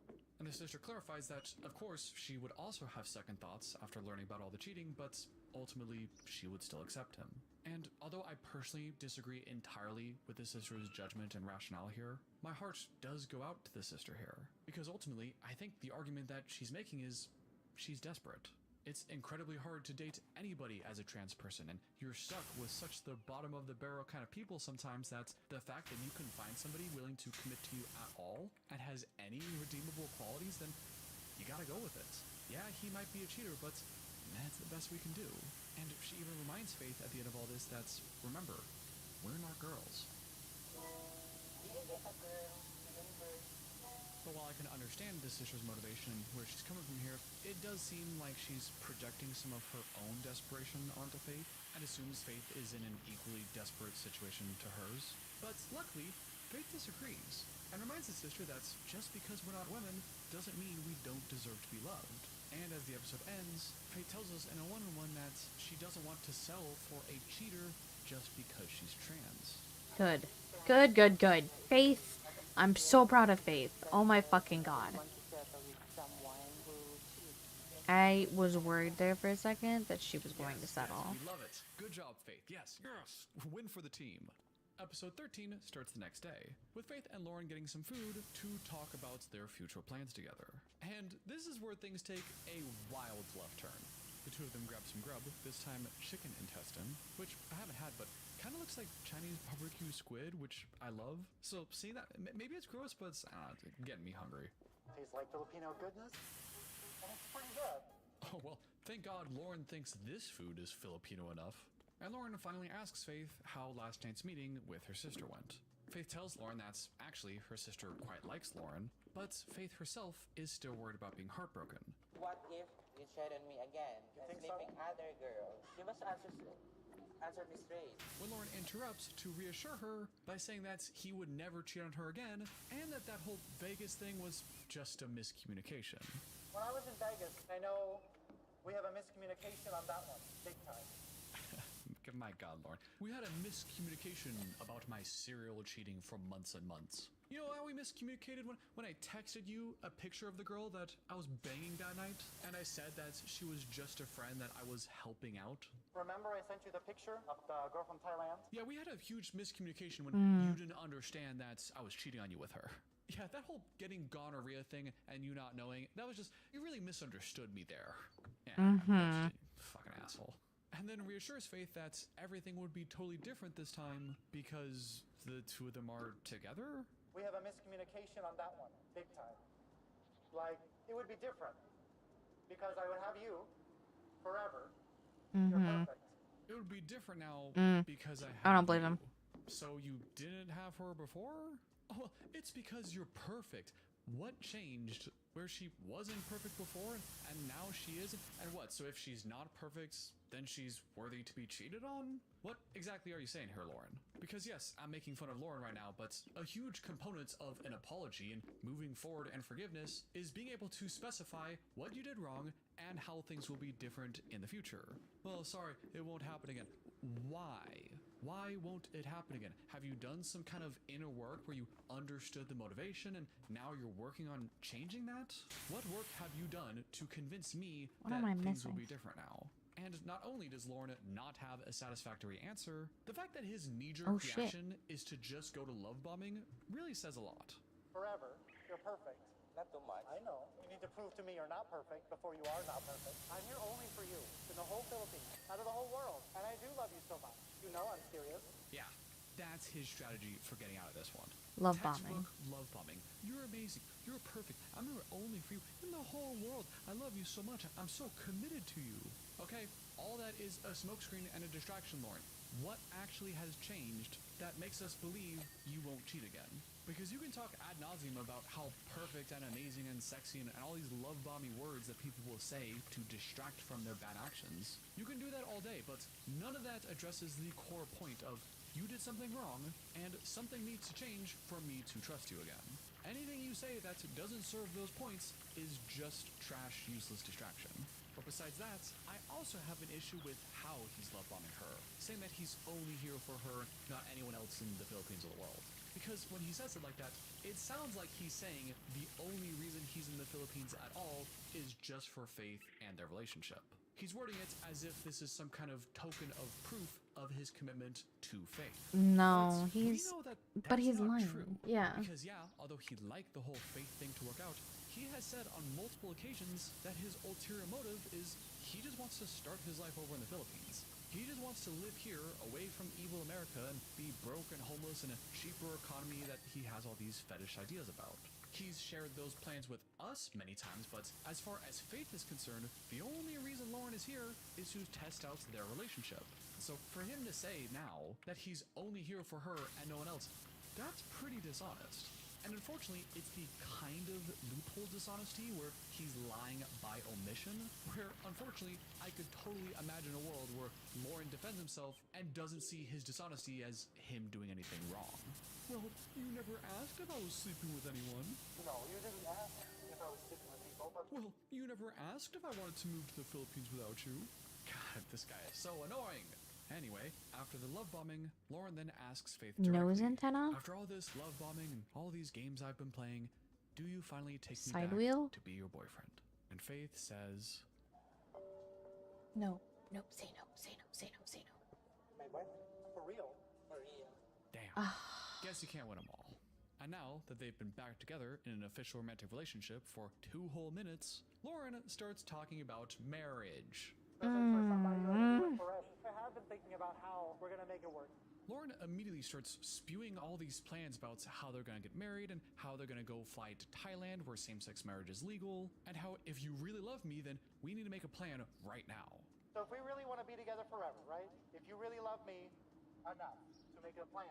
When did she say she loves you enough to be with you the rest of your lives? She just said she Oh my trusts you God. enough to be her boyfriend. Her boyfriend 2 minutes ago, and you're already saying, well, we gotta do this and that and the other, and we're gonna be together for life, then we're gonna need a plan, okay? I already have all these plans mapped out, and I've already done all the numbers. Like, creep.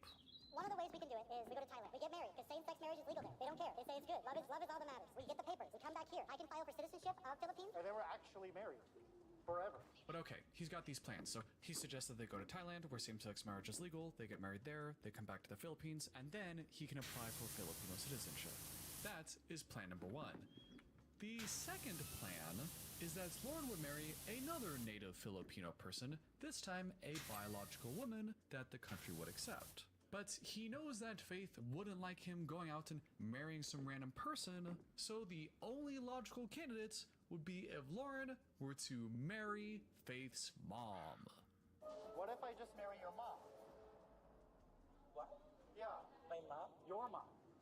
She's single. What? What? Yeah, My mom? your mom.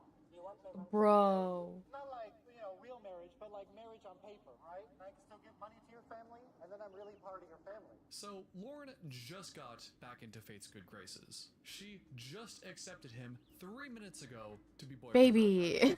Don't. Don't. Conversation about marriage and how to be lifelong partners, which is Oh a my completely God. rational and normal, sane person thing to do, and doesn't sound at all like someone using Faith to gain Filipino citizenship. But one of his 2 plans that he was extremely excited to share with Faith, mind you, involves marrying her mom. Yeah, that's a stupid idea. And also, besides that being a stupid-ass idea, isn't he also admitting on camera to marriage fraud? He literally just said that this wouldn't be a real marriage and it would just be on paper. He knows there are laws about this kind of thing, right? He's had all this time to think about his plans, and this is the best he could come up with. Loren continues to try explaining himself to Faith, who doesn't seem to love this idea. And she tells us that not only is this idea crazy, but this also makes her further question Loren's motivations. It makes me feel like he cares more to stay in the Philippines instead of marry me. And I'm worried. What is that? Faith, Trying you to won't like believe figure out. the kind of news I have for you. And as that scene ends, we then Flat transition to the bracket, final scene of the episode, wing where Loren mount, pitches his wing stupid-ass float, idea to the rest of the wing. family.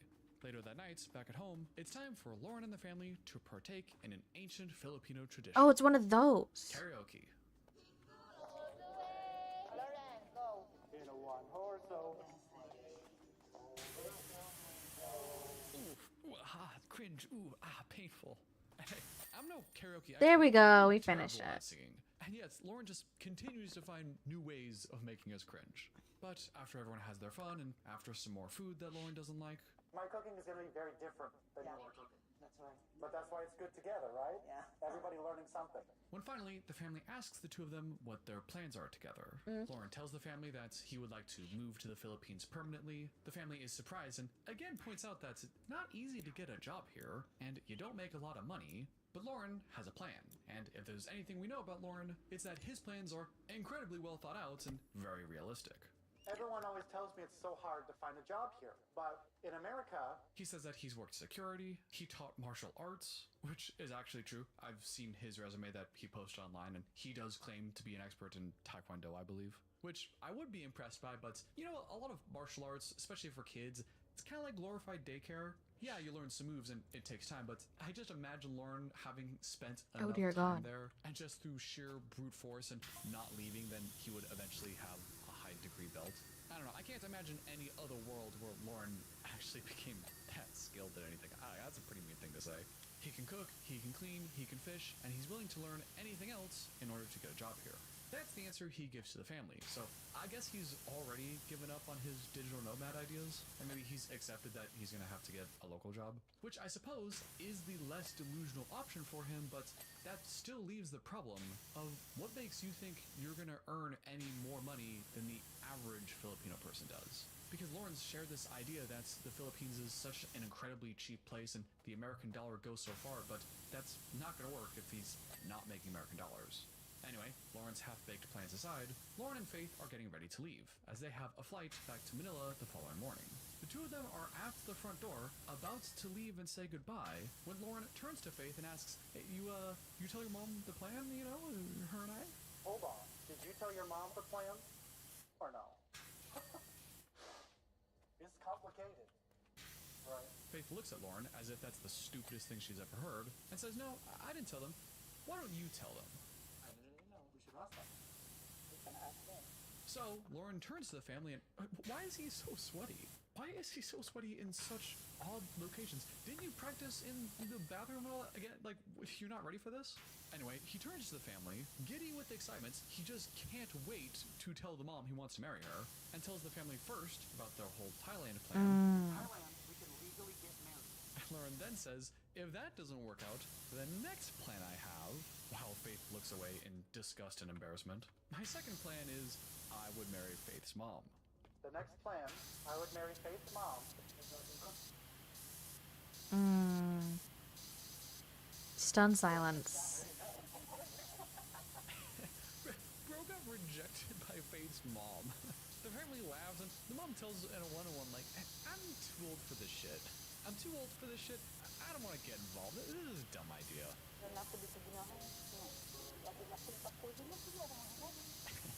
Getting rejected by your girlfriend's mom. This is gold television here. Faith translates to Loren that the mom said no and that this is a stupid-ass plan. Loren laughs as he's laughed this entire time. I think he just really wanted, I don't know, this like some kind of power thing? It seemed like he just really wanted to tell the mom that he would marry her for some reason. But awkwardness aside, this whole situation is still very uncomfortable, because as Faith tells us, they only just became back to boyfriend and girlfriend earlier that day. And Loren is already pressuring Faith into talking about marriage, talking about the future, and forcing Faith to bring it up with her family. Don't pressure and get Lawrence pushing me to tell my family about our plans. It's weird for him to push the idea for him to marry my mom. And while Faith is worried about the judgment of her family and the overall speed of this whole situation, Loren feels the exact opposite, and doesn't understand why Faith isn't as excited as he is. When I pitched the idea to Faith's family, it pretty much slapped my face. But Faith seems hesitant about discussing marriage for me. Yeah, maybe that's because you're the only one that wants to get married right now. Yeah, I can't understand why Faith is only seeing this as a relationship and thinks things are going too fast. Doesn't she understand that my goal is to get to the Philippines no matter what? Hello, Faith. I want to go to the Philippines. I'm trying to live my life. Why are you getting in the way? Like, shouldn't we be married tomorrow so I can be here now? Of course I want to be with Faith forever. But my dream is also to live in the Philippines. And if we come up with a plan, and I don't know if that's possible. I don't know how Loren can say this with a straight face and not understand that he's using her. He's saying as directly as he's capable of being that his plan is to move to the Philippines. That's his ultimate goal, and this whole Faith relationship I feel like might just be a convenient way to get there. Yes, Loren, in case you happen to be watching it, it's okay to have two goals simultaneously. You can both want to be with Faith because you love her and want to marry her, and also have this dream of living in the Philippines. Not saying they have to be exclusive, but if you're really interested in being an honest person, then you need to get to your internal hierarchy of what is the more important value to you. Because the way it's presented to us on screen, he seems to be James telling is right. Faith that the ultimate priority, His and maybe priorities even the are only all priority, wrong. is just her in the relationship. Yes, he just so happens to have done some research on the economy and how to get a job, but that's all because he just wants to marry her and be together with her. That's the story he keeps telling Faith. But in nearly every other one-on-one where he's talking to us, the audience, he tells us a different story. He tells us that his ultimate plan is to move to the Philippines, and his decision-making process revolves around that as his number one goal. Which means that not only is he lying by omission and kind of directly to Faith about his intentions, but if his ultimate goal is to move to the Philippines, then that means that the relationship could be used or manipulated to get his ultimate goal at the cost of Faith's feelings. And it seems like Faith was starting to pick up on that. If people that he cares more to stay in the Philippines instead of marry me. Even if Loren legitimately likes Faith and wants to be with her, the way it's presented to us, in my opinion, Loren seems to be using Faith and their relationship to further his own agenda without Faith knowing. That's incredibly scummy, arrogant, abusive behavior. And then, when you consider the whole trans part of it and the possible fetishization using her in that way, it's just, is already bad enough. Either way that he might be using Faith for his own gains, already disgusting, but both together, absolutely abhorrent, disgusting behavior from the character we see on screen. And this was all just my opinion. If there is one thing I've learned from watching reality TV, it's that some people just can't help but cheat. And it seems like 90 Day Fiance's Loren just might be that person. Because just days after finally convincing his partner Faith to get back together with him after his previous cheating, Loren gets caught red-handed with another woman. Man, this guy can just not keep his hands to himself. We got a real fun one today, so without further ado, let's get into it. The episode starts off with Faith and Loren having just arrived back in Manila after their trip to meet Faith's family. And after the trip, spirits are pretty high. Faith enjoyed seeing her family again and had a good time. And not only did Loren also have a good time, he thinks the whole trip may just have changed Faith's mind about him. I feel like going to Lake and meeting your family really made Faith change her opinion of all the things that I've said to them. And you're gonna make her regret changing her mind. Oh, Loren, my sweet baby. Employee of the month, Rihanna. Hey, yo. Rihanna works here? I've been doing. Yeah, the trip was great. But a successful trip is not the only reason to celebrate today, because apparently today is the last day of Loren's gonorrhea medication. And you know what that means. Thankfully, today is our last day of gonorrhea medication. Hopefully, in the near future, me and Faith can have a physical relationship. And perhaps because he knows they could have physical relations soon, Loren then starts laying on the charm. He says that he was sad to leave the parents' place, but would be way more sad to ever leave her. He says that his experience here has been amazing, and it's all because of you, Faith. Faith says, oh, that's good. You've enjoyed your time here in the Philippines? And this is how Loren responds. This is amazing. With you, I don't care about the Philippines. I care about you. I know I care about the Philippines, but without you, I don't care. It's just another place. He says 3 times that it's not about the Philippines, it's all about you. Love bombing. Love bombing. Given what we know of him. Because remember, he said multiple times that, yeah, he would like this relationship with Faith to go well, but ultimately, he wants to move to the Philippines. That's a huge deal for him and may even be the ultimate goal over the relationship with Faith. I mean, listen to what he just said last episode. Of course I want to be with Faith forever, but my dream is also to live in the Philippines. I come up with a plan, and I don't know if that's possible. So it's just a little funny to me that after he's had all these trust issues with Faith and now believes that he may be back in her good graces and is now STD free, that now he wants to tell her multiple times that this is all about you. Timing there just seems a little convenient, huh? 3 hours later, after a quick trip to the STD clinic, Loren arrives back at Faith's room with a whole-ass doctor's note clarifying that, indeed, Loren is now gonorrhea-free. We did it. And now that Faith has had some time to process and forgive Loren for his cheating, and now that everyone is STD-free, Faith tells us that she's now finally considering physical relations with Loren. No, Faith, don't do it to yourself. Don't do that to yourself, baby. It's gonna be mediocre at best. Does anyone else think that it's kind of weird that between having an STD and all the lying and cheating, that the only reason they haven't had sex yet is just the STD? I mean, sure, understandable that they're not going to do anything until he's cleared up medically, but I feel like, at least for me, the limiting factor in terms of time for when I feel comfortable enough to sleep with this person would probably not be the 1 whole week to get clean. It would probably be the weeks and weeks it would take for me to feel emotionally comfortable and able to trust him again. at least to me, kind of weird that's now that he has no STDs, then obviously sex is back on the table, you know? And after the two of them talk some more, they decide that to celebrate, they're going out to a drag club tonight to party, drink, and hang out with Faith's friends. Friends, by the way, that's know all about Loren's lying and cheating. Ooh, and am I excited. And 3 hours later, Loren and Faith are all dressed up and are ready to hit the town. And I was actually going to compliment Loren on his outfit for once. The shirt looks pretty cool and seems appropriate for the occasion. But then he turned around and I saw just how many buttons he's unbuttoned. And Oh, how God. much of his flabby chest hair is on display. Gross. Never mind. I take it all back. And eventually, after a brief car ride, the two of them arrive to Hot Men Bar.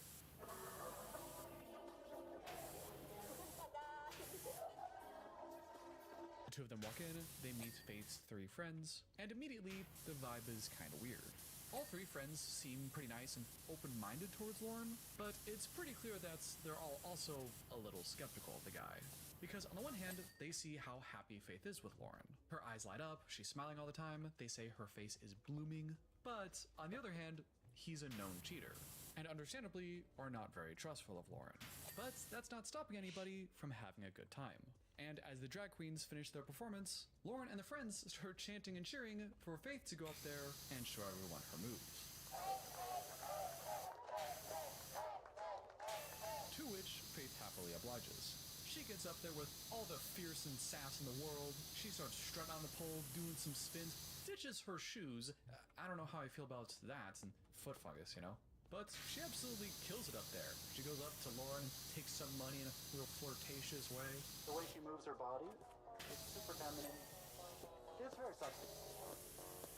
When then, emboldened by her performance, she walks back down to the friends and Loren, looks at Loren, and the two of them have their very first kiss.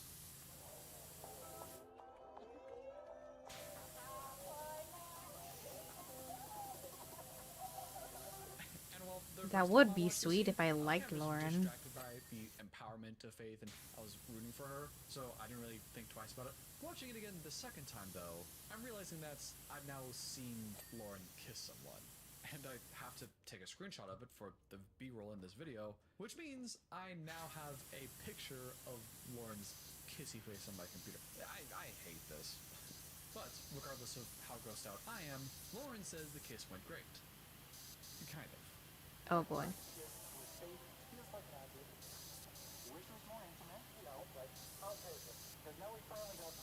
Oh, it's not intimate enough for you? God. He's so good at making himself such a piece of shit. You can't just take your first kiss and say it was good and move on with your life. Why does he have to immediately follow it up with a criticism that's it wasn't more? And then to say he'll take whatever he can get because at least he got some action? Hello, you know you're talking about the person you've been talking about marrying, right?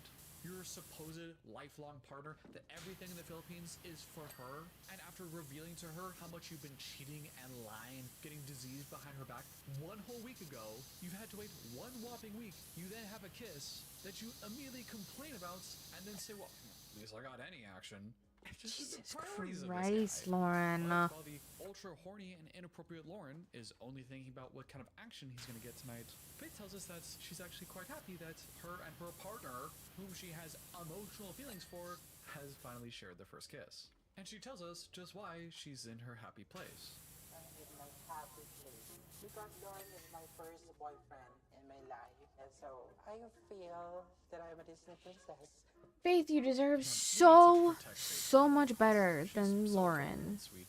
Which makes me feel extra bad that she's over here feeling like a Disney princess because her romantic feelings of finally having her first boyfriend and getting some kind of intimacy just feels really warm and fuzzy inside, which, at least to me, I feel like is the appropriate response. While we contrast that with Loren, who says, the kiss was good, wish it was more intimate, but at least I got some action and maybe we'll get it on tonight. Because now we finally got some action. I might be the night that we take the physical. The two Hello, just you not be gnome. more different in how they see this, and I feel so bad for Faith. But after the kiss, they get back on with their night. Loren tells the friends that he works at a drag club and it's his job to get everyone ready with their makeup and clothes and stuff. The friends ask Loren if he likes his job at the drag club, to which Loren literally waves his hand and says, no, I'm gonna get a better paying job. And his explanation is if he and Faith were to get married, then he would have to move to the Philippines and give up all those jobs. If we get married, I'm not going back to Vegas. This shocks the friends, because just a few days ago, Faith was crying to the friends about how heartbroken she was and how she was never going to talk to Loren again. And from the friends' perspective, in less than 1 week, the relationship has gone from the two of them being broken up and never trusting each other again to now talking about marriage. If we get married, I'm not going back to Vegas. What? Married? I mean... And while Faith and Loren joke about it, Loren then turns to Faith and says, But it's up to her. If she really loves me, she really thinks I can be loyal. Right now, I'm doing good, right? and there's just so much wrong with that. He says, regarding marriage, it's all up to her, which casually implies that he's already a yes for marriage. He hasn't proposed or sat her down directly and said that he just loves her so much and he thinks they really have this wonderful relationship and that he's ready to commit and he's really ready to get married. He hasn't said any of that. Why is this show called 90 Day Fiance if they're not Conversation fiancés? is a serious thing that requires some real commitment. But by instead only passively insinuating that he's a yes for marriage, then he can present himself as a loving and committed guy to woo Faith without having to actually mean it. Because again, he just wants to get to the Philippines. He wants to be approved as a citizen and just get this whole process done and finished so that he can just move here and start his whole life over. Whether that's with Faith or not, or technically married or not, I don't know if he really cares. If she really loves me, if she really thinks I can be loyal. He then subtly links the concept of the two of them getting married with if Faith really loves me, which is clearly That's a so manipulative manipulative. statement. If you really loved me, then you would do this. I'm doing good, right? Chat, if you really loved me, you would like, Saying, subscribe. I'm doing so well. See, haven't I been doing well? You're essentially begging her to acquiesce and accept that, alright, And follow. If you really liked me, you would support me more. You'd share my stream. Don't you love me enough? But after all that, I'm not really feeling the love, chat. hey, you know Loren knows about all the cheating, right? You told him that we know that he's a lying cheater? And then we get the excuses. Yeah, but I thought she knew the whole time that I sleep with other women. Nope. For one, even if you thought she knew, that's really something that you should ultra clarify and make sure everyone is on the same page about. That shouldn't be something you just passively think, yeah, I think she's gotten the message, yeah. Yeah, I texted her a picture of this person that I said was my friend. Yeah, I think she just figured that we were sleeping together, even though I never said that. But this also seems like a lie because we've seen from the first episode, while he was talking to his drag friends, we heard him admit that he had not talked to Faith about being non-monogamous, and was purposefully waiting until he got to the Philippines to tell her the truth. Don't you think she's thinking it's a monogamous relationship? Well, I mean, like, you know, that's a conversation they definitely want to have in person. So not only would that have been a dumbass excuse, it's also just a lie. The friend then asks, well, weren't you guys in a relationship? So why would you go out and cheat on her? When Loren interrupts and says, Relationship online is different. Because I never meet Faith, it's like, hopefully, relationship. And now that I meet Faith, perfection. Amazing. I get what he's trying to say here, but I feel like he's being very inconsistent here.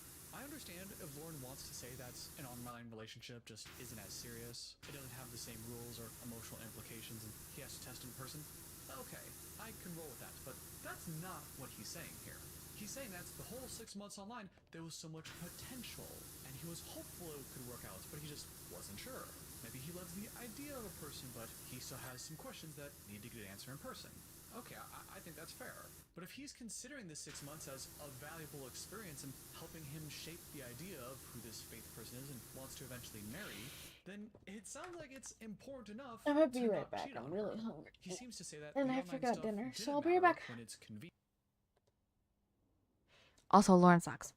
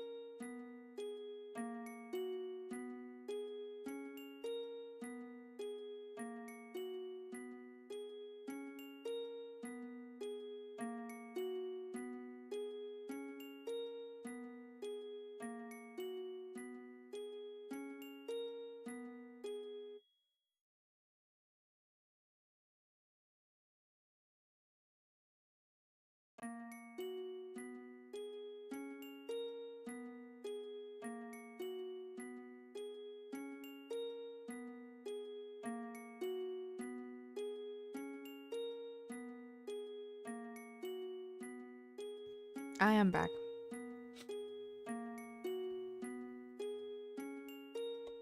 I made myself cereal.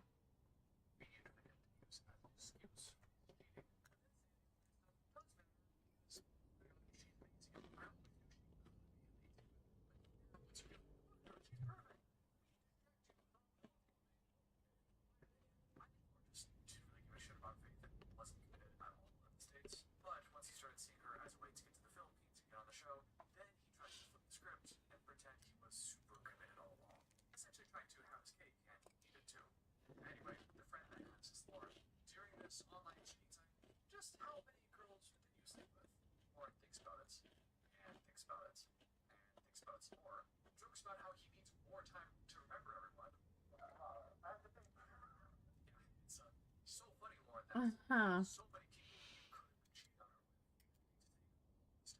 Oh, sorry, wrong scene. What? That one. 5? Is that real for 5? No. Oh my god. 5. Yeah. No, 7. 8. 12. 15. But then one of the friends points out that Loren actually looks kind of proud of this. Parang ganun, parang proud pa siya. Actually, nagagalit ako eh. She's literally pointing at Loren in the club, saying that, I don't understand. She's loyal to you and you're betraying her trust. And the whole time, Loren is just sitting there smiling. His attitude is totally inappropriate here. And I agree with the friend. It does kind of look like Loren is proud. Even if Loren really did think that... I think the whole thing with him smiling and stuff like that is more of a nervous smile and not really being cocky. Because people nervous smile. People nervous laugh.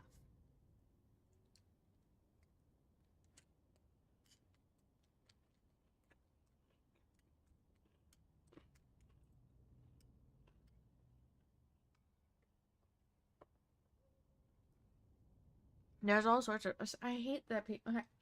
I hate the criticism of like... Oh, he's smiling while he's getting, you know, chewed out. And it's like, is it a smile? Or is it him nervous smiling, you know?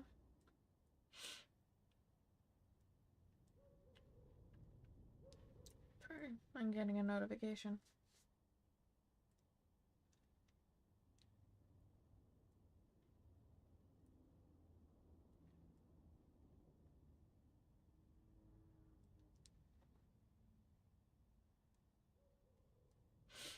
So,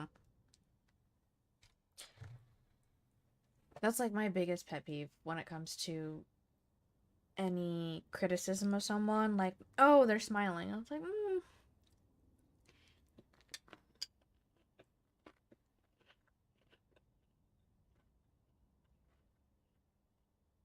I don't think he's smiling because he's happy. Faith knew the whole time and really thinks that he was being clear and this was just a miscommunication. Even then, shouldn't he feel remorseful about how this would have hurt Faith's feelings? Wouldn't you still in that situation be like, once a cheater, always a cheater. oh my god, I know, it was such a bad miscommunication. I totally thought we had talked about this, and I feel so bad that she would ever feel hurt and betrayed. I just hate that we ever had that miscommunication. Something like that. But instead of anything like that, we see Loren play the fucking pity card.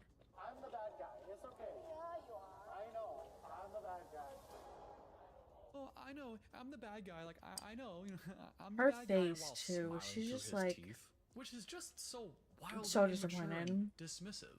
I don't know exactly how he means it here, but he's either making fun of the whole thing and sarcastically saying, I know, I'm the bad guy, and not taking it seriously at all, or he's being serious and really does think that he's the bad guy, but doesn't feel any remorse or any desire to take it seriously.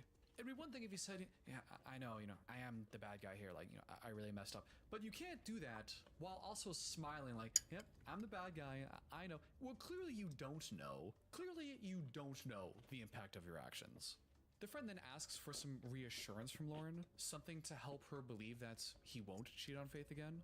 And this is how Loren tries to convince everyone that he'll never cheat again. No more sleeping with anybody. I you sure?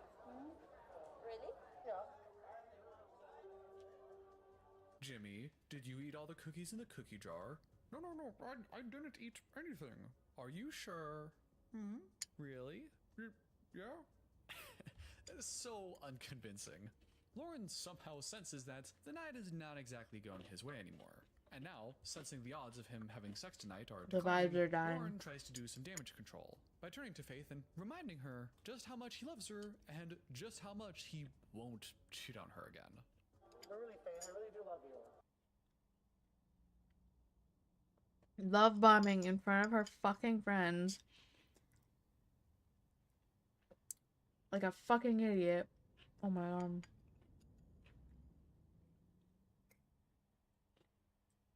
So stupid.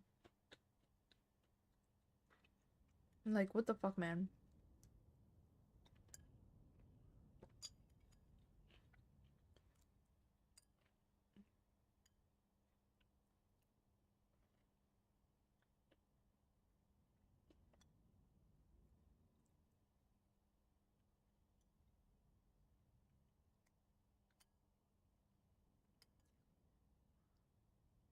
Mm.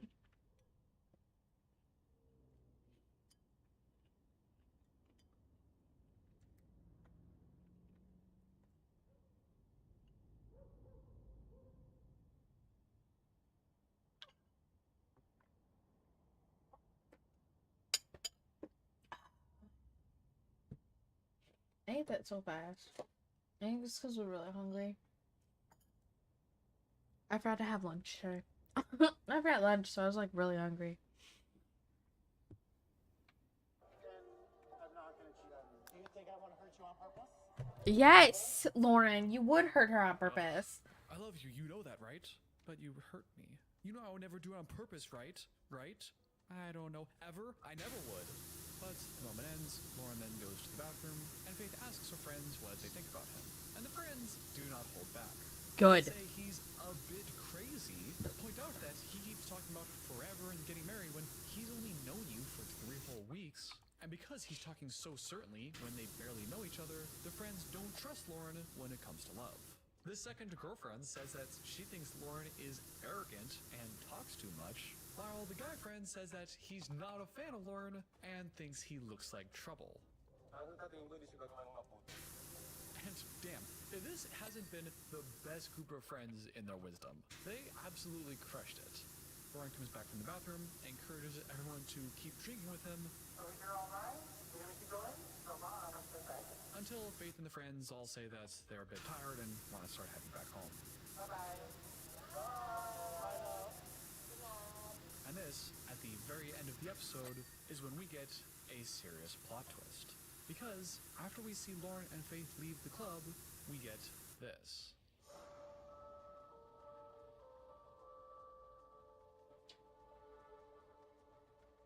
After Loren and Faith left the club, and the scene ended and the camera stopped rolling, Faith's friends saw something and went to go tell Faith about it. And that's when we see the friends tell Faith that they caught Loren flirting, and then go on to recreate the kind of flirting, kissy motion that Loren was doing.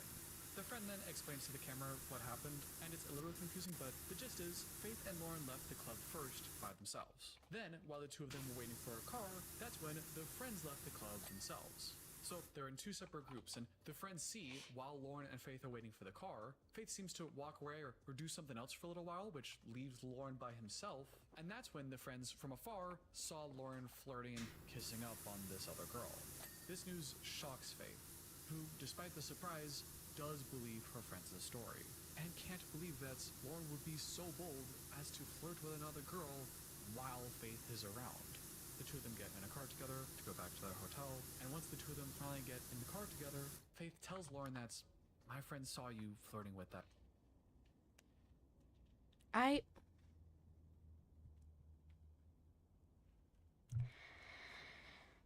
know Faith wants to be so kind, so graceful, and give him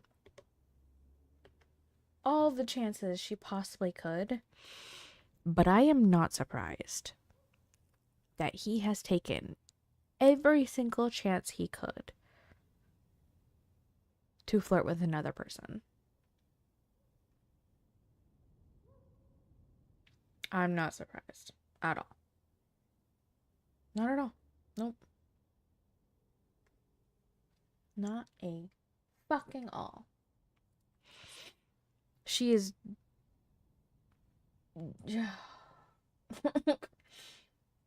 Yeah, this is her first relationship, but oh my fucking god, baby, you are an adult. Dump him.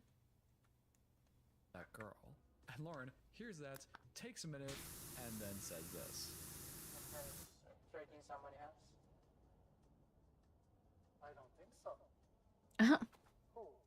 Loren was clearly caught with his hand in the cookie jar, totally red-handed, and when confronted, he just says, no? No? Who? What are you talking about? Me. You're an Says, idiot. I don't know who. Maybe you were flirting with one of the drag queens? And Loren says, No. I give them attention because that's their job. oh my god, we're gonna get the racist accent again? What the hell was that? I give them attention. No, I give them attention. What the hell is that? Who talks like that? What are you doing? Everyone's supposed to do it. No, I just act the way I'm supposed to act with a drag queen.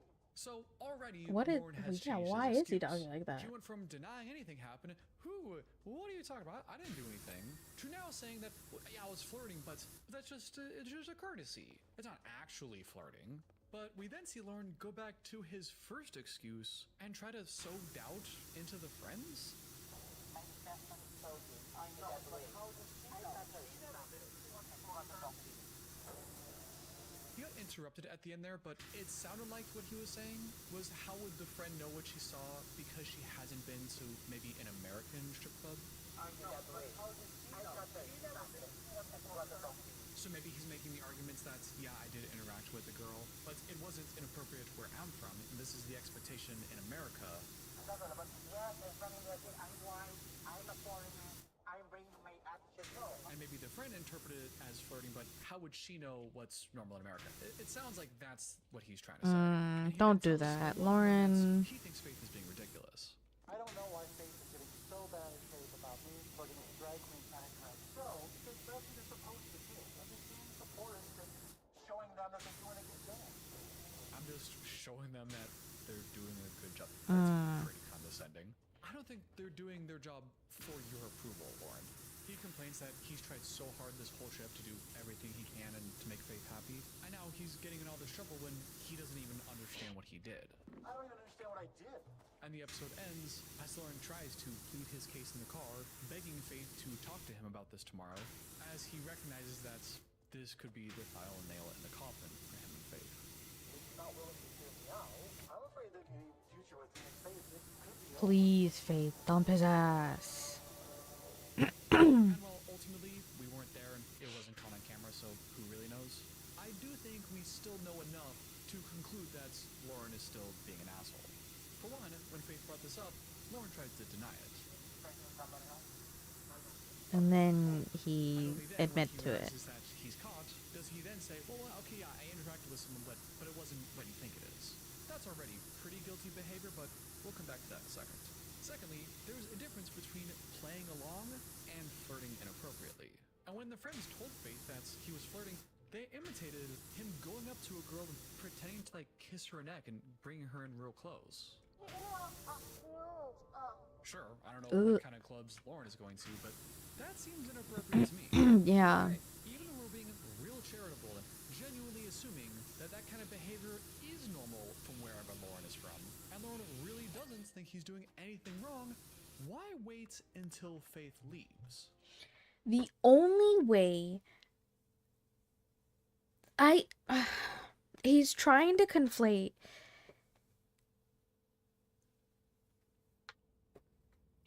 okay, this is Loren is trying to say that it is normal where he is from, and it is in club culture-ish that there are certain situations where normally a guy goes up behind a girl that's dancing and like asks her to dance and stuff like that. It's normal to dance like that, yes, if there's consent. But also, I'm gonna say like 90% of the time, both parties are single. So, It seems Lauren's everyone's just being been playing stupid. along all night when you're with the friends and Faith, and inside people are interacting with the drag queens and throwing money. Seems like everyone is playing along, but you wait until everyone else leaves and the cameras are off, and then you engage in that kind of behavior? Not looking good, Loren.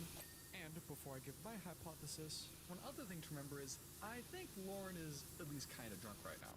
If you recall, at the end of the club scene, he was asking if everybody wanted to keep drinking with him. But he also said earlier when they were talking about the marriage thing, he had joked that he's already had one too many and joked about the drink. I have one too many good ones. So, remembering that, my personal theory of what happened is that he just had a good trip with the parents, he just got back to being boyfriend-girlfriend with Faith, his STD just cleared up, and he's already thinking about what kind of action, are they going to start having sex now? They go out to the club, they start drinking, having a good time, they have their first kiss, where Loren is thinking about what other kind of action he's going to get tonight. I'm thinking Loren is probably super horny and drunk right now, and is surrounded by a bunch of drag queens. His favorite, and indeed the only kind of person he's attracted to. So I could totally imagine Loren here, all liquored up, feeling frisky. Faith disappears for minutes, the cameras are off, no one's around, and now he can get his flirt on. He gets caught up in the moment's flirting and also caught red-handed by the friends. He then tries to deny it, and then when he realizes he's caught, he then gives his knee-jerk excuse to deflect any responsibility and says that it was fine, it was normal. It wasn't flirty, it wasn't anything weird. I do this all the time. Like, no, you guys are the weird ones. You wouldn't know what's normal in America. I wasn't flirting at all. This is just what you do. I don't even know what I did wrong. Pretending everything is fine when it's really not. Again, that's just my opinion, but that's what makes most sense to me. After admitting to cheating on his partner so much that he got gonorrhea, last episode, Loren got caught flirting at a drag club behind his partner's back. And in this episode, not only does Loren try defending himself by saying that he wasn't flirting with any drag queens, he was just putting his hands on a minor. I was drinking and I walked over to her and did one of these. I actually did. Loren also decided that now is the time to propose. Hey, will you marry me? Because when I think of romance, I think of convincing your partner you aren't cheating on them. So let's get into it. So it starts off with Loren preparing to meet up with Faith to apologize for the fights they had the previous night. If you recall, last episode, Faith and Loren went to a drag bar where they hung out, celebrated the success of their relationship, met with Faith's friends, and had their first kiss. This made Loren very happy, because not only did they have their first kiss, he was also all liquored up and excited about what other kind of physical activities might happen later.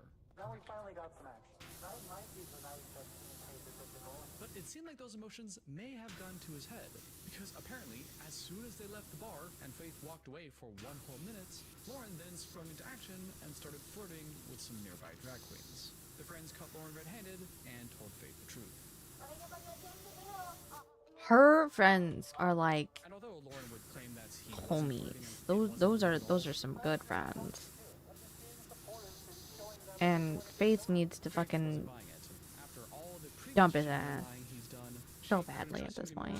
And the two of them went their separate ways. So that's the context we're dealing with here. Faith is mad at Loren again for being dishonest again, and Loren is back on the back foot and is trying yet again to get back in Faith's good graces.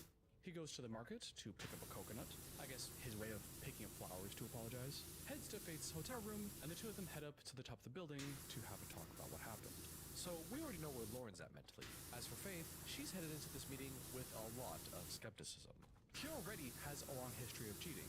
He's broken her trust before, and he's already on thin ice. So the fact that she disappeared for 2 whole minutes, and in that short time, he got caught doing some other shady stuff, makes Faith question, does he even like me at all? I am very disappointed because I defended them to my friends. I don't think he does, because he's got this he's just Loren's got his coconut, and now is his opportunity I honestly don't think he does. and fix the relationship. And And instead, he does this. Last night, I don't know. I don't think I was flirting with anybody. He's had all this time to think of a response, and this is what he came up with. Again, just denying that anything happened. But it then gets a little bit weirder, because Loren then claims he doesn't know what exactly she's referring to, and asks if he was caught flirting inside or outside the club. It was outside or inside? Which is a pretty odd thing to ask, given the circumstances. Because we already saw his defense in the last episode, after denying anything happened, was primarily to say that, yes, I was flirting with the woman outside, Sorry. it just wasn't flirting. So for him to say now that he doesn't know if this was inside or outside, kind of implies that multiple questionable things could have happened. If you were going to confront your partner about their possible infidelity, you wouldn't want their first question to be, oh, me? Make outs with someone? Who did you see me with? What do you mean? Are there multiple people you're cheating on me with? Regardless, Faith answers the question and says that you were caught talking with somebody outside the club. And then, you're not going to believe this response, Loren then goes, oh, outside the club? No, I didn't talk to any drag queens outside the club. I just talked to a bunch of minors. What? I talked to the drag queens outside. I talked to those kids. What do you mean?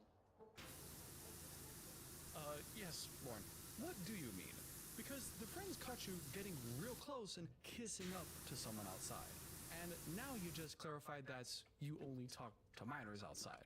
So, yeah. I'm gonna need some answers here, Loren.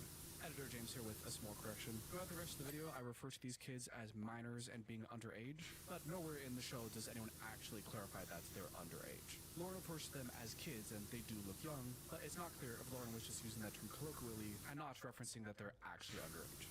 And then Loren tells his story. He says he was outside the club, hanging out, minding his own business, when suddenly some younger guy came up with some of his friends, who were also minors, who told Loren that, hey, my female friend over here, this underage girl, thinks you're very cute. So already, I have a hard time believing the story, thinking some random girl would walk up and say he's cute. But because Loren is a grown man, he said he politely turned down the request and the night ended. Nah, I'm just kidding, that's not what he says. I walked over to her and did one of these. I actually did. And I said, sure, you're too young for me, and I'm here to be with my beautiful girlfriend. As a side note, I know this wasn't the bigger point, but I 100% do not I believe don't. anybody when they tell a story and they claim they told a girl, I would never be with you because I have an amazing, beautiful wife, girlfriend. Like, no, you didn't say that. That's just not what happened. But the bigger point is that he's admitting to going up to somebody under the age of 18, some kids, and his way of rejecting their advance is to go up to them and hold their head and look into the eyes. Like, that's such a weird... That's I would not creepy. touch a kid like that. He's trying to say that this was his way of I wouldn't touch politely anyone rejecting, like but that. Not just a sometimes kid. What the to then fuck? Hold the head of the girl. Like, you're holding their cheek when you're doing that. That's something that's I wouldn't even do with a friend. That's kind of a intimate, like, which is keep your hands to yourself. Can you not just have some girl say, I think you're cute. Why do you have to touch them? Let's make this real simple. Why do you have to touch them? Why? That's weird. That's weird. Okay? Weird any way you look at it. Loren does admit later that was too far, that was inappropriate, and he blames the alcohol for getting him to do that. And I was drinking and I shouldn't have got that close to her. Which, I guess I'm glad that he knows and acknowledges that that is inappropriate. But you really can't rest that easy knowing that a little bit of alcohol means that Loren could go flirt and put his hands on a minor. I don't even like saying that, man. And another thing I have to say is something that we've seen a lot from Loren is that he looks incredibly proud and kind of smug in his expression the way he's telling Faith this. You're too young for me, and I'm here to be with my beautiful girlfriend. So I did not flirt with a drag queen. I denied the flirting of a random girl. Huh, you see how innocent I am? I did not flirt with a drag queen. Instead, I rejected a random girl. You know what I mean? He's very smug about it, as if he's trying to say that's checkmate. You tried to accuse me. Look, see, I was actually an even better person because I rejected a girl's advances. There's a lot of pride in the way he says it, as if he thought about this whole plan. Oh, I can't wait tomorrow. I'm gonna pull this card out, and she's gonna feel so bad for ever accusing me. See, I was actually a great boyfriend. I don't know. Am I making that up? Are you getting that kind of vibe as well? I feel like he was trying to deflect more than anything. Like, oh, I may have done this bad thing, but look, I did this good thing. I did this good thing. Even though I did this bad thing, I did this good thing. Yeah, nobody. No, buddy. No. You might also wonder, hearing this explanation, how is it, Loren, that you have this whole alibi story about what's actually happened last night, and yet, when you were confronted about this last night, you conveniently had no recollection of this happening. You would think if you just had an interaction with a bunch of kids and you got up and close, as you admitted, you would probably remember that. And in that moment go, oh, you thought I was flirting. No, it was actually this thing with this kid. You would have that answer. So how is it that he didn't remember that story last night, but just so happens to remember it today?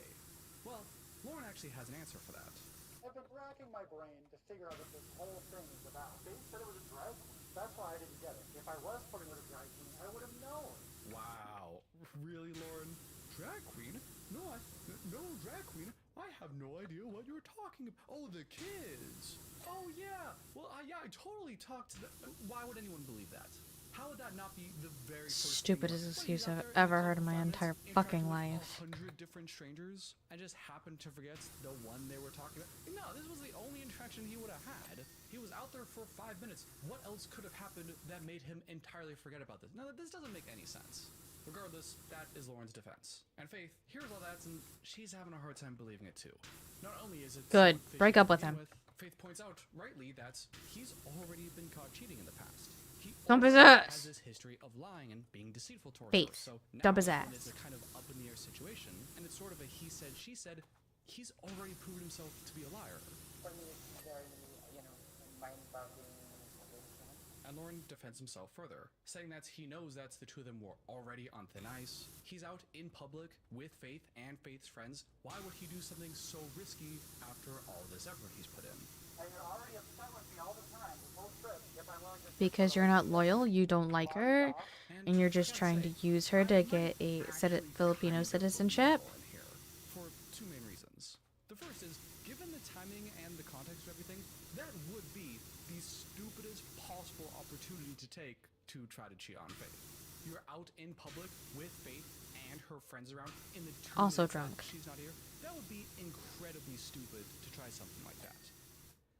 Unfortunately, I think Loren is pretty stupid, so I wouldn't really put that past him.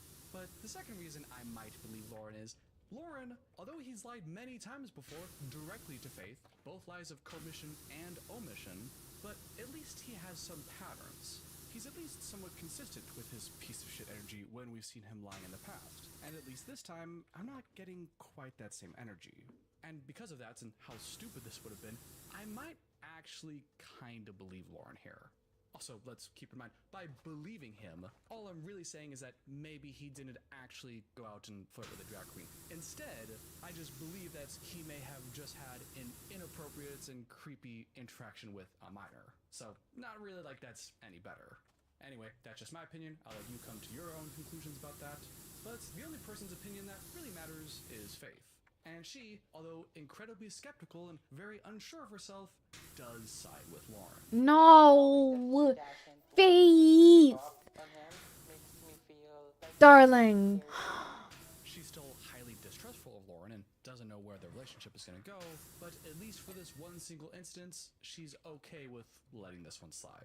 Which now brings us to the next episode, where Loren gambles everything, all the goodwill he's built in the entire relationship, on a single question. There's rank. There's Faith. Will you marry me? Let's see what happens.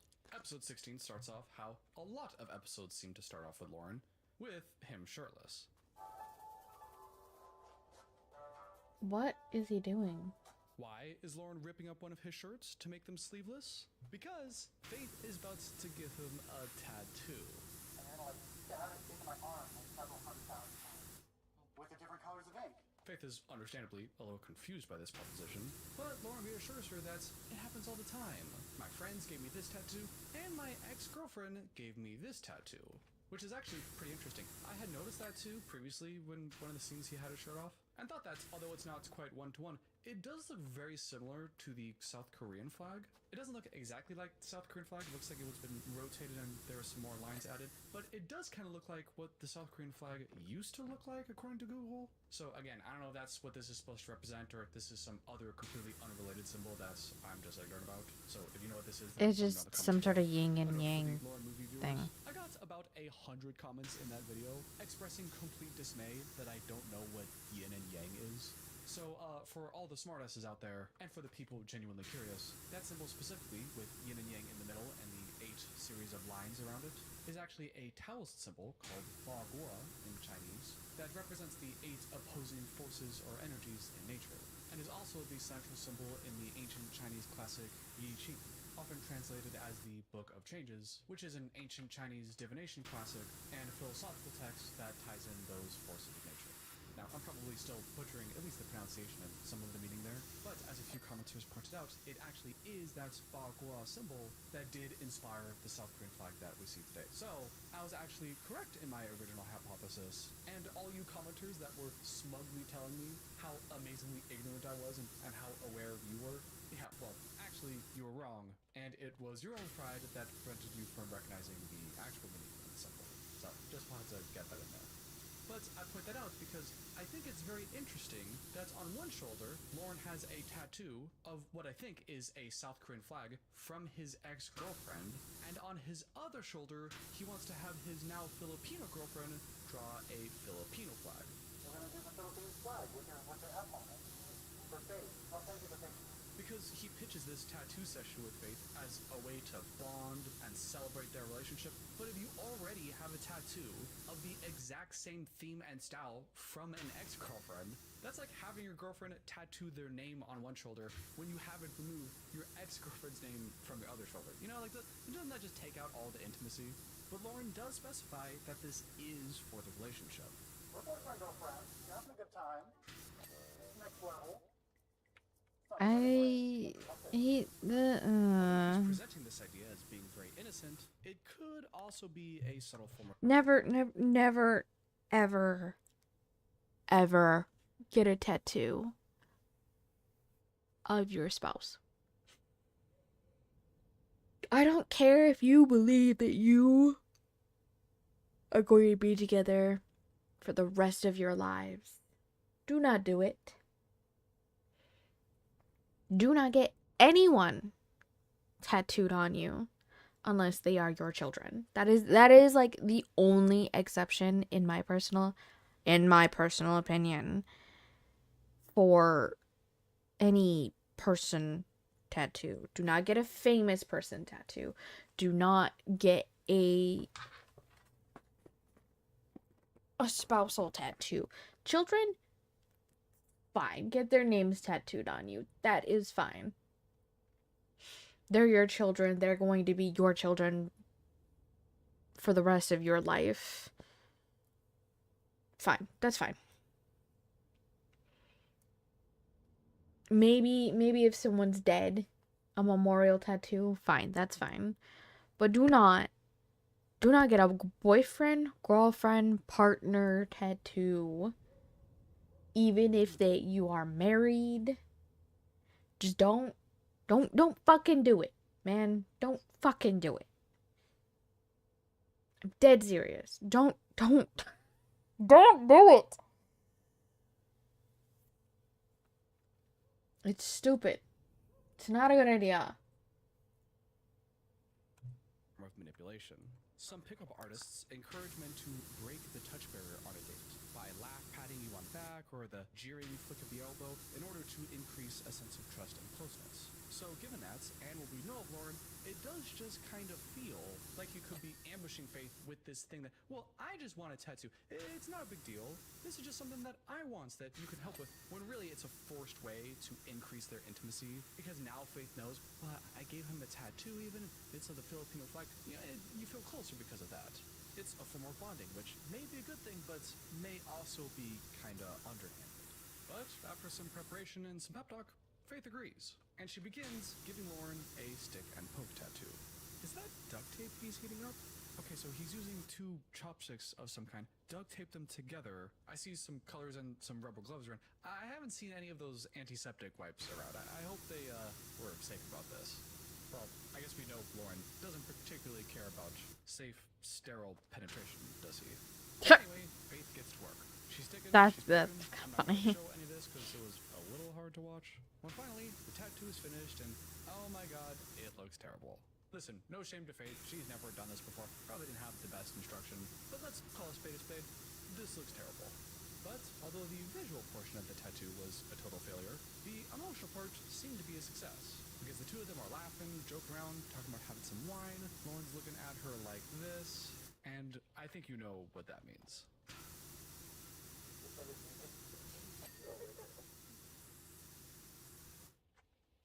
Ew, oh, gross. Is his skin already turning green from bruising? But the date was a success, and now it's time for a much more serious date. Loren goes to a magic shop to look around for some trinkets that he may be able to surprise Faith with, and after rudely shit-talking how stupid the concept of magic is to these poor magic store owners, Well, I don't care about magic in any way at all. Loren finally decides on the perfect plan. He's going to take this little infinity ribbon that keeps coming out of this little ball, and at the end of the ribbon will be a ring.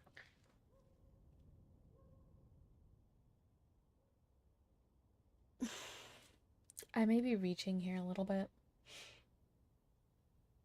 but I have the biggest pet peeve when it comes to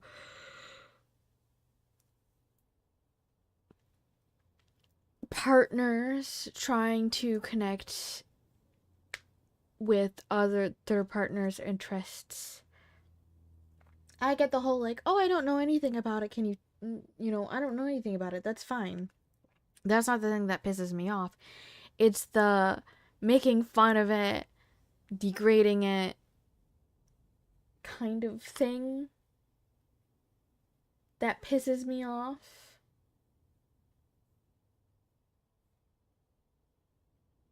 If I have something that I don't like and or have no interest in, and my partner's interested in it, even though I don't owe them to get into it, I still will at least try to get basic knowledge on it. Like, I don't know, let's say sports, because I actively don't like sports. I don't watch it or participate in any sports. It's not my thing. I don't even do like esports. I think esports are kind of dumb, but I don't like any sports. At least I'm equal. At least I'm equal opportunist. I don't like any sports, esports or normal. But I'm not gonna sit there and degrade, like, if let's say my imaginary, let's make up a partner right now. My imaginary partner likes football. Let's do that. And imaginary partner is watching a football game. I'm not gonna sit there and degrade it right in front of them. I'm gonna be like, oh, okay, let them enjoy it. Maybe I'll sit down and watch it with them, ask a couple of questions if I'm curious, or I'll sit down and read a book. I'm not gonna degrade it or think it's stupid, or I'm not gonna go to a store to buy my imaginary partner a football jersey and being like, I don't fucking know about anything about this. This is stupid, blah blah blah blah blah, because it's like tone deaf and assholery, because they are trying to help you pick a gift for your partner, So, like, I'd go into the store, I'd be like, hey, I'm trying to buy my partner this team jersey. I don't know what player to get. What do you recommend?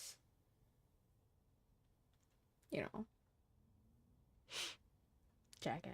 Lauren's a jackass. Ring. He buys the magic devices, and the two of them, Loren and Faith, go out to a park for a picnic, but Loren has a very important question to ask her.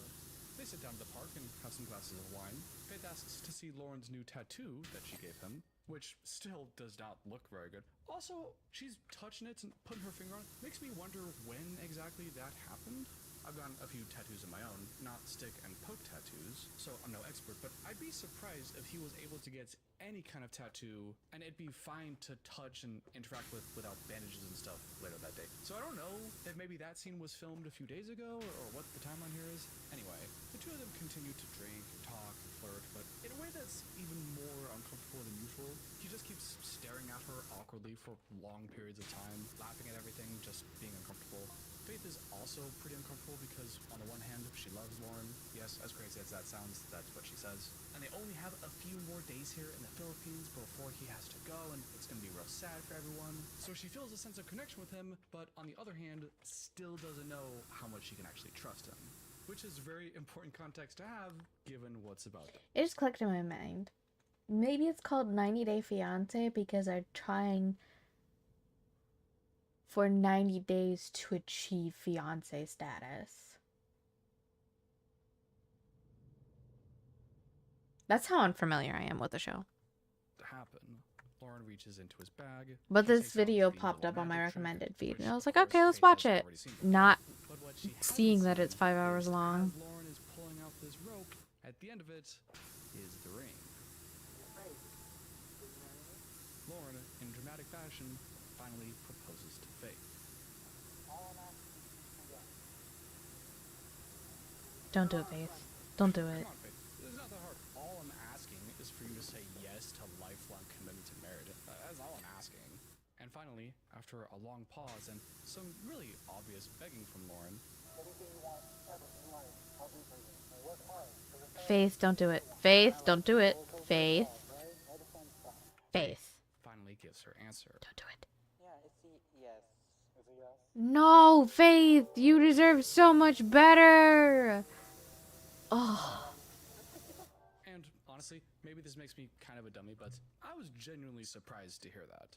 Faith explains that although she has all these trust issues with Loren and that doesn't go away, she ultimately believes that Loren does care about her, she does feel special about him, she does love him too, and also mentions that as a trans woman, she never expected anybody to love her enough to offer marriage. And so she had to say yes, which is pretty sad, and I hope that's not a very large part of the reason she said yes.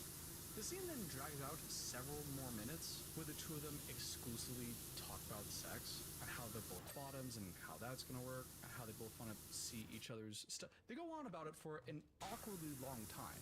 I know the show likes to talk about this stuff, especially with characters that they don't think we like, because they want us to cringe and the shock value and oh my god, like that's so weird, like, you know, they love that for some reason, torturing us.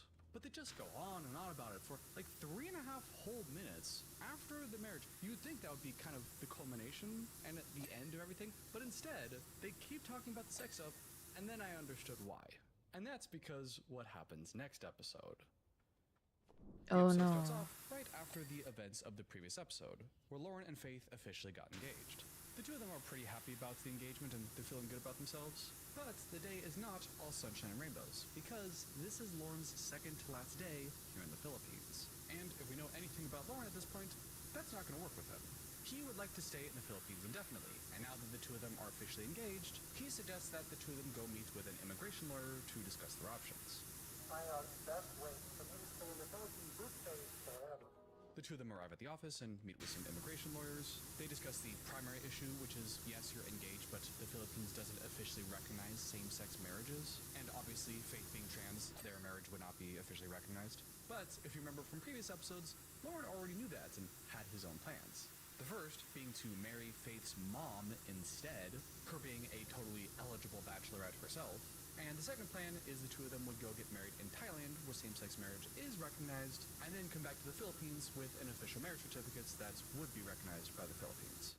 Loren unfortunately proposes the second idea to the lawyers first. I would have loved it if he just went right off the bat with, what if I marry her mom? But he doesn't do that. He suggests the Thailand option. And then come back to the Philippines and I get my visa, and then we could do whatever. And immediately, the lawyers point out just one small problem with that. Now, here's the problem. There is currently no law in Thailand that allows same-sex marriage. Yeah, Thailand doesn't accept same-sex marriage either.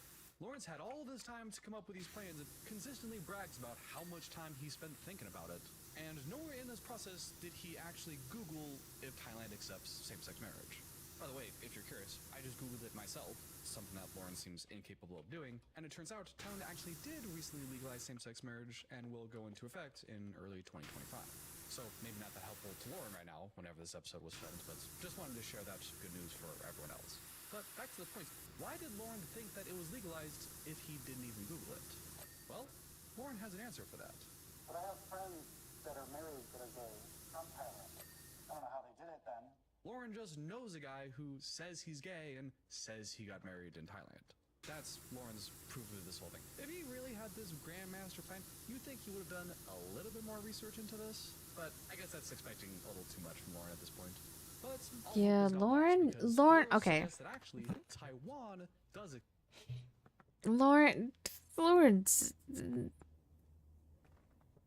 Loren's very much a half-cocked kind of guy.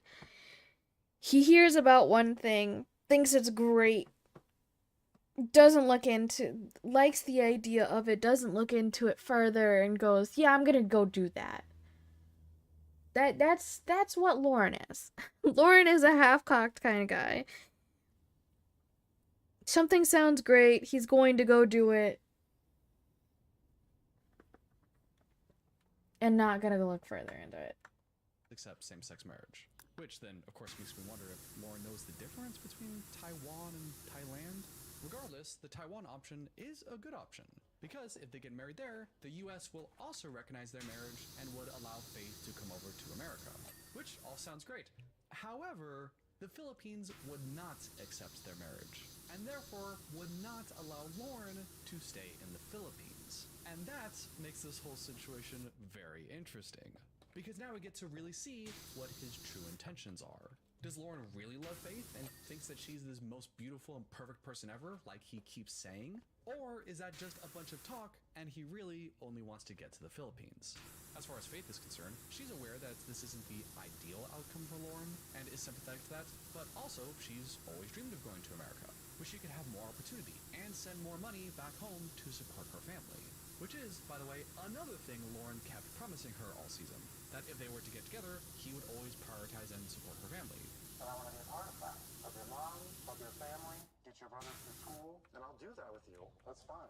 Like I've been calling out all season, making all these promises and communicating to Faith that his biggest priority is her and her family, not the Philippines. That's why I think it's the perfect way to call his bluff.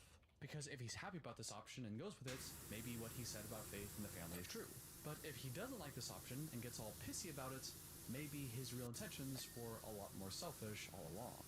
However, unfortunately, it is a little more complicated than that, because they continue this visa discussion and Loren brings up the point that he would kind of need money to sponsor Faith to get her to America, and money is not exactly something he has. So I make like no money at all. Like I can't afford rent. So even if they were to go with this American immigration route, he's not sure that it would even be financially feasible. So unfortunately, it's not quite as simple as either Loren actually does care about the relationship or is just using her. But in case there was any ambiguity about his real intentions, Loren tells us directly why this is such bad news for him. This is what I didn't want to hear. Because the whole point was to never leave here. I don't want to go back to Vegas. I don't want to go back to my home. I thought the whole point was to get married and be with the love of your life, Loren. That's what you kept telling Faith this whole time, at least. With you. I don't care about the Philippines. I care about you. I care about the Philippines. Love bombing. The whole point was to never leave here. I don't want to go back to Vegas. I don't want to go back to my life. And the two of them leave the immigration office with even more uncertainty around their future than they came in with. And while this news would be tough for pretty much any relationship to handle, this seemed to be the straw that broke the camel's back for Loren, because, as we'll see in the next scene, this revelation actually turned Loren into a complete psycho. We catch up with Faith and Loren later that same night. What do you mean? The final night the two of them have together before Loren leaves. And to celebrate their final night together, Loren decided to rent a room in the area's most romantic hotel. Faith is very impressed and thinks it's very romantic. To me, it kind of feels more like Loren is just trying to maximize the odds that they do something together, you know? They get up to their fancy room. This is the nicest room Faith has ever been in, and I think we all know what this is leading to. Sexy time, But stay with me here. It doesn't actually go in that direction, and actually takes a far darker turn. Because from the very beginning of the evening, it becomes pretty clear that something is seriously up with Loren. Cheese. Are you saying cheese? I have to say cheese. Yeah. Cheese. He's just being a super Debbie Downer and seems really distracted and out of it. He tells us in a one-on-one that he's been struggling with the revelation of lawyers and their future together, and that he's having a real hard time with that. He says in the one-on-one that he's trying to put on a brave face and trying to make the most of the night. But although he says that, that's not what happens.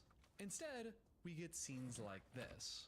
Loren staring directly at Faith with no emotion in his eyes as he demolishes this can as if he's trying to wring someone's neck.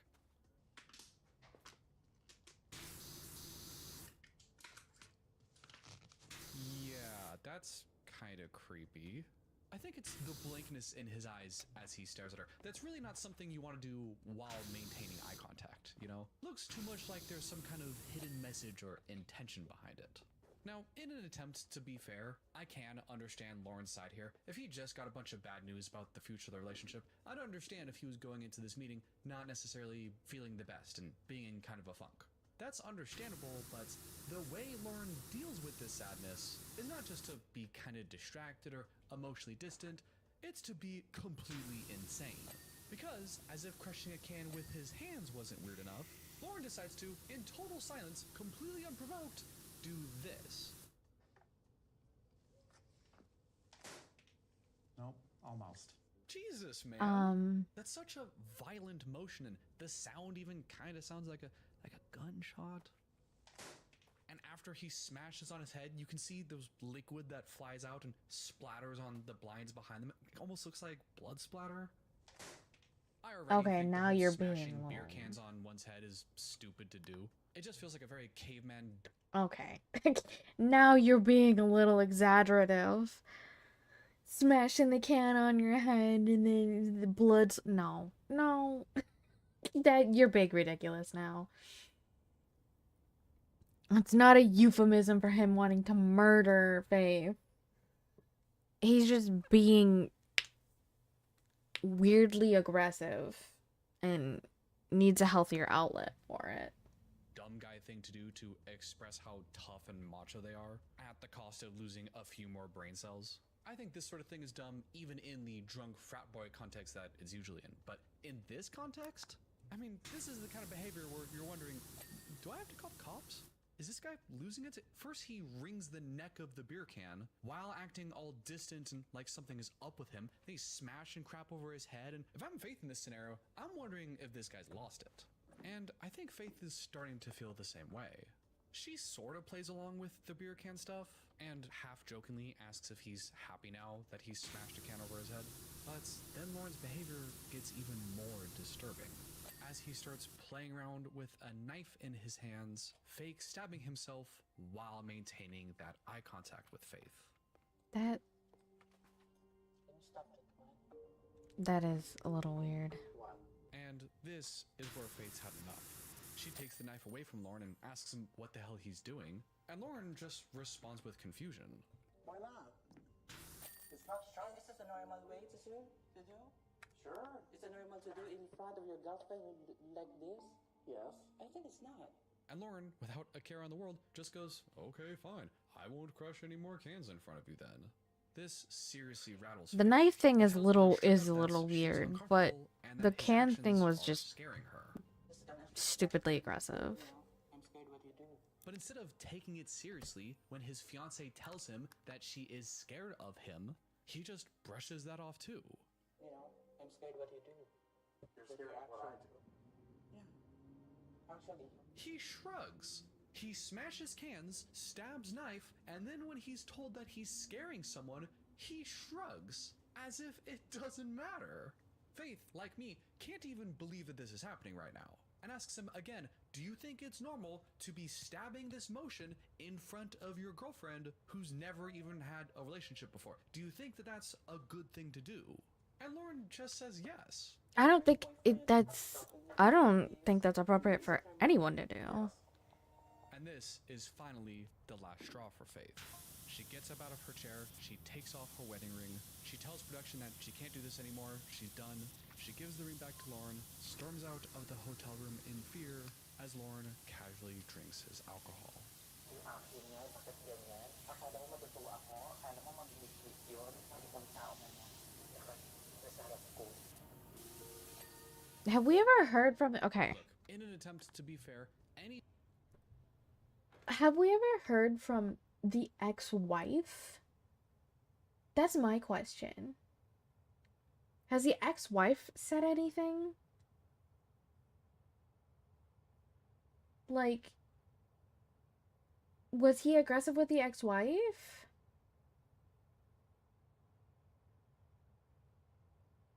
That's like my question. If he's aggressive with the ex-wife, then I can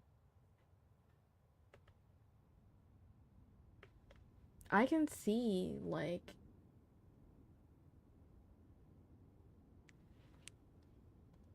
one of those actions by themselves, not the weirdest. Again, I don't think anyone should be smashing cans over their head, lest you be left with an IQ similar to Loren's, which nobody would want. But, giving him the benefit of the doubt, maybe he's just stimming, playing with his hands, needing some kind of physical distraction because he's anxious and ruminating about the bad news from earlier, playing with the butter knife as some kind of fidget toy. I understand that. But if there's any chance that Loren is watching, or anyone who thinks that Faith is overreacting, then let's try to see this from Faith's perspective. You're with this guy, a potential romantic partner. You've only known them in person for a few weeks. They're a foreigner, they're not from around here. He already has a history of lying, cheating, having venereal diseases that she was unaware of. This guy's upset about some recent news, doesn't know what's going on with his future, more specifically, just how bleak and purposeless his future may be, implying that he may not have as much to lose. And he's clearly out of whack and upset right now. And then he gets really physically aggressive and violent in his actions, even if only towards himself, with ringing the can, smashing the can on his head, and then making stabbing motions. Put all that together, and it's not hard to imagine that this behavior may be that of the last person you'll ever see, if you get my drift. And as if all this context together wasn't clear enough that this could be a terrible thing, Faith also very sadly reminds us... Yeah, it's a bread knife. It's a knife, and because you are trans and we don't know who is the real one to accept us. Yeah, Faith is trans. That's an element to this that I Yeah. didn't even consider until she said it. Because trans people are a lot more in danger per capita to be the victims of violent crime. Faith has said multiple times throughout the season that as a trans person, it's hard to always know which people out there have the right intentions. So now, when we consider that into the equation, we can totally understand why Loren ringing a can and playing with a knife is really freaking scary. Poor baby. You deserve so much better, Faith. And while episode 18 ends there, episode 19 picks off right where we left off. Faith tells us in the hotel lobby that she was finally ready to move forward with their relationship. They were talking future plans and getting engaged, but it wasn't until they went to the immigration office that suddenly everything changed for Loren. We were talking about that day one, and he started acting weird, like a crazy man. Which is interesting to know because that could suggest further that Loren really is just distracted and has been ruminating since he heard the bad news, but also further suggests that he could be losing his goddamn mind. Meanwhile, Loren has asked more about his side of the story and communicates that he actually does kind of understand where Faith is coming from. I think she perceived stabbing my hand with the utensil as aggressive or destructive or towards her in some way. But clarifies that from his perspective, So really I was just fidgeting with the utensil. he says that he's sorry that he upset Faith, who doesn't like doing it, but seems very laissez-faire about it. He half-jokingly acknowledges that it seems to be one of his skills to constantly upset Faith, I think you don't like pills. That's the thing. which he says he feels bad about, but doesn't really seem that way. He doesn't seem that bothered that she left, just very whatever about the whole thing. But then we get the sob story. He says he was a little hurt that Faith was afraid of him, and clarifies that he would never harm Faith in a million years, which is pretty annoying and pretty short-sighted of him. It's kind of like, as a guy, if I'm walking late at night on a sidewalk and I recognize that there is a woman walking alone, maybe 20 feet in front of me, I have to recognize that, of course, I know I'm never gonna hurt a fly, but why would she know that about me? And therefore, in an attempt to make her feel more safe, I'll slow down or back off or take a different route. I'm gonna do that. And I think a lot of guys would, because we understand that any discomfort or fear that women may have is not a reflection of us personally, but a reflection of the context. A random guy walking behind a lone woman late at night. And it sounds like Loren here isn't able to really get out of his head and think about it from Faith's perspective. But then we get the sob story. All I've done is be nice to her every single day, no matter how she acted or what kind of nonsense was going on. I always said, I just want you to be happy. You're doing her a favor. You're doing this for her. Not at all selfishness of trying to leave the country and escape paying. Himself as a very altruistic,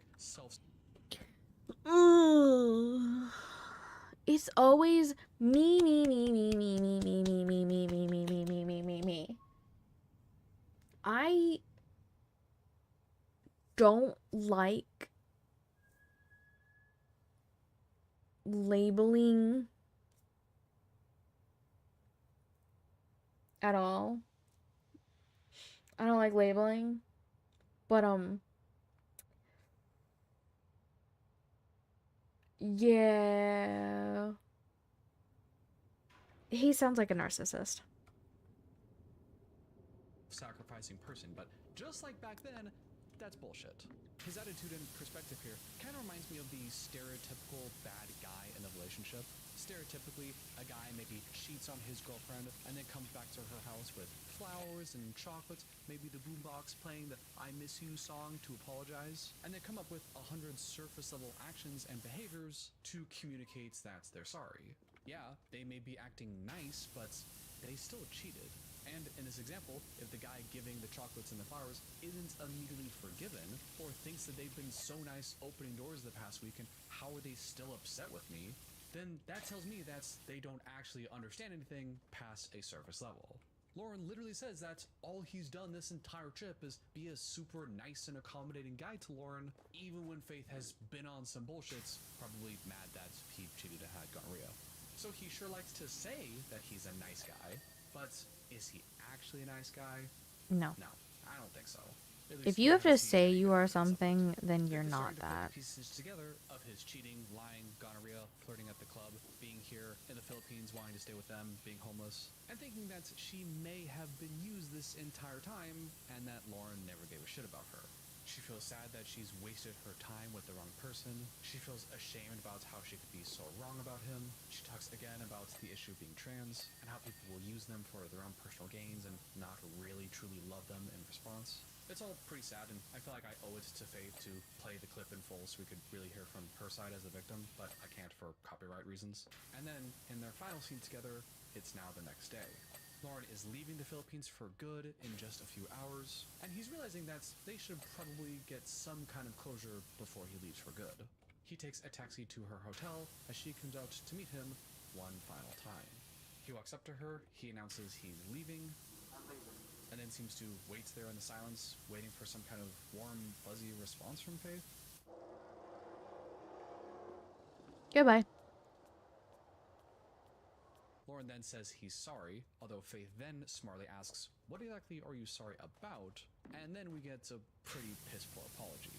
He says he's sorry for getting gonorrhea, which I guess you could apologize for, but I think the bigger issue is the serial cheating he did for months and months that resulted in him getting gonorrhea. I think he's kind of missing the much bigger picture there when he apologizes for just the STD. He says he's sorry he rejected a girl, but did it in a way that looked kind of funny to her. Sorry that I denied someone and it looked like I was flirting. Which is my personal favorite apology, but he literally has to shove in there. Just want to slap him. I'm sorry. In Minecraft. In Minecraft. In a video game. That's not a real apology. That's such a I'm sorry you felt that way kind of apology, you know? And then says he's sorry that last night didn't go the way she wanted. I'm sorry that the night at the hotel wasn't what you wanted. Which, again, no acknowledgement of any of his actions. No responsibility taken here. How about instead, Loren? I'm say, sorry about you. I'm sorry you. I'm sorry your action. I'm sorry my actions made you scared. Any acknowledgments that you have some culpability. But he can't do that. 3 apologies. I'm sorry I got gonorrhea, which only sort of implies he actually did something wrong when he's trying to say that, I'm sorry, I just caught a sickness. No, it's the cheating. Your actions led to that. I'm sorry that you interpreted my good action in the wrong way. Again, no acknowledgments that he touched a minor. God, it sounds so weird to say out loud. That he was weird and that he shouldn't do that. And I'm sorry the nights just didn't work out. Not that he made the night bad. 3 attempts at an apology, 0 for 3 for taking any responsibility. Shockingly, this half-assed apology is not enough for Faith, who clarifies again that she was very scared last night because of his actions, and that's whatever he does now, it's too late, because the 2 of them are officially over. Good. It's too late now. Because it's over. While Loren pathetically wishes that Faith will be happy one day with someone else. Obviously not him. I just hope you're happy one day. With somebody. Of course not me. Yeah, okay, buddy. And before he leaves, his final request is that he hopes Faith doesn't think that he's a bad person at the end of the day. Which, I think as far as closure goes, I think is a reasonable request. The 2 of them say thanks for the last month, and for the last time, the 2 of them say goodbye. Okay. Okay. Take care, and You too. Bye-bye. He deserves a kick in the Of course, balls. Faith In a is video sad. game. Wishes things didn't have to end this way, but accepts that it is what it is. And Loren, in the car to the airport, actually says that if he had his choice of things, he would have rather had Faith in America and not been able to go to the Philippines than not have her at all. I don't know if we believe him, but that's what he said. And after a bunch of sad music at the airport, it seems that unless the producers pull some really tricky shit in the next few episodes, that this is finally the end to the Loren and Faith saga. No matter what happens, I just wanted to be happy.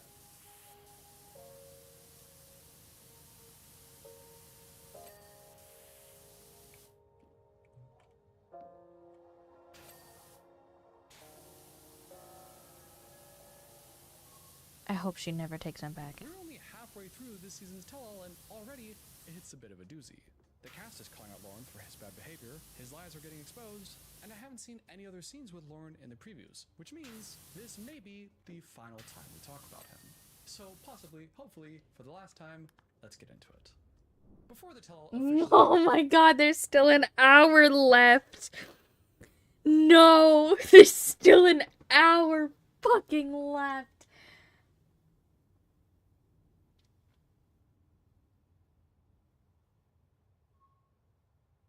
Oh, okay. So this is okay.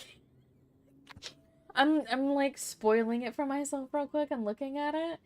Okay. So there's exposure and then the last like 45 minutes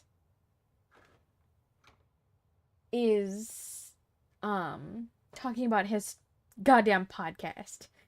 Okay. Faith better fucking not take him back.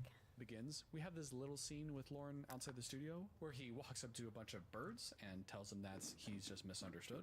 I feel like I'm misunderstood. I mean, I might have unconventional views compared to some of the other people that are here today, but I mean, like, it's not their relationship, why do they care?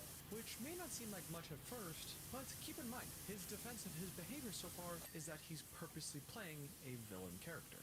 So keep this in mind for later, because that isn't a very villain thing to say. After the bird scene, the tell officially begins, and we get a massive update with Loren and Faith's relationship.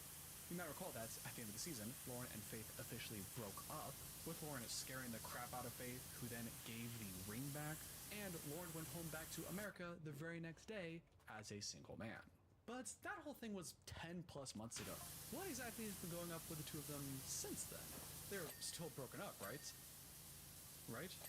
Have you two spoken since then? Every single day. Since you've been back in the United States, Well, it was like a spoken 1 month every day. period. We didn't, and then it was back to normal. Yes, unfortunately, Loren and Faith are back together. No! Back together, but according to Loren, they're back to being engaged. You're engaged now. Correct. Faith. Clarifies that she doesn't actually have the ring yet because Loren was supposed to ship it out in a care package to her. However, The one with the ring was picked here by drug addicts and stole the rings out of the box before he shipped it to her. Wait a minute, okay, hold on. yeah, pretty wild story, but considering it's Loren, I do tend to believe it. But interestingly, although that's the reason Faith doesn't have the ring, Faith was then asked if she considered the two of them engaged, and she said this. So, Faith, do you consider yourself engaged again to Loren? Please tell me no. Please tell me no. No. Good. She was asked about the nature of their relationship, why are the two of them together but not engaged, to which Faith starts crying. She says this is very hard for her because this is her first real relationship and she genuinely has feelings for Loren, to which Vanya pipes up and asks Faith if they're really together out of genuine love, or if it's just because it is the first relationship and it's hard to let go of that sometimes. Do you feel like that's really true love? To which Faith responds by saying that she's drawn to the relationship because she just wants to feel loved, and that it's very hard to find someone who will accept her for the way she is. Because, I'm a lady, people know what's love. Which is, of course, very sad. It really does seem like she's just settling for Loren because he's someone that will love her, or at least will say that he loves her, and that she doesn't think she has any better options. But another thought I had about this is Loren has to hear his partner admits to the world that she's not really in the relationship for him and just wants to be loved. That's never really brought up in any other way, and I'm really curious what Loren may think about that. But no one asks Loren that, and instead, Niles goes on the attack and tells Faith that Loren has shown you what kind of person he is with his cheating and lying and gonorrhea and all that. Believe him. Believe what you have seen from him already. Loren tries defending himself when Vanya interrupts and points out a problem I've been talking about all along, Loren's stupid smiling problem. She says it's hard to side with you, Loren, when every time you have this serious problem with Faith and kind of messing with her emotions, you have this dumb grin on your face. I just don't think you take this seriously. I feel like you're taking this all as a joke. And as many of us suspected, Loren claims that it's just a nervous reaction. It's a defensive mechanism, so it's more like a nervous thing. She's upset and I'm smiling because I don't like it. And it's really complicated, but it's something that happens. He claims that he smiles inappropriately because he's nervous. And while I think that's maybe totally possible, if you know you're someone that reacts that way, then I think you really have to do a lot of work communicating that to your partner. Vanya chimes in and actually kind of makes that point as well, and tells Loren that it was just one thing after another with him, always a new lie or a new way to hurt Faith's feelings. And the whole time, Loren was actually nodding in agreement. In fact, throughout much of this criticism, Loren seems to agree with the public's perception. They then move on to the last night the two of them worked together on the show, where Loren was making those uncomfortable stabbing motions, and Loren again defends himself by saying that it was just a nervous tick. We were sitting there for a good half an hour, and I was just coughing away. I just got nervous. However, Niles doesn't buy the excuse, and accuses Loren of doing these threatening motions deliberately because he enjoys having some sort of power over Faith. I think you just to make people mad, and that's a form of power. But Loren denies these claims too, and essentially says that he's a meek person and has no interest in having power. Well, why would I want to make them mad? I'm an assistant. That's what I want to know. If you're noticing a theme by now with his answers and his body language, is that it seems like Loren is taking the misunderstood approach. He wasn't dismissing Faith's feelings, he was just scared and smiling out of discomfort. He wasn't acting physically aggressive in the hotel room on purpose, he was just fidgeting. I'm not actually a bad person, it just kind of seemed that way. Which I actually have no problem with as an excuse, and I actually believe it. I'm sure he was misrepresented, and this is TV. Obviously, it doesn't excuse everything. I think we've seen enough of Loren to determine he's still problematic, to say the least. He's still an idiot. This is where that bird scene we talked about in the beginning of the video comes back into play. Because that's the exact opposite of what he's been claiming all along. Which is, he went on the show to be dramatic and be a villain character, to get everyone really angry at him, to maximize his exposure. The two of them can't both be true.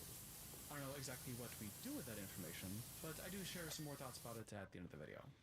After Loren defended himself from those accusations, the conversation then turns to whether or not Loren was lying about sleeping with other people before going to the Philippines.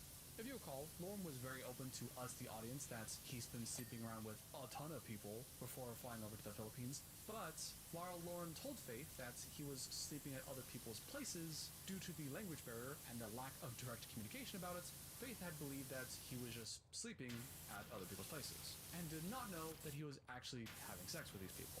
I called out Loren many times in my coverage on him that he was being totally indirect, and it looked like this miscommunication was entirely his fault. But that may not actually have been true, because Loren claims here that he has text evidence where he told Faith explicitly he was sleeping with other people. I have a chat log, and it definitely says that I have physical sex with both my and my. What? Yeah, with his blank and his blank. I have no idea who he's referring to here. Maybe my roommates and my gonorrhea friend. I don't know. But Loren says he has proof that he was both direct and explicit with communicating this to Faith. Apparently, at some point that got misconstrued, but she was aware that I was having sex. Now, if that's true, that would change a lot. Yeah. Well, I guess not that much, but it would But be can interesting. you show that Then asks proof? Faith if what Loren is saying is true, but Faith doesn't remember? I don't know if I can remember that one. Which is kind of weird because, as the host points out, that sounds like something that you would definitely remember your partner saying. But she doesn't remember, and she deleted all their messages after they broke up. The show then brings out Loren's friend Esther, whom we saw earlier in the season, who says a couple interesting things. She tells us that Loren's ultimate motivation is that he's looking for love, and that's why he has all these backup plans. He is trying to find love. Alright, if it doesn't work with this one, he already kind of has a backup plan. So, the reason he has all these backup options and has 5 different people he can marry at a moment's notice is because he's just really looking for love. Yeah, if that's true, someone's got to tell him that that's not the way you find it. If you're really looking for love, I don't think having a bunch of backup options and banging everyone you know all the time, I don't think that's really the strategy Yeah, that's going to work out for that's... you. The cast then asks Esther what she thinks about this whole cheating thing. Did Loren really tell Faith the truth, or was he really indirect about it? But the friend refutes Loren's point. He kind of just like, okay, I'm sleeping at this person's house. And I should have butt in and been like, I don't think she understands that. Faith agrees and says, yeah, well, in the Philippines, if you say you're sleeping with a friend, we assume it's an innocent sleepover and not actually having sex. But apparently, I think when Esther asks, hey, do you think you maybe need to clarify that?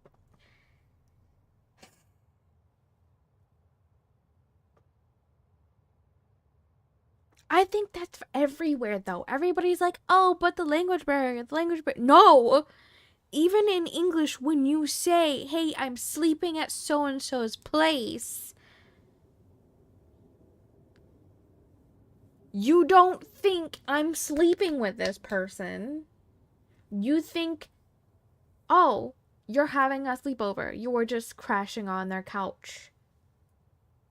That's legitimately what it is. Yeah, I'm so... Oh my god. Oh my god. You don't... If I'm telling my partner, hey, I'm sleeping at a friend's place, my partner is going to be like, oh, okay. That's fine.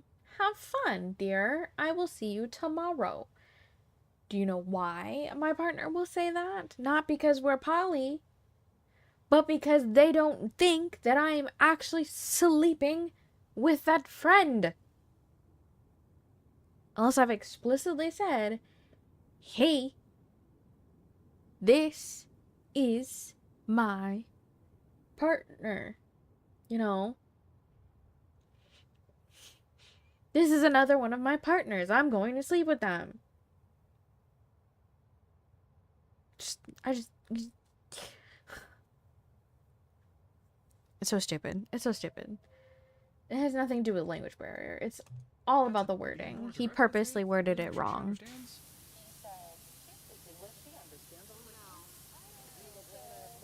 Yeah, it's not looking very good for Loren. If you have to defend yourself by saying she speaks English, she understands, that doesn't sound like you were actually being direct and explicit.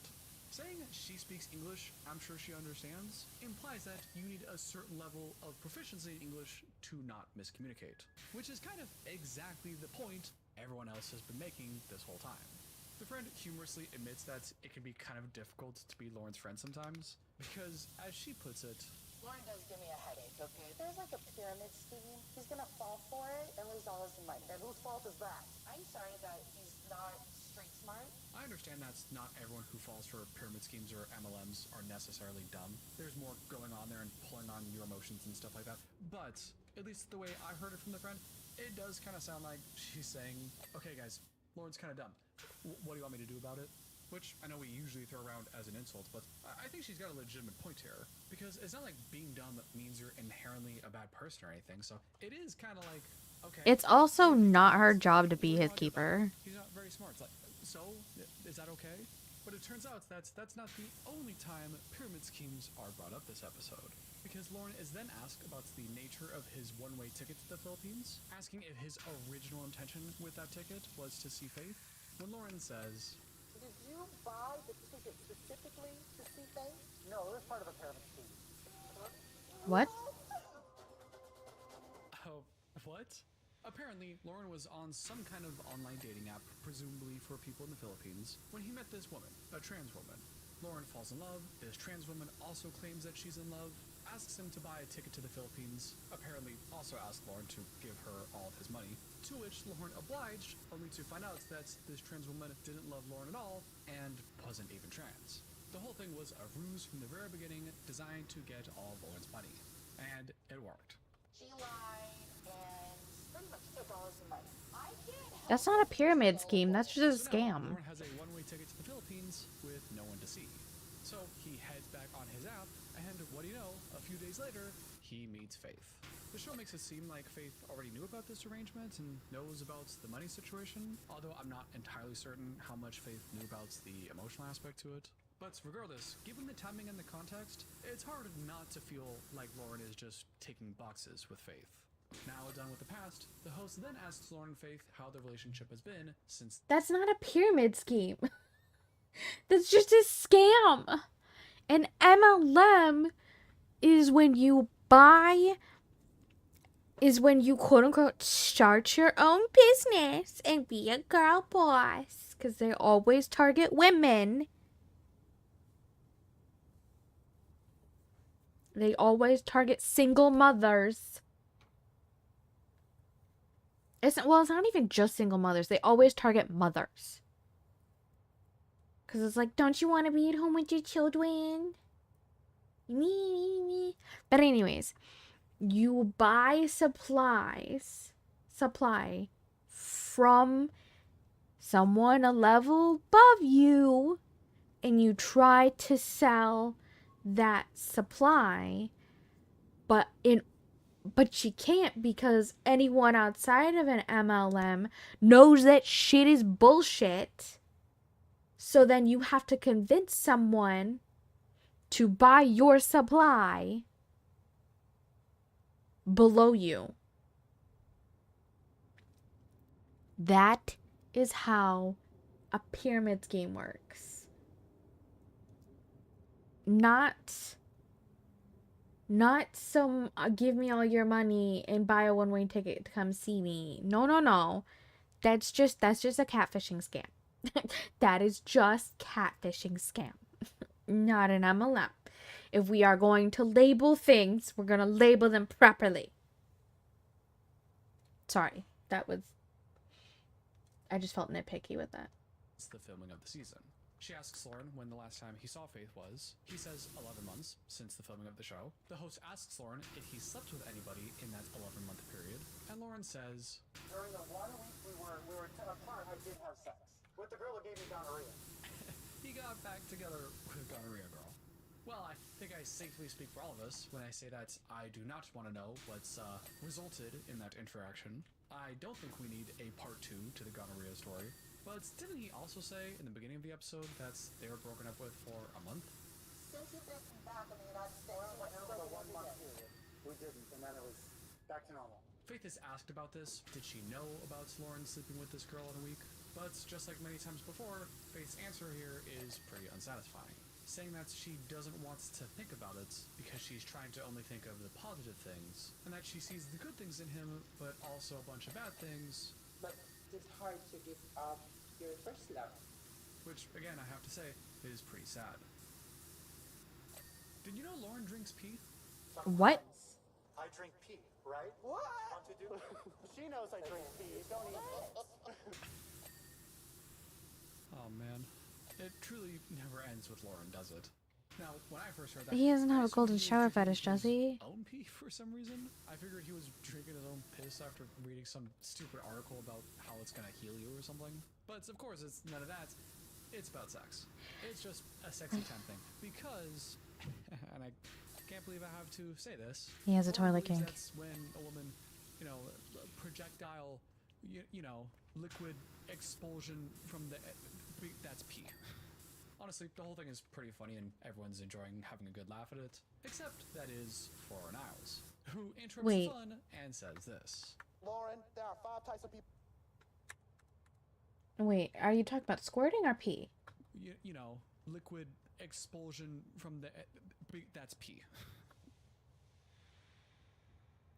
Technically limited, so research is conflicting on its nature, but Jonah seems although the liquid is stored in a similar region in the body, it travels a similar path, it may contain traces amount of urine, but since it doesn't look, smell, taste, or even feel like pee, for all intents and purposes, it is not pee. It's not pee.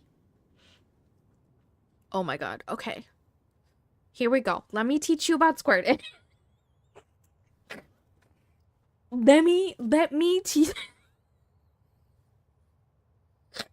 Since no one knows about the female anatomy, it is not pee. Yes, it is stored in a different area. Its makeup is similar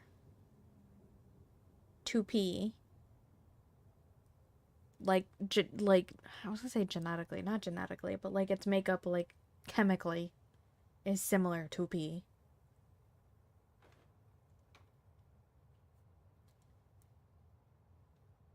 But it is different. It's not pee.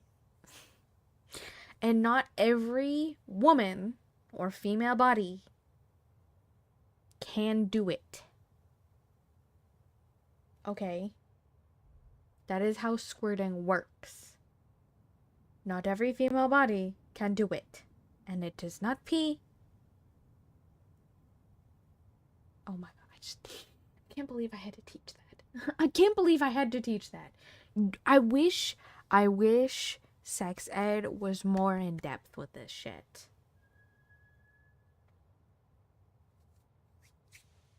I'm just saying.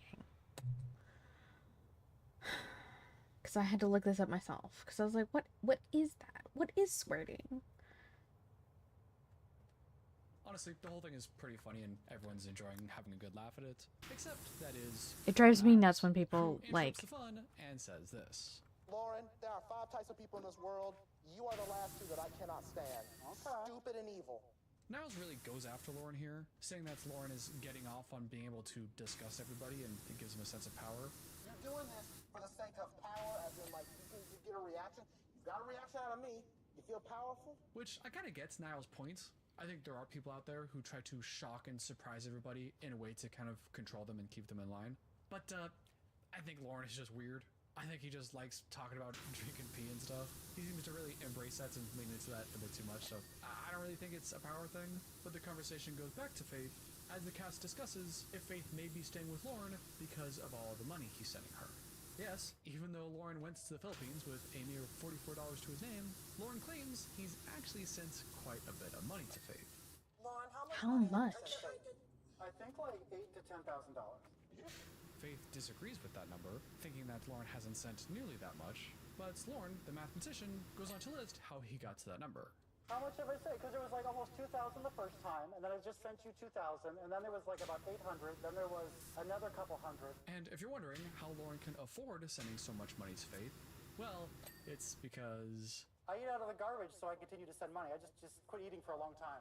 Oh, Loren. Oh my god. Sounds like Loren is just being dramatic for TV, but if you watch my last video where I covered the podcast he was on, he said that's the only reason he has money is to give to women and to go on dates. Even if that means he has to survive off of crackers and snacks at his jobs. So this eating out of the trash business would actually be consistent from what we've heard of him. Although Jesus Faith claims that Christ. she hasn't deposited the money that Loren has sent, it seems like everyone is in agreement that he is sending stuff to her, whether that's money or cleaning supplies and these care packages that apparently occasionally get picked apart by drug addicts. It does seem like Loren is spending his money on supporting Faith, which would lend credence to the idea that this is a serious relationship for him. He says that if Faith was ever uncomfortable with this and asked him to stop sending money, he absolutely would, but until then, it's important that he shows how much he cares by sending this money and the care packages and the eating out of the garbage. And after another argument about the origin of that mysterious liquid from earlier, It's a reaction from a sexual act. Oh my. So that's essentially pee, and that's when you drink it. No, it's not. You asked for that. It's not shows that pee. couples and Loren and Faith's segment ends. Oh my god. So the squirting liquid is not pee. Before filming 90 Day Fiance, Loren went on a podcast where he revealed to the world his true intentions for going on the show. Or at least, that's what I thought. Today, I'll be covering everything we learned about Loren from this podcast and a few other pieces of information I found out about him online. And at the end of this video, to cap off this wonderful season of Leaky Loren, I'll be giving my final analysis of what the hell I think is up with this guy and who I think he really is. So, let's get into it. The podcast in question is episode 11 of the Kiki podcast, and as of the recording of this video, has just under 7,000 views posted over a year ago. So a pretty obscure channel, relatively speaking, and if you thought that that would mean that the quality of this podcast would not be good, then, oh my god, you have no idea. So, who I have right here is Loren.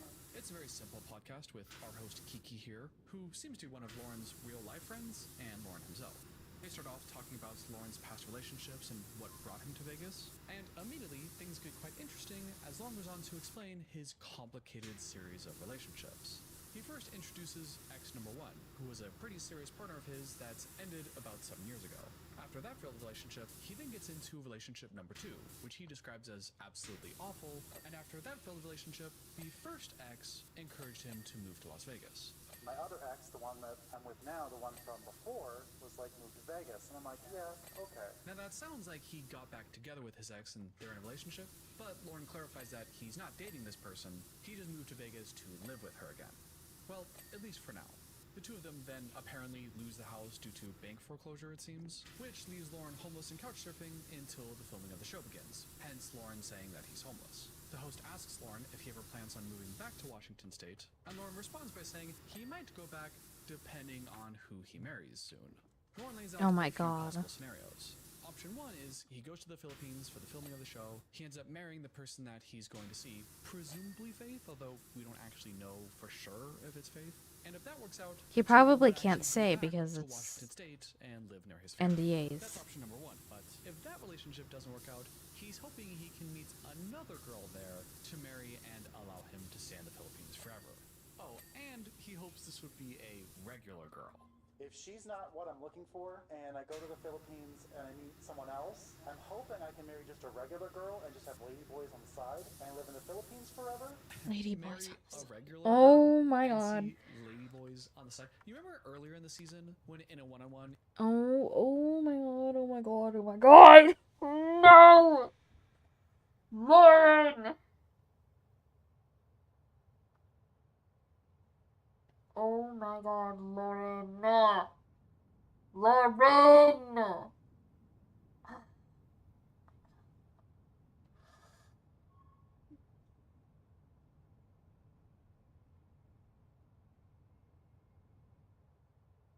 I don't. Oh my god. I just.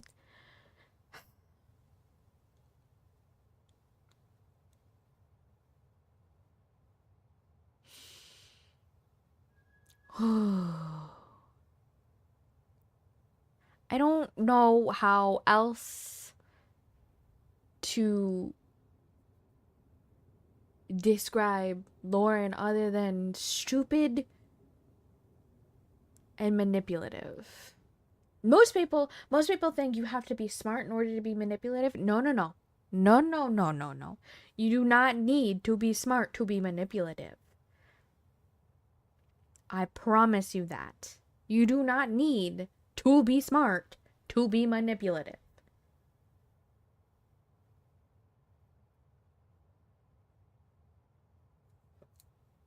There are stupid people out there that try to be manipulative, but it fails because they're stupid. And Loren is one of them.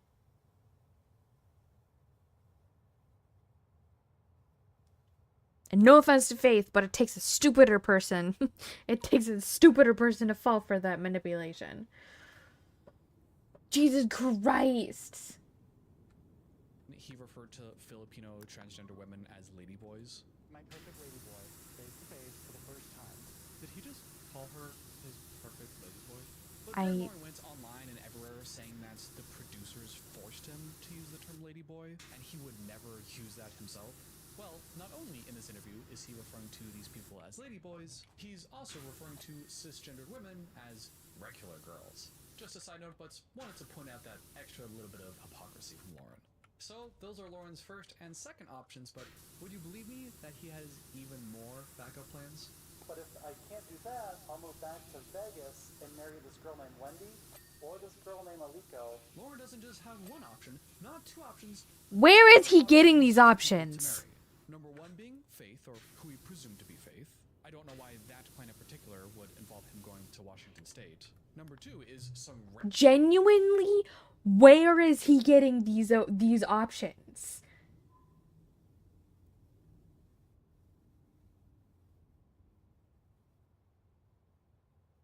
I want to know where the fuck he is getting these goddamn options. 'Cause what the fuck do you mean?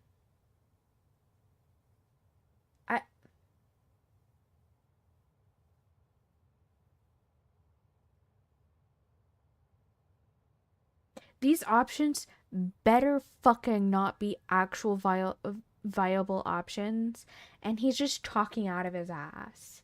And these are just women he has either A, slept with, and they regret it, or B,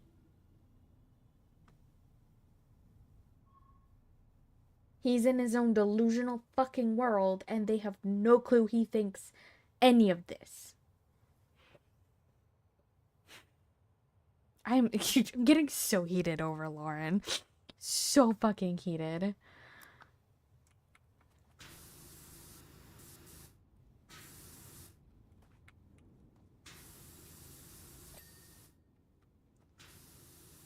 And what is his obsession with marriage? That's another thing I don't get. What is his obsession with marriage? Why does he have to marry someone? random girl in the Philippines that he doesn't even know yet, and hopes to meet and marry within a month of him being there. And options 3 and 4 are tied with these girls, Wendy and Aliko, here in Las Vegas. What is Loren planning here? Why does he need to get married so badly that he has 4 different options of people to marry at any given time? Highly unusual behavior, but we'll get into that. Now, if you watch my videos and you're just keeping up with the TV show, maybe some of this behind-the-scenes stuff is kind of interesting and might illuminate just how non-committal he was towards Faith this whole time. Not necessarily a big surprise, but what you may be more interested to find out is what he says next. Because it's now that Loren reveals what his real intentions are. He starts off by joking with the host about how ridiculous this whole situation is and how the producers are gonna love this for TV. Sure, the show loves it. They're like, oh, it's so much ridiculous drama. And because he says he'll be paid more the more ridiculous he is, this is the plan that he's concocted. Listen to this. The plan is, yeah, that I just be as dramatic as possible. And this girl in the Philippines is so jealous of everything that it's gonna be super easy. Right? Oh no. Make her pissed off. This girl is so jealous, it's gonna be so easy to manipulate her. I just need to snap my fingers and she'll be pissed No. off. He said last episode when he made Faith. Is he talking about Faith? I'm sad that I upset Faith, I guess. Like, that's something I don't like doing. I think you don't like kill upset Faith. I think we can all understand just how sick and demented that is from Loren. It's not just that he's willing to abuse someone else's feelings for his own gain. The fact that he's so excited that she has a vulnerability he can exploit. I mean, he's giddy with excitement at the possibility. That statement is already bad enough, but what I think makes it even worse is how he seems to justify that. Because I don't even necessarily disagree with the first half of what he was saying that the producers love drama and therefore he's going to be as dramatic and ridiculous as possible. That's not a revelation unique to Loren, and I think it's okay to stir up some drama and be a bit of a character for TV. However, the fact that he so casually moves from I'm going to be dramatic for TV to I'm going to use and abuse this person with vulnerabilities, and how lucky am I to have a partner that can be abused so easily for TV? That... Now I hate him even fucking more. Cause what the fuck do you mean?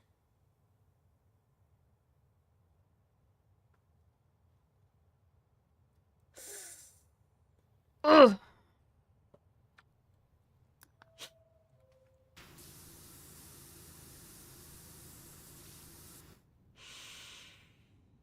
Oh, I'm getting so fucking heated. That is not the same thing at all. He could have just as easily said, yeah, I'm going to be so dramatic and ridiculous for TV, and I'm telling my partner, and she's going to be super dramatic and ridiculous, and we're going to play off with... Look, if you want to be extra and you want to have fun and get a bunch of money, blah, blah, blah, blah, blah, blah, blah, blah, I don't care. That's fine. Do what you gotta do. But do not, and I repeat, do not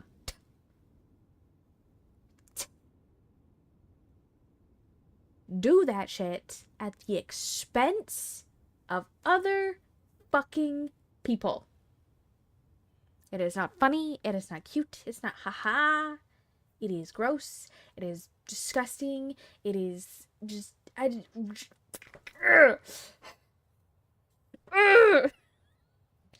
No. No. No.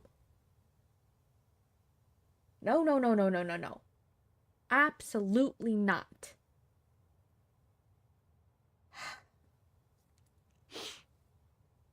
Okay. I need to calm down. with each other. There's no reason that he can't include faith on this plan of his. But what Loren is saying here is that he wants to be as dramatic and ridiculous for TV, and he knows how he can do it by abusing Faith and her insecurities. That's not the two of them on the same team. That's Loren wants to be famous or have money or be on the show, whatever it is, and he sees a way he can do that by using Faith. And lastly, before we get on with the rest of the podcast, just keep in mind, his first option of all these people he could marry would be Faith. So he's not saying that this is some random person he doesn't care about, that he's only using for TV. This is someone he might marry, and it's that same person that he's joking about abusing for money. What the fuck is wrong with this guy? The host then asks if Loren had to pay for the ticket to the Philippines himself, or if the producers paid for it. Loren somehow has like 3 different answers to this question, but seems to say that he did indeed have to pay for it himself, which is kind of funny. And because of that, he only has a one-way ticket and has no way of coming back. So if he and Faith don't work out, he's okay if he just has to marry a local. So, I mean, if I have to marry someone in the Philippines just to live there forever, don't have money to get home, like, fuck it, I don't care. There's nothing inherently wrong with being a free-spirited person who doesn't really care where he lives the rest of his life. There's nothing wrong with joking with your friend that's, well, if I get stuck in this country, I'll make do. But packed in this little joke of his is that he would seek out someone to marry and use their relationship so he can start over and who cares, life goes on. It's not that he's carefree and dismissive about the concept of moving around the world. It's that it seems like he has that same dismissiveness towards a fellow human being and a whole-ass marriage. Does that make sense? It's okay if that doesn't quite make sense yet, because that's actually a huge pattern of this podcast that we're going to see many more times. After the two of them finish their discussion Loren on pisses me off. relationships and his plans in the Philippines, The more I learn about him, the more I want to fucking... and how that started. No, I'm not gonna finish that question. I'm gonna question that thought. That, like, caught your attention. That's a big question from everyone, especially on the show. And Loren has a predictably confusing answer. Loren goes on to describe that when he was a wee lad growing up amongst his sisters, he knew that there were boys and girls, and boys had penises and girls had boobs, and that was visual to him, but because he had never actually seen a vagina... So when I looked at girls my whole life, all I ever thought was, you know, girl face, boobs, penis. And then when it happened, I'm like, all right, that's a vagina. Like, I get it. But like in my mind, it's like, that's not supposed to be there. Which, of course, sounds ridiculous coming out of my mouth as a grown adult, but I imagine a toddler saying that, or, you know, a 9-year-old's being confused. I don't think that's that uncommon, and maybe even at a certain young age, that might even be the norm. But statistically, most of those kids then later grow up and realize and learn that, you know, girls, they have vaginas and they have cooties and they're different and that's weird and, you know, they gotta grow up and mature. But most kids realize that and, you know, then they adjust and don't end up only being sexually interested in trans women. So when I look at a trans girl, I'm like, my brain is telling me this is correct. This is how it's supposed to be. Again, no judgment, and I really don't care if he's interested in that or why. I can't say that his explanation makes perfect sense to me, but honestly, I think it's totally fine if he didn't have any reason. Just like being straight or gay or anything else, it's not like you need some childhood story to explain why you're attracted to what you're attracted to. But what do I know? And after that discussion, the host then makes a very interesting, creative decision regarding the direction of this podcast, as she then starts talking about some random bullshit story that happened between her and Loren, while she makes zero attempt to communicate fucking anything about this story to the audience. So, I wanted to talk about, the night, that we seen each other at Badlands. This is the stupidest shit I've ever seen. Lauren's like, oh yeah, you were with the person, right? At the place, and she goes, yeah, I was gonna talk to the guy, and then, the thing happened with like the drink, and oh yeah, that did happen, yeah, that was so wild. What the hell are you guys talking about? So it was not her fault, but she felt really bad, but it's like in the mood, Who is this woman in this story? What did she feel bad about? What led up to these events? What happened afterwards? None of these questions answered even remotely. At this point, I should point out something that you may have already noticed by now. The host here, Kiki, is somehow even weirder and more mentally out of place than Loren is. This isn't just a little whoopsie, oh yeah, back to the podcast, I got distracted. This goes on for 11 goddamn minutes. In an hour and 10-minute podcast, we are 10 minutes in, and they spend the next over 10 minutes talking about some random story that we know nothing about, listening to the host try to tell a story the way a child would tell a story. When Jeanette came by, she brought the yellow cup that she didn't want to kick the ball back, but I said, because Brian's cup is red, and you go, that was a great fucking story, thank you. It's actually extremely annoying and makes even trying to listen to this podcast extremely difficult. And if you scroll down to the comments, it seems like everyone is in agreement. Interviewer is off shrooms or something. The interviewer makes him seem normal. What's going on here? This is painful to watch. Is the interviewer high? It may be inappropriate for me to speculate too much, but it feels like she may be on opioids. Seems like she's half asleep through most of this podcast and mumbling, kind of zombified, so kind of sad to watch if that is what's going on. It sure seems like that to me. Of course, no judgment, I'm not saying that disparagingly, but clearly everyone watching thinks something is up. Hey, did you know Loren drinks wine like this? So, this is, That's episode 11. not how you drink right here. wine. I don't know if the chugging part is weirder or the way he's holding the glass.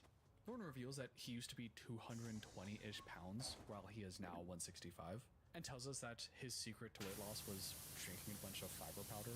Big gut, you got a double chin. What? How did you lose all of that? I drank fiber powder and protein powder. Yeah, don't do that. You don't lose weight from just shitting a bunch. That's not gonna do you any good, and will probably do you a lot of harm. Don't follow his advice here.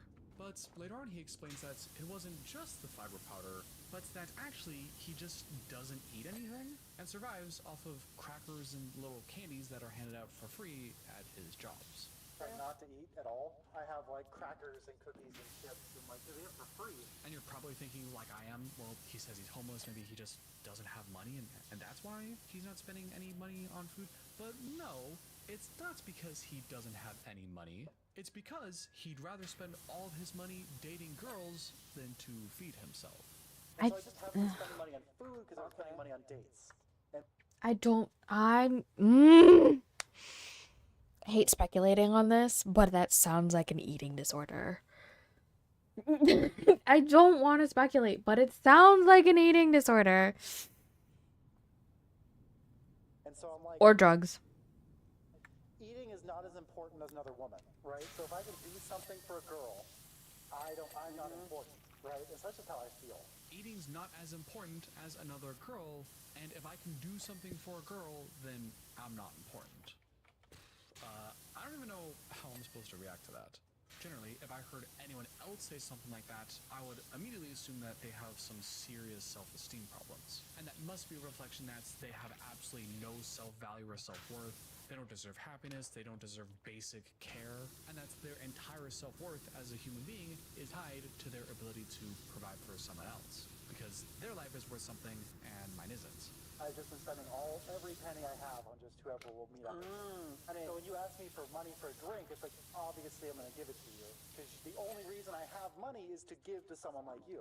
And it's tempting to say that must not be true because Loren seems to be kind of a piece of shit and we don't like him. But just as a little spoiler for later, I do think that he can both be a manipulative asshole that doesn't really understand other people's feelings and emotions and uses other people for his own personal gain, and at the same time, deep down believe that he's utterly worthless and useless and doesn't deserve anything. I think both can be true at the same time, but we'll talk about that at the end.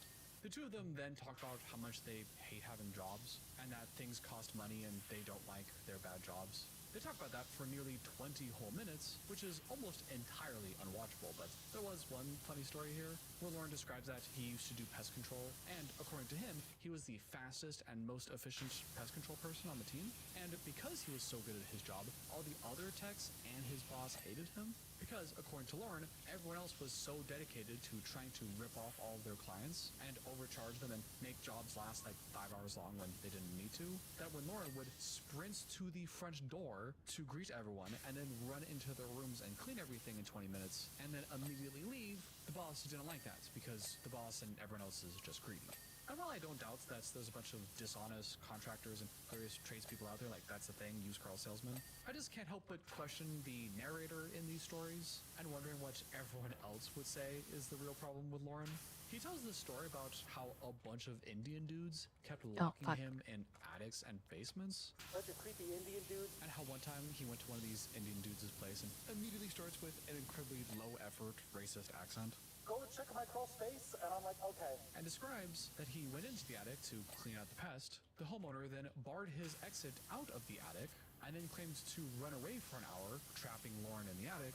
And he's like, I'm going to the store. And then, when the guy came back, Loren, being really mad, threatened to call the cops on the guy, but instead, the homeowner called the cops on him. No, they called the police on me. They're like, this dude is breaking, I told him to do something and he wasn't listening. And Loren tells this story as if he's the one in the rights and I was just doing the job. They kept saying I wasn't listening, wasn't understanding the real problem. Like, how ridiculous is that? Not knowing, not even conceptualizing that maybe the homeowners were right? And maybe Loren was misunderstanding something? I don't know. Just the confidence of which he tells these stories about how ridiculous everyone else in his life is and how he's just the really efficient. James, darling. Have you tried looking this up? You can, well, I don't even, he said he lived in Washington, right? I'm sure there's a way, somehow, some way, you could look up his name in Washington to see if there are any police reports with his name on it. So, but only if there was a police report made on it. So,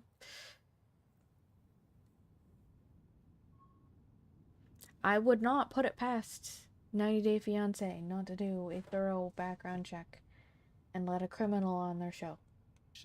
Moral, good worker, honest, and everyone else is just a dishonest asshole. Just, it's something. The host is pleasantly entertained by all of Loren's stories and remarks that Loren should be on more podcasts, to which Loren excitedly agrees and then tells us about all of the only friends content he's supposed to be making, in the most humble brag and least aware way possible.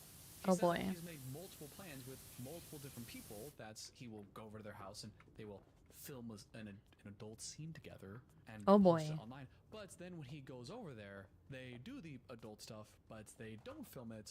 And when Loren asks, they clarify that they just wanted the really good service that he can provide for them.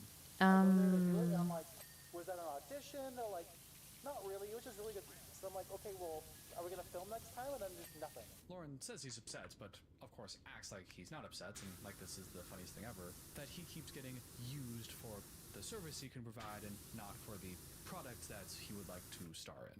But Loren is hopeful that this coming week he has another opportunity to star in a production, and is hoping that he can just do one of them before he ends up getting married. Because, as he says, he would like it to already exist once he goes on the show, so then afterwards he can say, hey everyone, you all saw me on the show, now you can watch me in the thing. No, I do not know if he succeeded in this filming, and I will not look it up, but just the prospect of him thinking about that. Offline, I'll look it the up. idea that he's gonna be himself I ain't on afraid. the show, and then surprise everybody with, now you can watch me get gonorrhea like this. Oh my god, that is so disgusting. So the conversation has now very naturally swung back to the topic of 90 Day Fiance, when the host mentions that Loren may be their biggest star ever, and may even be as big as that little person that they had in the earlier seasons. I remember this little person, and I just remember him being like the star for like I don't know, for like 2 seasons, but it's like 1 season though. That 1 season. Oh, are they talking about Big Ed? Everyone really hated, but this little person was really dramatic and controversial. She's talking about Big Ed. Hey, there's this little guy, this little person. He made the show like big. When Loren tells us that, yes indeed, the producers are telling him that he can be the next Big Ed. Well, of course the producers are gonna say that. Oh my god. Of course the producers are gonna say that. They're gonna hype him up so they can make him go crazy. Views and shit. Of course. Version of No Neck Ed. They're like, if No Neck Ed sucks, I'm gonna be the one who doesn't suck. Which is, for one, completely delusional. I don't know what he thinks he's presented to them that would make them think that he'll be a hero on the show. It also confuses the hell out of me because he also said in the beginning of this same podcast that he's going to be super dramatic and ridiculous and poke his partner and all of her jealousy to make her mad at him constantly. So he's going to be as dramatic as possible and purposely play a villain, but yet also strokes his own ego here, talking about how he's going to be just as big and be well-liked? Well, which one is it? Yeah, he's a little fat dude, yeah. I'm gonna be the cool version of him, and I'm like, that's cool. Loren then goes on to describe some behind-the-scenes stuff around casting for the show. Jesus he says that the show has Christ. had a few Filipino couples before, but they haven't had a Filipino trans couple yet, so this is a big deal for them. He also shares that apparently Faith's motivation for going on the show was to raise LGBT awareness in Southeast Asia. And because he's part of that, he wants to represent the community well, and therefore No. went and Oh talked to my god. every trans person he could find. I've been like talking to as many trans people in Nevada as I can to try and like just really get it down, right? Get it down. I've got it down. So much to unpack there. So, if Loren's to be believed, his motivation is to be really dramatic and to abuse Faith's jealousy problems for drama and TV, while Faith's motivations is to help spread LGBT awareness around Southeast Asia. And Loren thinks that he's going to be the light version of Big Head. Again, Faith seems totally selfless and such a pure soul, and Loren is only out for himself. But Loren also says that he wants to represent the community and went to talk to a bunch of trans people. What does he talk to them about? What is he learning from these trans people that he's hoping to represent on the show? Maybe that's when he learns that ladyboy isn't the best term to use? But apparently, whatever studying he did worked, because out of the supposed 600 other couples who applied for the trans episode, 600 other people that applied for a trans episode, I was the only one worth filming. I Loren speculates don't. that the reason everyone else was rejected was because it's very common for men to be trans chasers and be fetishizing trans women, and that's their motivation. But Loren is the only one that's not like that. A lot of guys, it's like Look. and like I'm technically not because I'm looking for like a wife. Here's my thing about I swear to God, Loren is trying to rage bait. Hear that right? Whenever Loren and the host refer to this topic, they use the old, antiquated, and more offensive term, Training tracers. but I'll be referring to it as either a chaser or translating what they said and saying trans chaser. If you don't know, a chaser is a term used to broadly describe someone who is specifically attracted to or seeks out trans people. And although the term does encompass people who seek out trans people for sexual reasons, someone doesn't have to be exclusively looking for sex to still be a chaser. Now, I'm not a trans person myself, and my understanding is that opinions vary a little bit on this topic, but from my understanding and what I've been told is that if someone seeks out a trans person because they are trans, first and foremost, then they're a chaser. James, darling, I am trans. And I will say this. If you are seeking someone out because they are trans,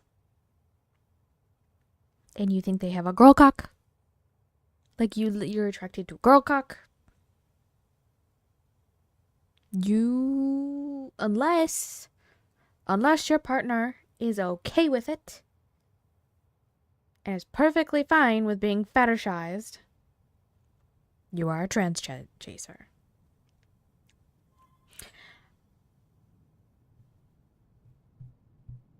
I don't think, okay, I've got a thing here. When it comes to fetishes and stuff like that, I think, personally, that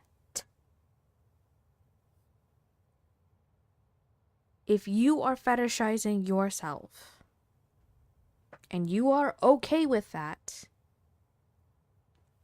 and you are okay with people fetishizing you, being a chaser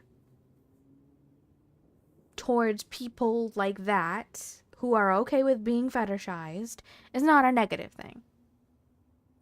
But if you are fetishizing and chasing people who are not okay with that, who are not okay with being fetishized, then you are an asshole. It really depends on the situation and the people involved. If the fetishization is consensual, then it is fine. Because that's their private business. You know? That's their private business. It has nothing to do with me. They want to do it, then go do it. But if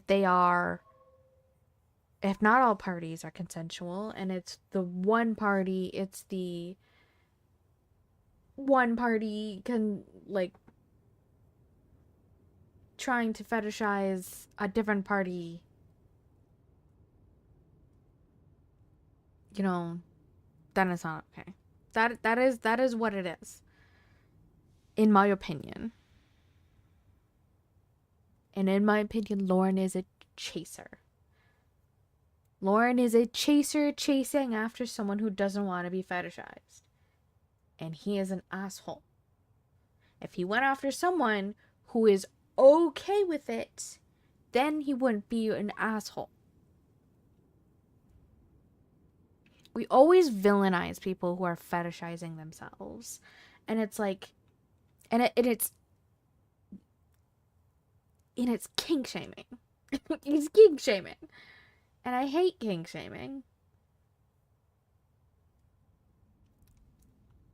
And if they are an adult and it's legal and they're fetishizing themselves, then it's perfectly fine. That is my stance. I'm not moving on it. If they are fetishizing themselves in that aspect, leave them be. Let them do it. It is their body, their choice. They are not doing it for any other reason. Okay? I always see trans folk being like, you're fetishizing yourself. And? I want to. I like it. It is fine. What?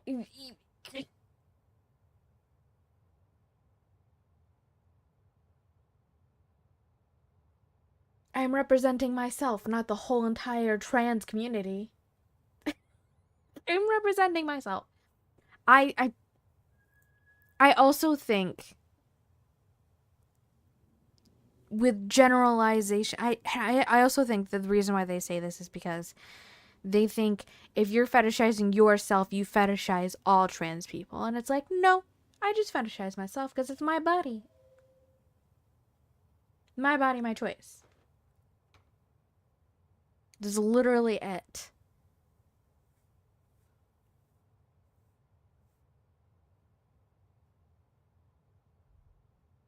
People need to stop saying, like,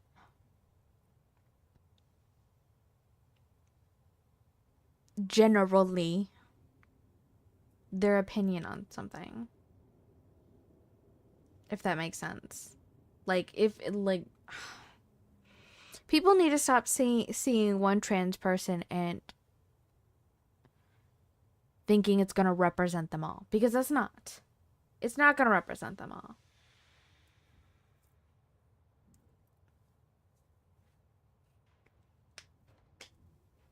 And that is my TED Talk. Thank you for coming to my TED Talk. Stop looking at one person and thinking they represent the entire community. They represent themselves and only themselves. I am not the representative of the trans community. I'm not the representative of being non-binary. I am the representative of myself. And as a trans person, as a non-binary person, I often call myself a Fuda.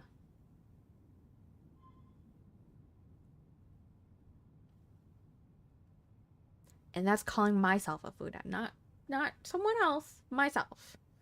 And Fudanari is a fetish. So, just saying. I'm just saying. If you like someone because of who they are as a person and they just happen to be trans, then cool, not a chaser. But if you like someone because they're trans, chaser. Loren has been called out many times on the internet this season for being a possible chaser, but Loren tries to explain that the reason he's not a trans chaser is because he's not interested in just sex. He's interested for a long-term relationship and marriage and something more. Which, if you'll notice, fails at the first hurdle, because as I pointed out earlier, you can still be a chaser even if you want something more than just sex. But, okay, Loren's point here is that he's not just interested in sex and wants something more out of their relationships. That's what he claims, at least. It certainly didn't seem like that's on the show, but I also recognize that that is a TV show, and it could have been edited to make him look really bad. So if he was able to make a really compelling argument that's helped me believe that maybe he was just portrayed poorly on the show, then I would try to be open-minded and consider that. No, he's a chaser. But that's not what he does. Because after Loren himself brought it up, his explanation and proof of why he's not a trans chaser is this. Right, guys, I'm not like crazy disrespectful, like really chasing. I don't go out of my way to find them. I go online usually and like see if someone's up for anything. Like, cause I'm not just looking for sex. Like, I'm not some chaser. I don't go out of my way to find them. I just go online to find them. I think Loren literally thinks you have to be chasing them IRL in order to be a chaser. Which is not true.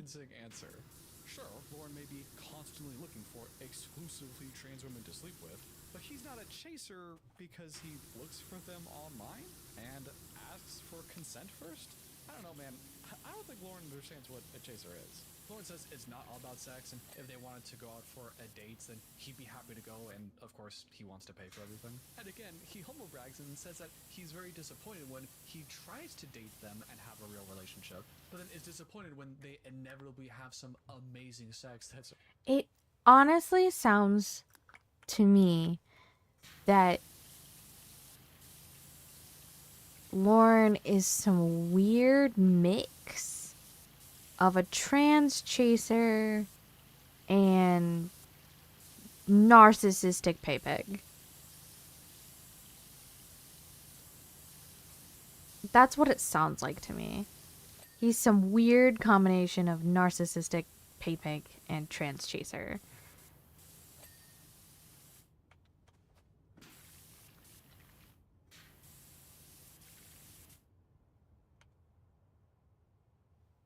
Move.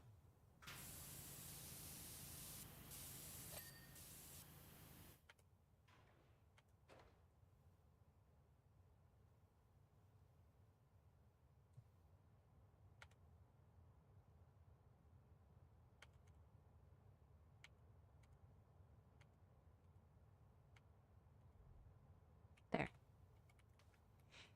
That's what I think Loren is. Some sort of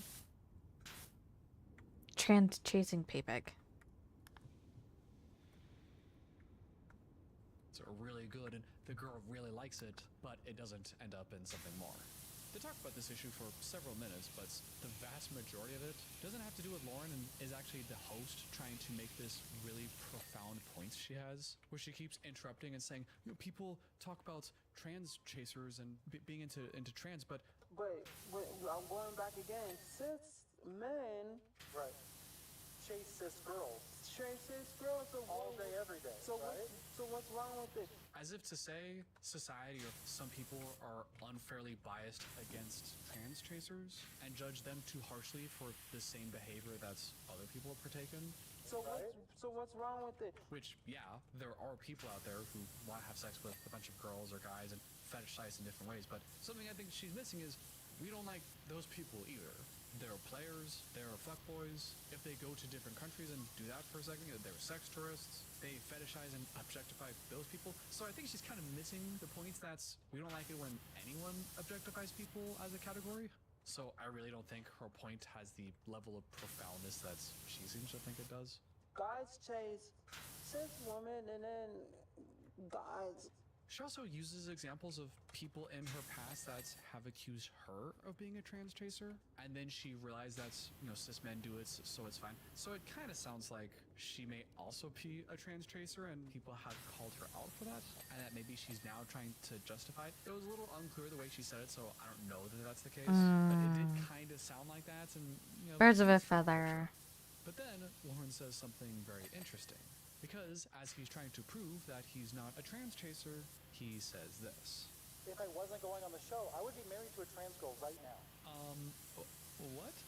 If he wasn't on the show, he'd be married to a trans girl right now.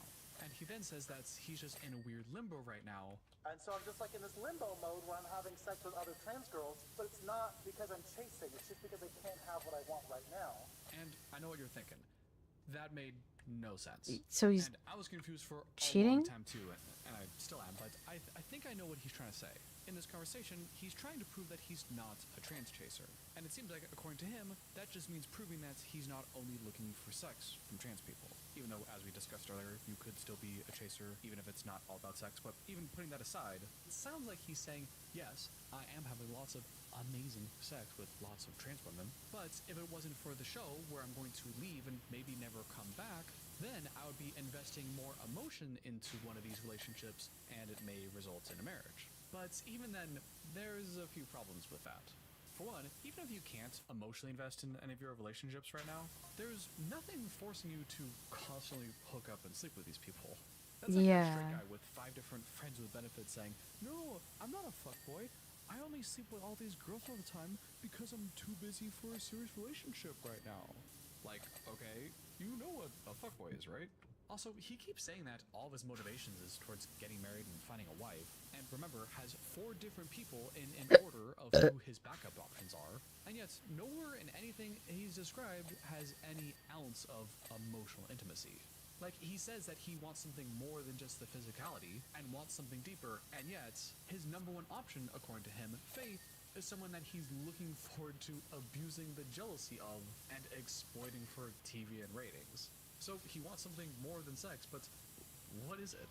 Because it doesn't seem like it's some kind of deep emotional connection he's looking for. But then, after that exercise in that patience, burp was hot. they get Thank back you, to Loren. Yuri. How Loren are you, tells us that darling? he's It's been a single while. since he moved to Vegas 6 months ago, and that this 6 months marks the longest time in his life since high school that he has not been in a serious relationship. Even after his divorce, where he has children, which, by the way, he doesn't bring up a single time in this entire conversation, other than once in the beginning, when he said that he would never have a car because he pays child support.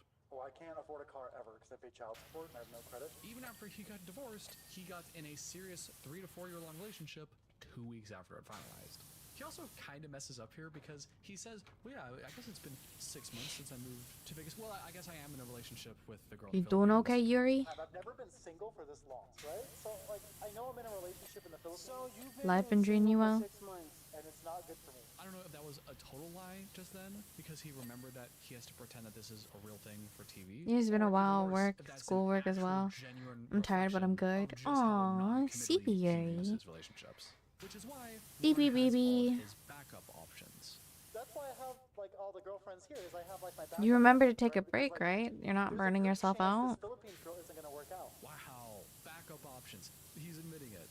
I want something more than just sex. I want a marriage and a wife. Well, I got all these backup options here. I got like 4 or 5 of them, and I'm just constantly sleeping with everybody. And I guess I'm in a relationship. I kind of forgot. Yes, good, What do good, you good, really good, want, good, Loren? good. The host asks Loren how his trans women are doing here in Vegas, and Loren explains how he interacts with them.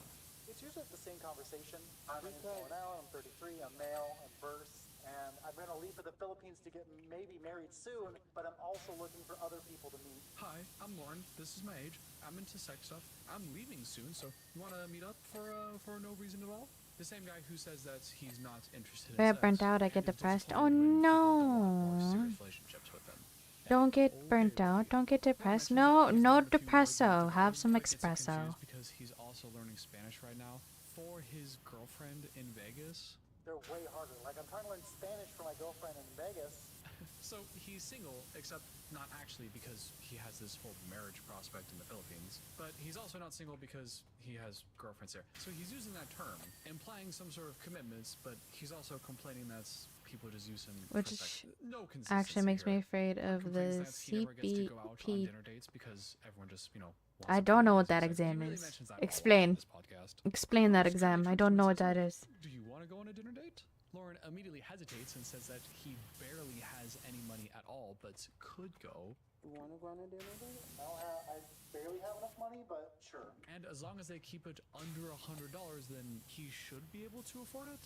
And then complains about how expensive it is to go out on all these dates. The girl last night was definitely pushing it. I'm like, damn, $80. Like, all I bought was drinks. Like, what the fuck? Certified professional billing. Oh yeah, you're doing God forbid, one of his accounting kids stuff, who aren't complains you? about having to send child support to all the time. He only mentions their existence when it comes to bitching about child support and how he has no money and it's such a terrible system. Yet also says that he doesn't spend any money on living because he's couch surfing, has no interest in money, and doesn't even buy food for himself because he's not interested. God, Loren pisses me off. Medical billing and coding. See, yeah, that stuff. The big bucks. I guess you could say that. I mean, technically, it's kind of accounting, but more of medical accounting kind of stuff. Fucking Loren pisses me to fuck off because it's like he's so narcissistic in the strangest way.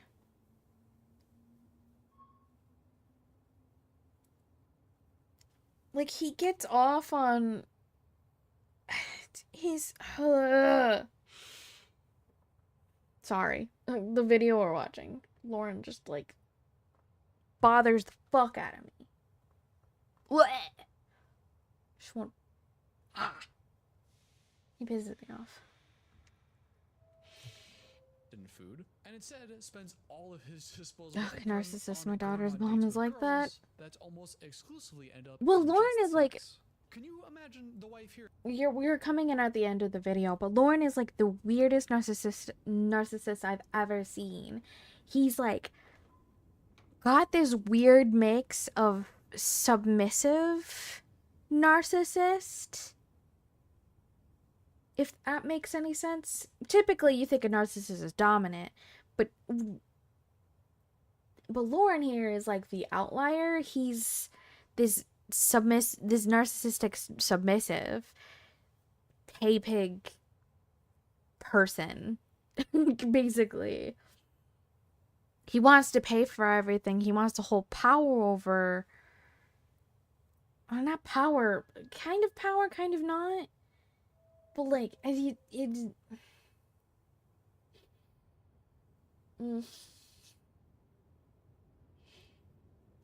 he seems like a pay pig. He wants to take care of people, but he's also so insistent of like becoming a husband again. He's got this obsession with marriage, this obsession with trans people, especially trans women, male to female trans women. And they have to medically transition too, which is also fucking weird. Like, ugh. He's so annoying, and he doesn't fucking communicate his wants. He tries to manipulate them into coming into fruition because he knows that the other person isn't going to like it. Yeah, it's so annoying. He's so annoying to learn about. I thought Ed was annoying. Big Ed? I thought he was annoying. No. Loren, this Loren guy is annoying. I'm learning more and more about these 90 Day Fiance characters, and holy shit. Jesus Christ. It is insane. Hearing that that's how he's spending his money. And he has the goal to complain that he doesn't have as much money to spend on dates hooking up with girls. He's so focused on dating and trying to get married that he's not taking care of his kids. And finally, we've reached the end of this godforsaken podcast. The host somehow thinks this was an amazing episode and wants Loren to come back to do more. She asks him at the end to plug his socials, which is pretty standard practice, but Loren humorously doesn't start with his Twitter or his Facebook or his Instagram. No. Instead, he starts with his dating profiles. I am Loren Allen on every single dating site. I'm Loren Allen on Facebook and Instagram. Loren, why would you listen? Oh no, that's wild. Yeah. For one, that's just he's tacky, but really bad as a person. He got a girl pregnant at 16, married her, he was 18, she was 16, married her at when he was 21, she was 19. No, he was 19 and she was 16. Jesus Christ. He also gives out his personal phone number and email address, which is standard practice for not wanting to get the kids. No. Yeah, he's got two. A long outro where the host just repeatedly recites her catchphrases. The key podcast where you can get your raw, real, and realness tea. The episode finally ends, and I can close this goddamn tab for my browser. This was the worst. I hated this. That was well and truly painful. And honestly, halfway through watching, I was kind of thinking to myself, man, I think we got trolled. I think we got trolled from all those people in the comments and on Reddit talking about how this was such a juicy podcast where he reveals all the behind-the-scenes stuff. Kind of felt to me like this was just a bunch of disorganized crap and we didn't really learn anything. But having watched it a second time now to make this video, because yes, I had to watch this whole thing twice, I realized that we actually learned a lot more about Loren than it may have first seemed. He has multiple current partners and thinks of them as girlfriends and as people that he might marry or even would marry if he had the chance, and yet also thinks that he's single. He complains about child support and how he'll never be able to afford a car because of the stupid system, but also says that he has absolutely no use for money, and the only thing he would ever spend money on is on going on dates and spending it on other people. Other people except his own kids. He has lots of physical experiences with almost exclusively trans people, it seems. And although he's a trans chaser on top of it all, I forgot to mention. He thinks he's not because he wants to get married, and yet seems to approach the concept of marriage with the exact same level of emotional intimacy that he does with all these physical relationships. Zero. In fact, he's more than willing to acknowledge that most of the people in his life are just different kinds of backup plans. And even his primary option for marriage is someone he becomes happy and giddy around the idea of exploiting them and their insecurities for internet clout. Which leaves me with one giant question. What the hell is Loren doing this for? What is his real motivation? What does he want out of anything. After watching this entire podcast twice, an entire season of Loren on the show, and doing a deep dive into his online presence and Reddit account, honestly, I have no idea. And I think that's because Loren You don't has like no child idea. support? I think Should have pulled speculating out. too much Exactly. about his values or what his motivations are may be a bit of a fruitless effort, because I don't think Loren is consistent enough. I tweeted this the other day, and I tweeted this, and I still stand by it right now. If you do not want kids,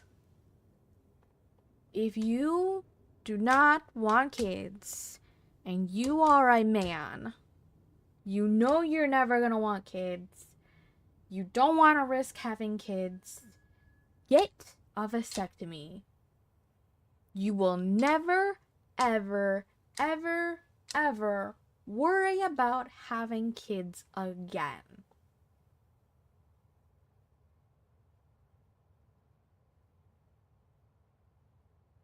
Go get one.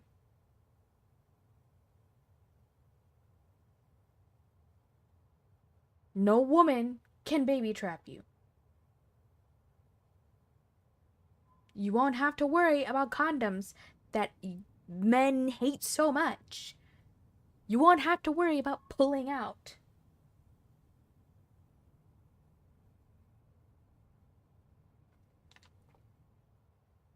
Sorry, just hearing this is stressful. I wanted to be a father, so I knew I had to pay child support. Exactly. You knew you wanted it. You knew you knew you wanted it. You're willing to pay for the child support. You're willing to take care of the child. That's totally different. I'm talking about the men that don't want children.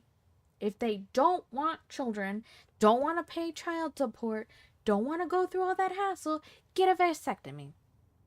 If you never ever want to have a child, get one.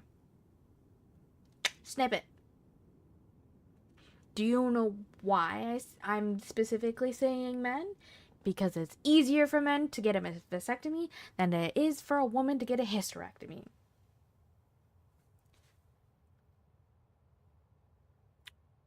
Trust me.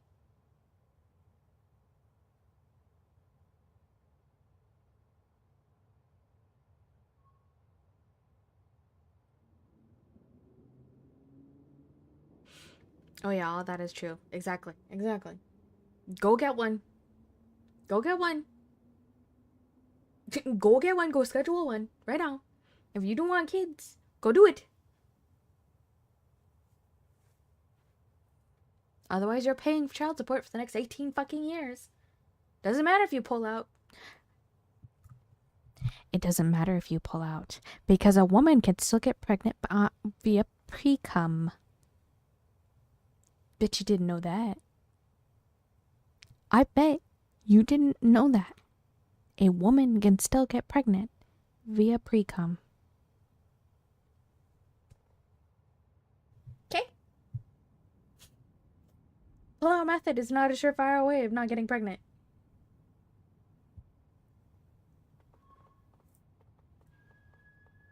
That I did not. You can still get pregnant via pre-cum. Ladies, you heard me.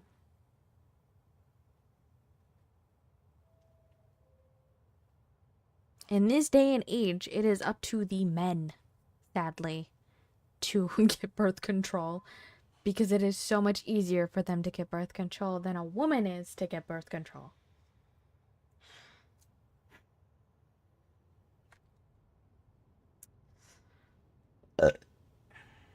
Assholes. As a person, to believe he has some kind of consistent hierarchy of values. Okay. But there is one more product Rant over. TED Talk over. Remember when Loren said that if he can give his money to someone else, then he thinks he doesn't matter anymore and he won't even give himself basic food to survive? Eating is not as important as another woman, right? So if I could do something for a girl, I'm not important, right? It's not how I feel. If a friend told me that instead of Loren, I would think that they need help.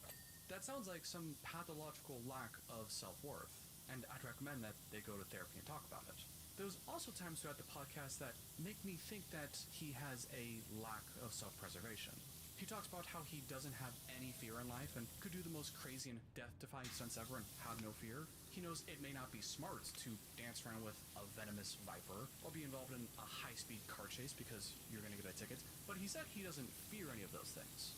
Nothing scares me anymore. Literally, we could do anything, and I'm like, I'm good. Wow, what am I missing? But the vibe I get from him is that he doesn't really value his life or safety. And then, when you look at his decision-making, it seems like Loren has no value on his future. His decisions seem very impulsive and short-sighted, whether that be through job prospects or financially, always spending his money and going broke, or even romantically, with his willingness to burn bridges and not take anything seriously. How he may go to the Philippines and never make his way back. Everything seems very short-sighted, as if he's not ever really planning for the future. Now, maybe that's just poor impulse control, and him not being a very forward thinker, but if we put things together, lack of self-worth, lack of self-preservation, never planning for the future, if it was anyone else, I would think that they may have serious depression. Even down to his carefree attitude to a lot of things. Yes, he may be smiling and joking, but between the lines, it also seems like he's saying that nothing in his life really matters.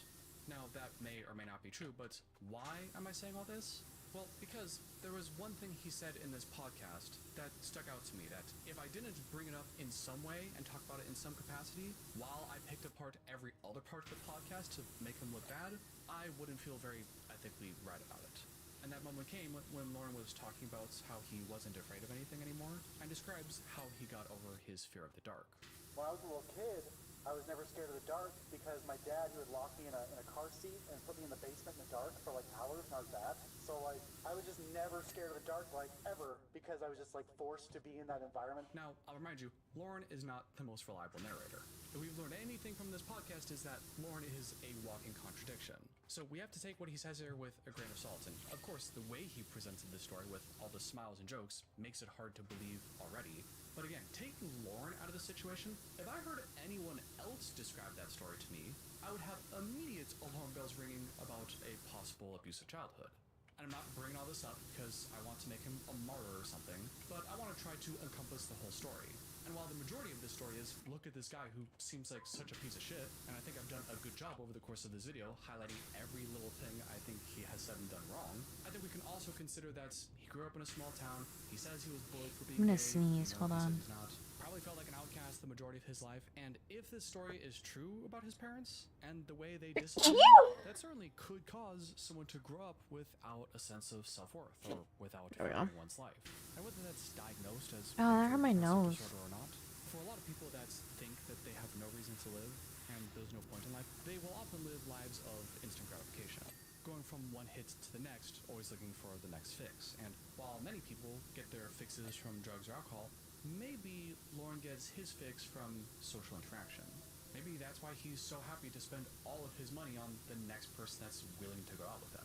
Maybe that's why he talks all the time about getting married, because he thinks that that's some big important thing that'll make him feel better, even though when you look at his actions, it doesn't seem like he really has the emotional capacity to have that kind of connection. Maybe that's why he has all these stupid backup options, because he's always going to the next person and having another thing to think about, so that's just that instant hit. And maybe that's the same reason he wants to go on the show and advertise his phone number everywhere. Yeah, it may be cool if someone can pay for his next meal, but I wouldn't be surprised if, at the end of the day, for Loren, nothing really mattered. And if he can distract himself by going on a date or going on a podcast or convincing himself that he's found the love of his life for the 25th time this week, then, I don't know, that might be the extent of Loren's motivations. I don't know if it really goes much deeper than that. Also, as a reminder, I'm not really talking about Loren specifically here. Maybe I hit the nail on the head with him, or he's an actor and none of this is real at all. But I think conceptually, this kind of story and these almost kind of done do exist in people. And the more exposure we have to these stories and the better we understand some of these patterns, maybe, hopefully, the more you can recognize it in your own life or in the lives of your friends or future partners or family or anyone in your life that you care about. And hopefully that can enrich our own lives. Thank you from the bottom of my heart staying all the way to the end. This entire Loren saga was a wild and crazy experience for all of us, but also for me. I think I had around 12,000 subscribers at the time when I first started covering Loren, and by the end of it, I got over 1 million views across the videos and got up to 23,000 subscribers. On the one hand, as I'm sure you could tell from my tone throughout some of these videos, especially the last one and the internet one where I did deep dives on Loren the person, I feel quite conflicted about it. On the one hand, I think most of the content I made around him was around criticizing and explaining why the character we see on screen is doing bad things, and helping us better understand it, so I think that is relatively fair game, ethically speaking. But at the same time, I don't want my channel's success to be dependent on whether or not I have an extremely problematic person to talk about. And I don't want to feel like I'm part of a broader community that only succeeds by sharing negativity.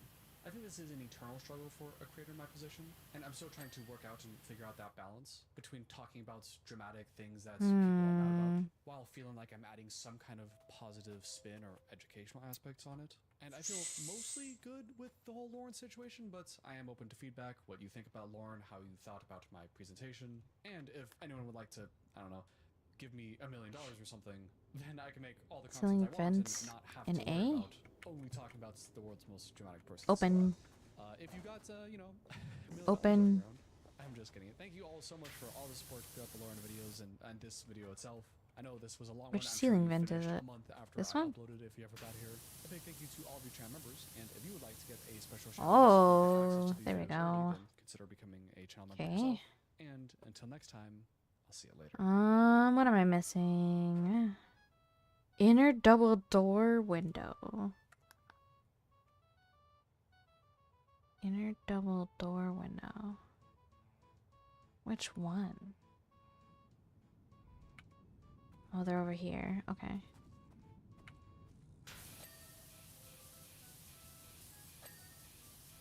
There we go.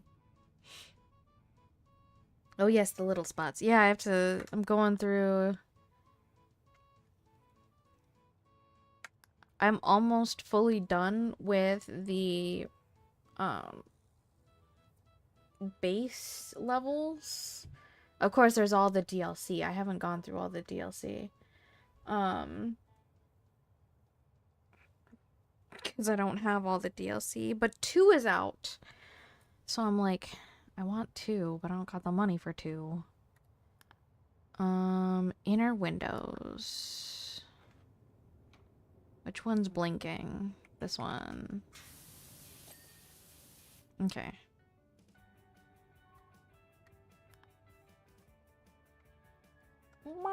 We're gonna pause that real quick because that's a different video. We're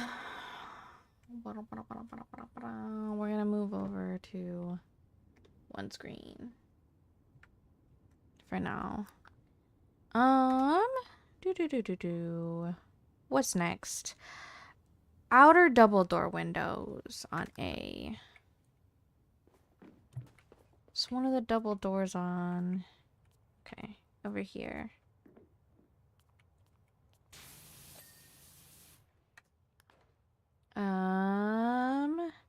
Outer double doors again. Oh, it is the same one. What am I? There we go. Outer best tube door frame?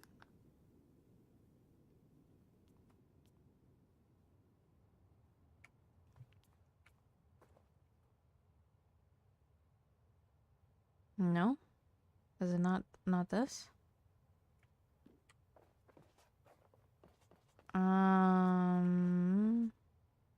Is it this? Ah. Interesting, okay. Now let's go rear advertisement board. I'm assuming that's inside here.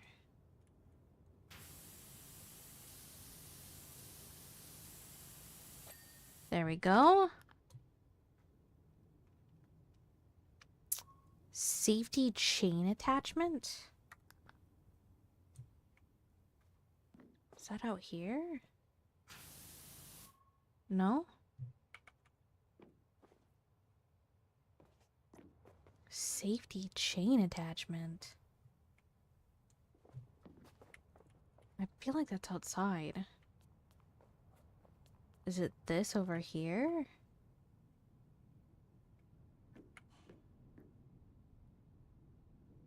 safety chain attachment. Cable bars. No? Is it inside?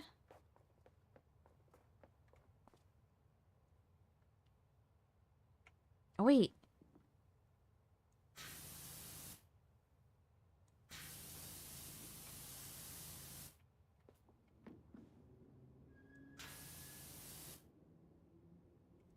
What? There's two of them.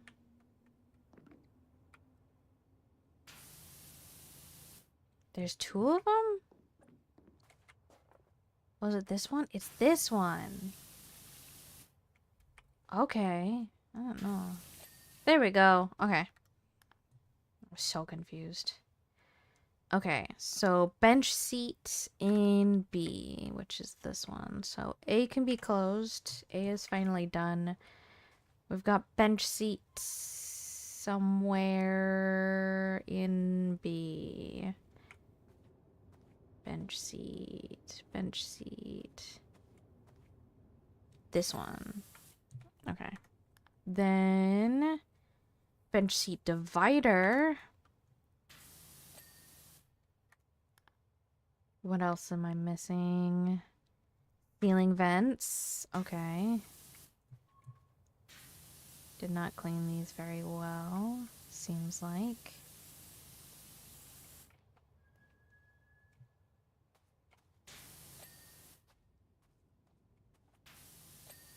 Okay. Those are done. Doorway advertisements. Which one? That one.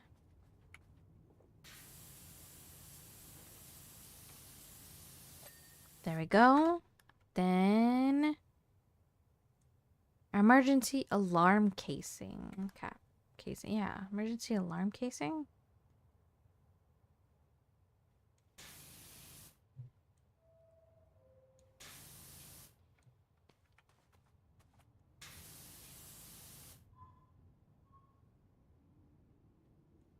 Which one is it? I can't tell. This one? No? Is it this one? Inner door warning light. Okay, so no, it's not that one. What is it this one? Oh, it's these. Okay. That one. That one. Oh, and the door handle. Emergency exit pull tabs. Those are on the windows, right? Yeah. Which one is it, though? It's that one. Okay. What else am I missing? Inner cab door lock?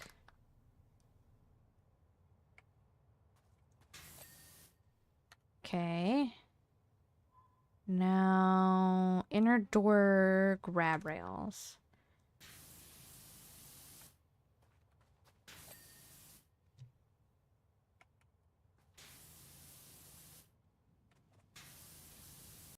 There we go. And the third one is that one.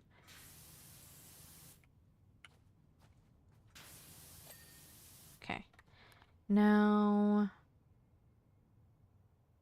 inner double door windows.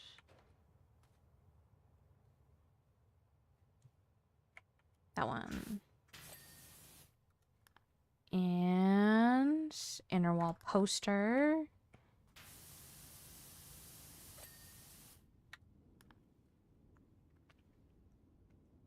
Double door window. Outer double door window.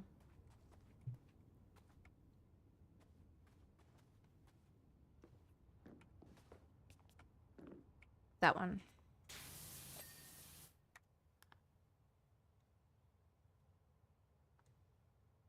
Standing seats. Oh, no. Stop. What? Stop it.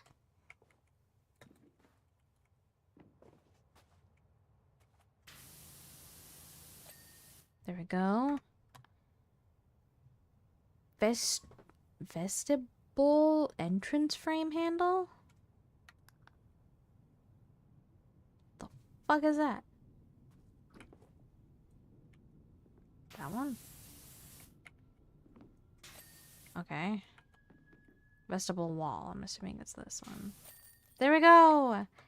We did it, guys. We did it. All done.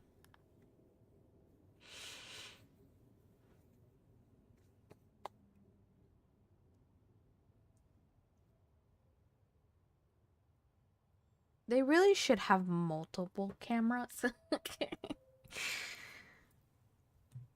The last one we have is this sculpture park, which is going to be a fucking nightmare, but it is what it is. That's the last one of the base game.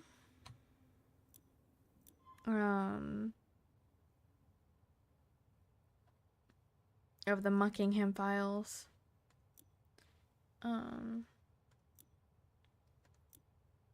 Then there's all the DLC, which I don't have. Actually, do I have... Oh, wait, no, I did these. I did these.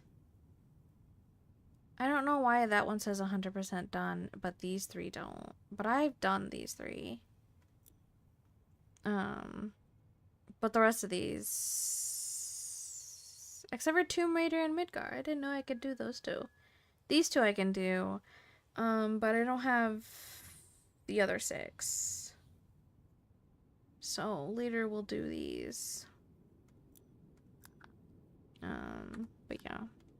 That is it for today's stream. We have streamed nearly 7.5 hours.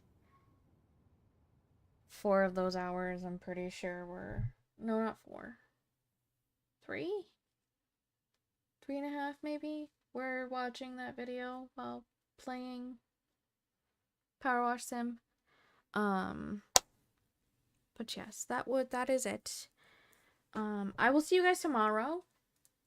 I don't know what I'm doing tomorrow, but you will see me tomorrow.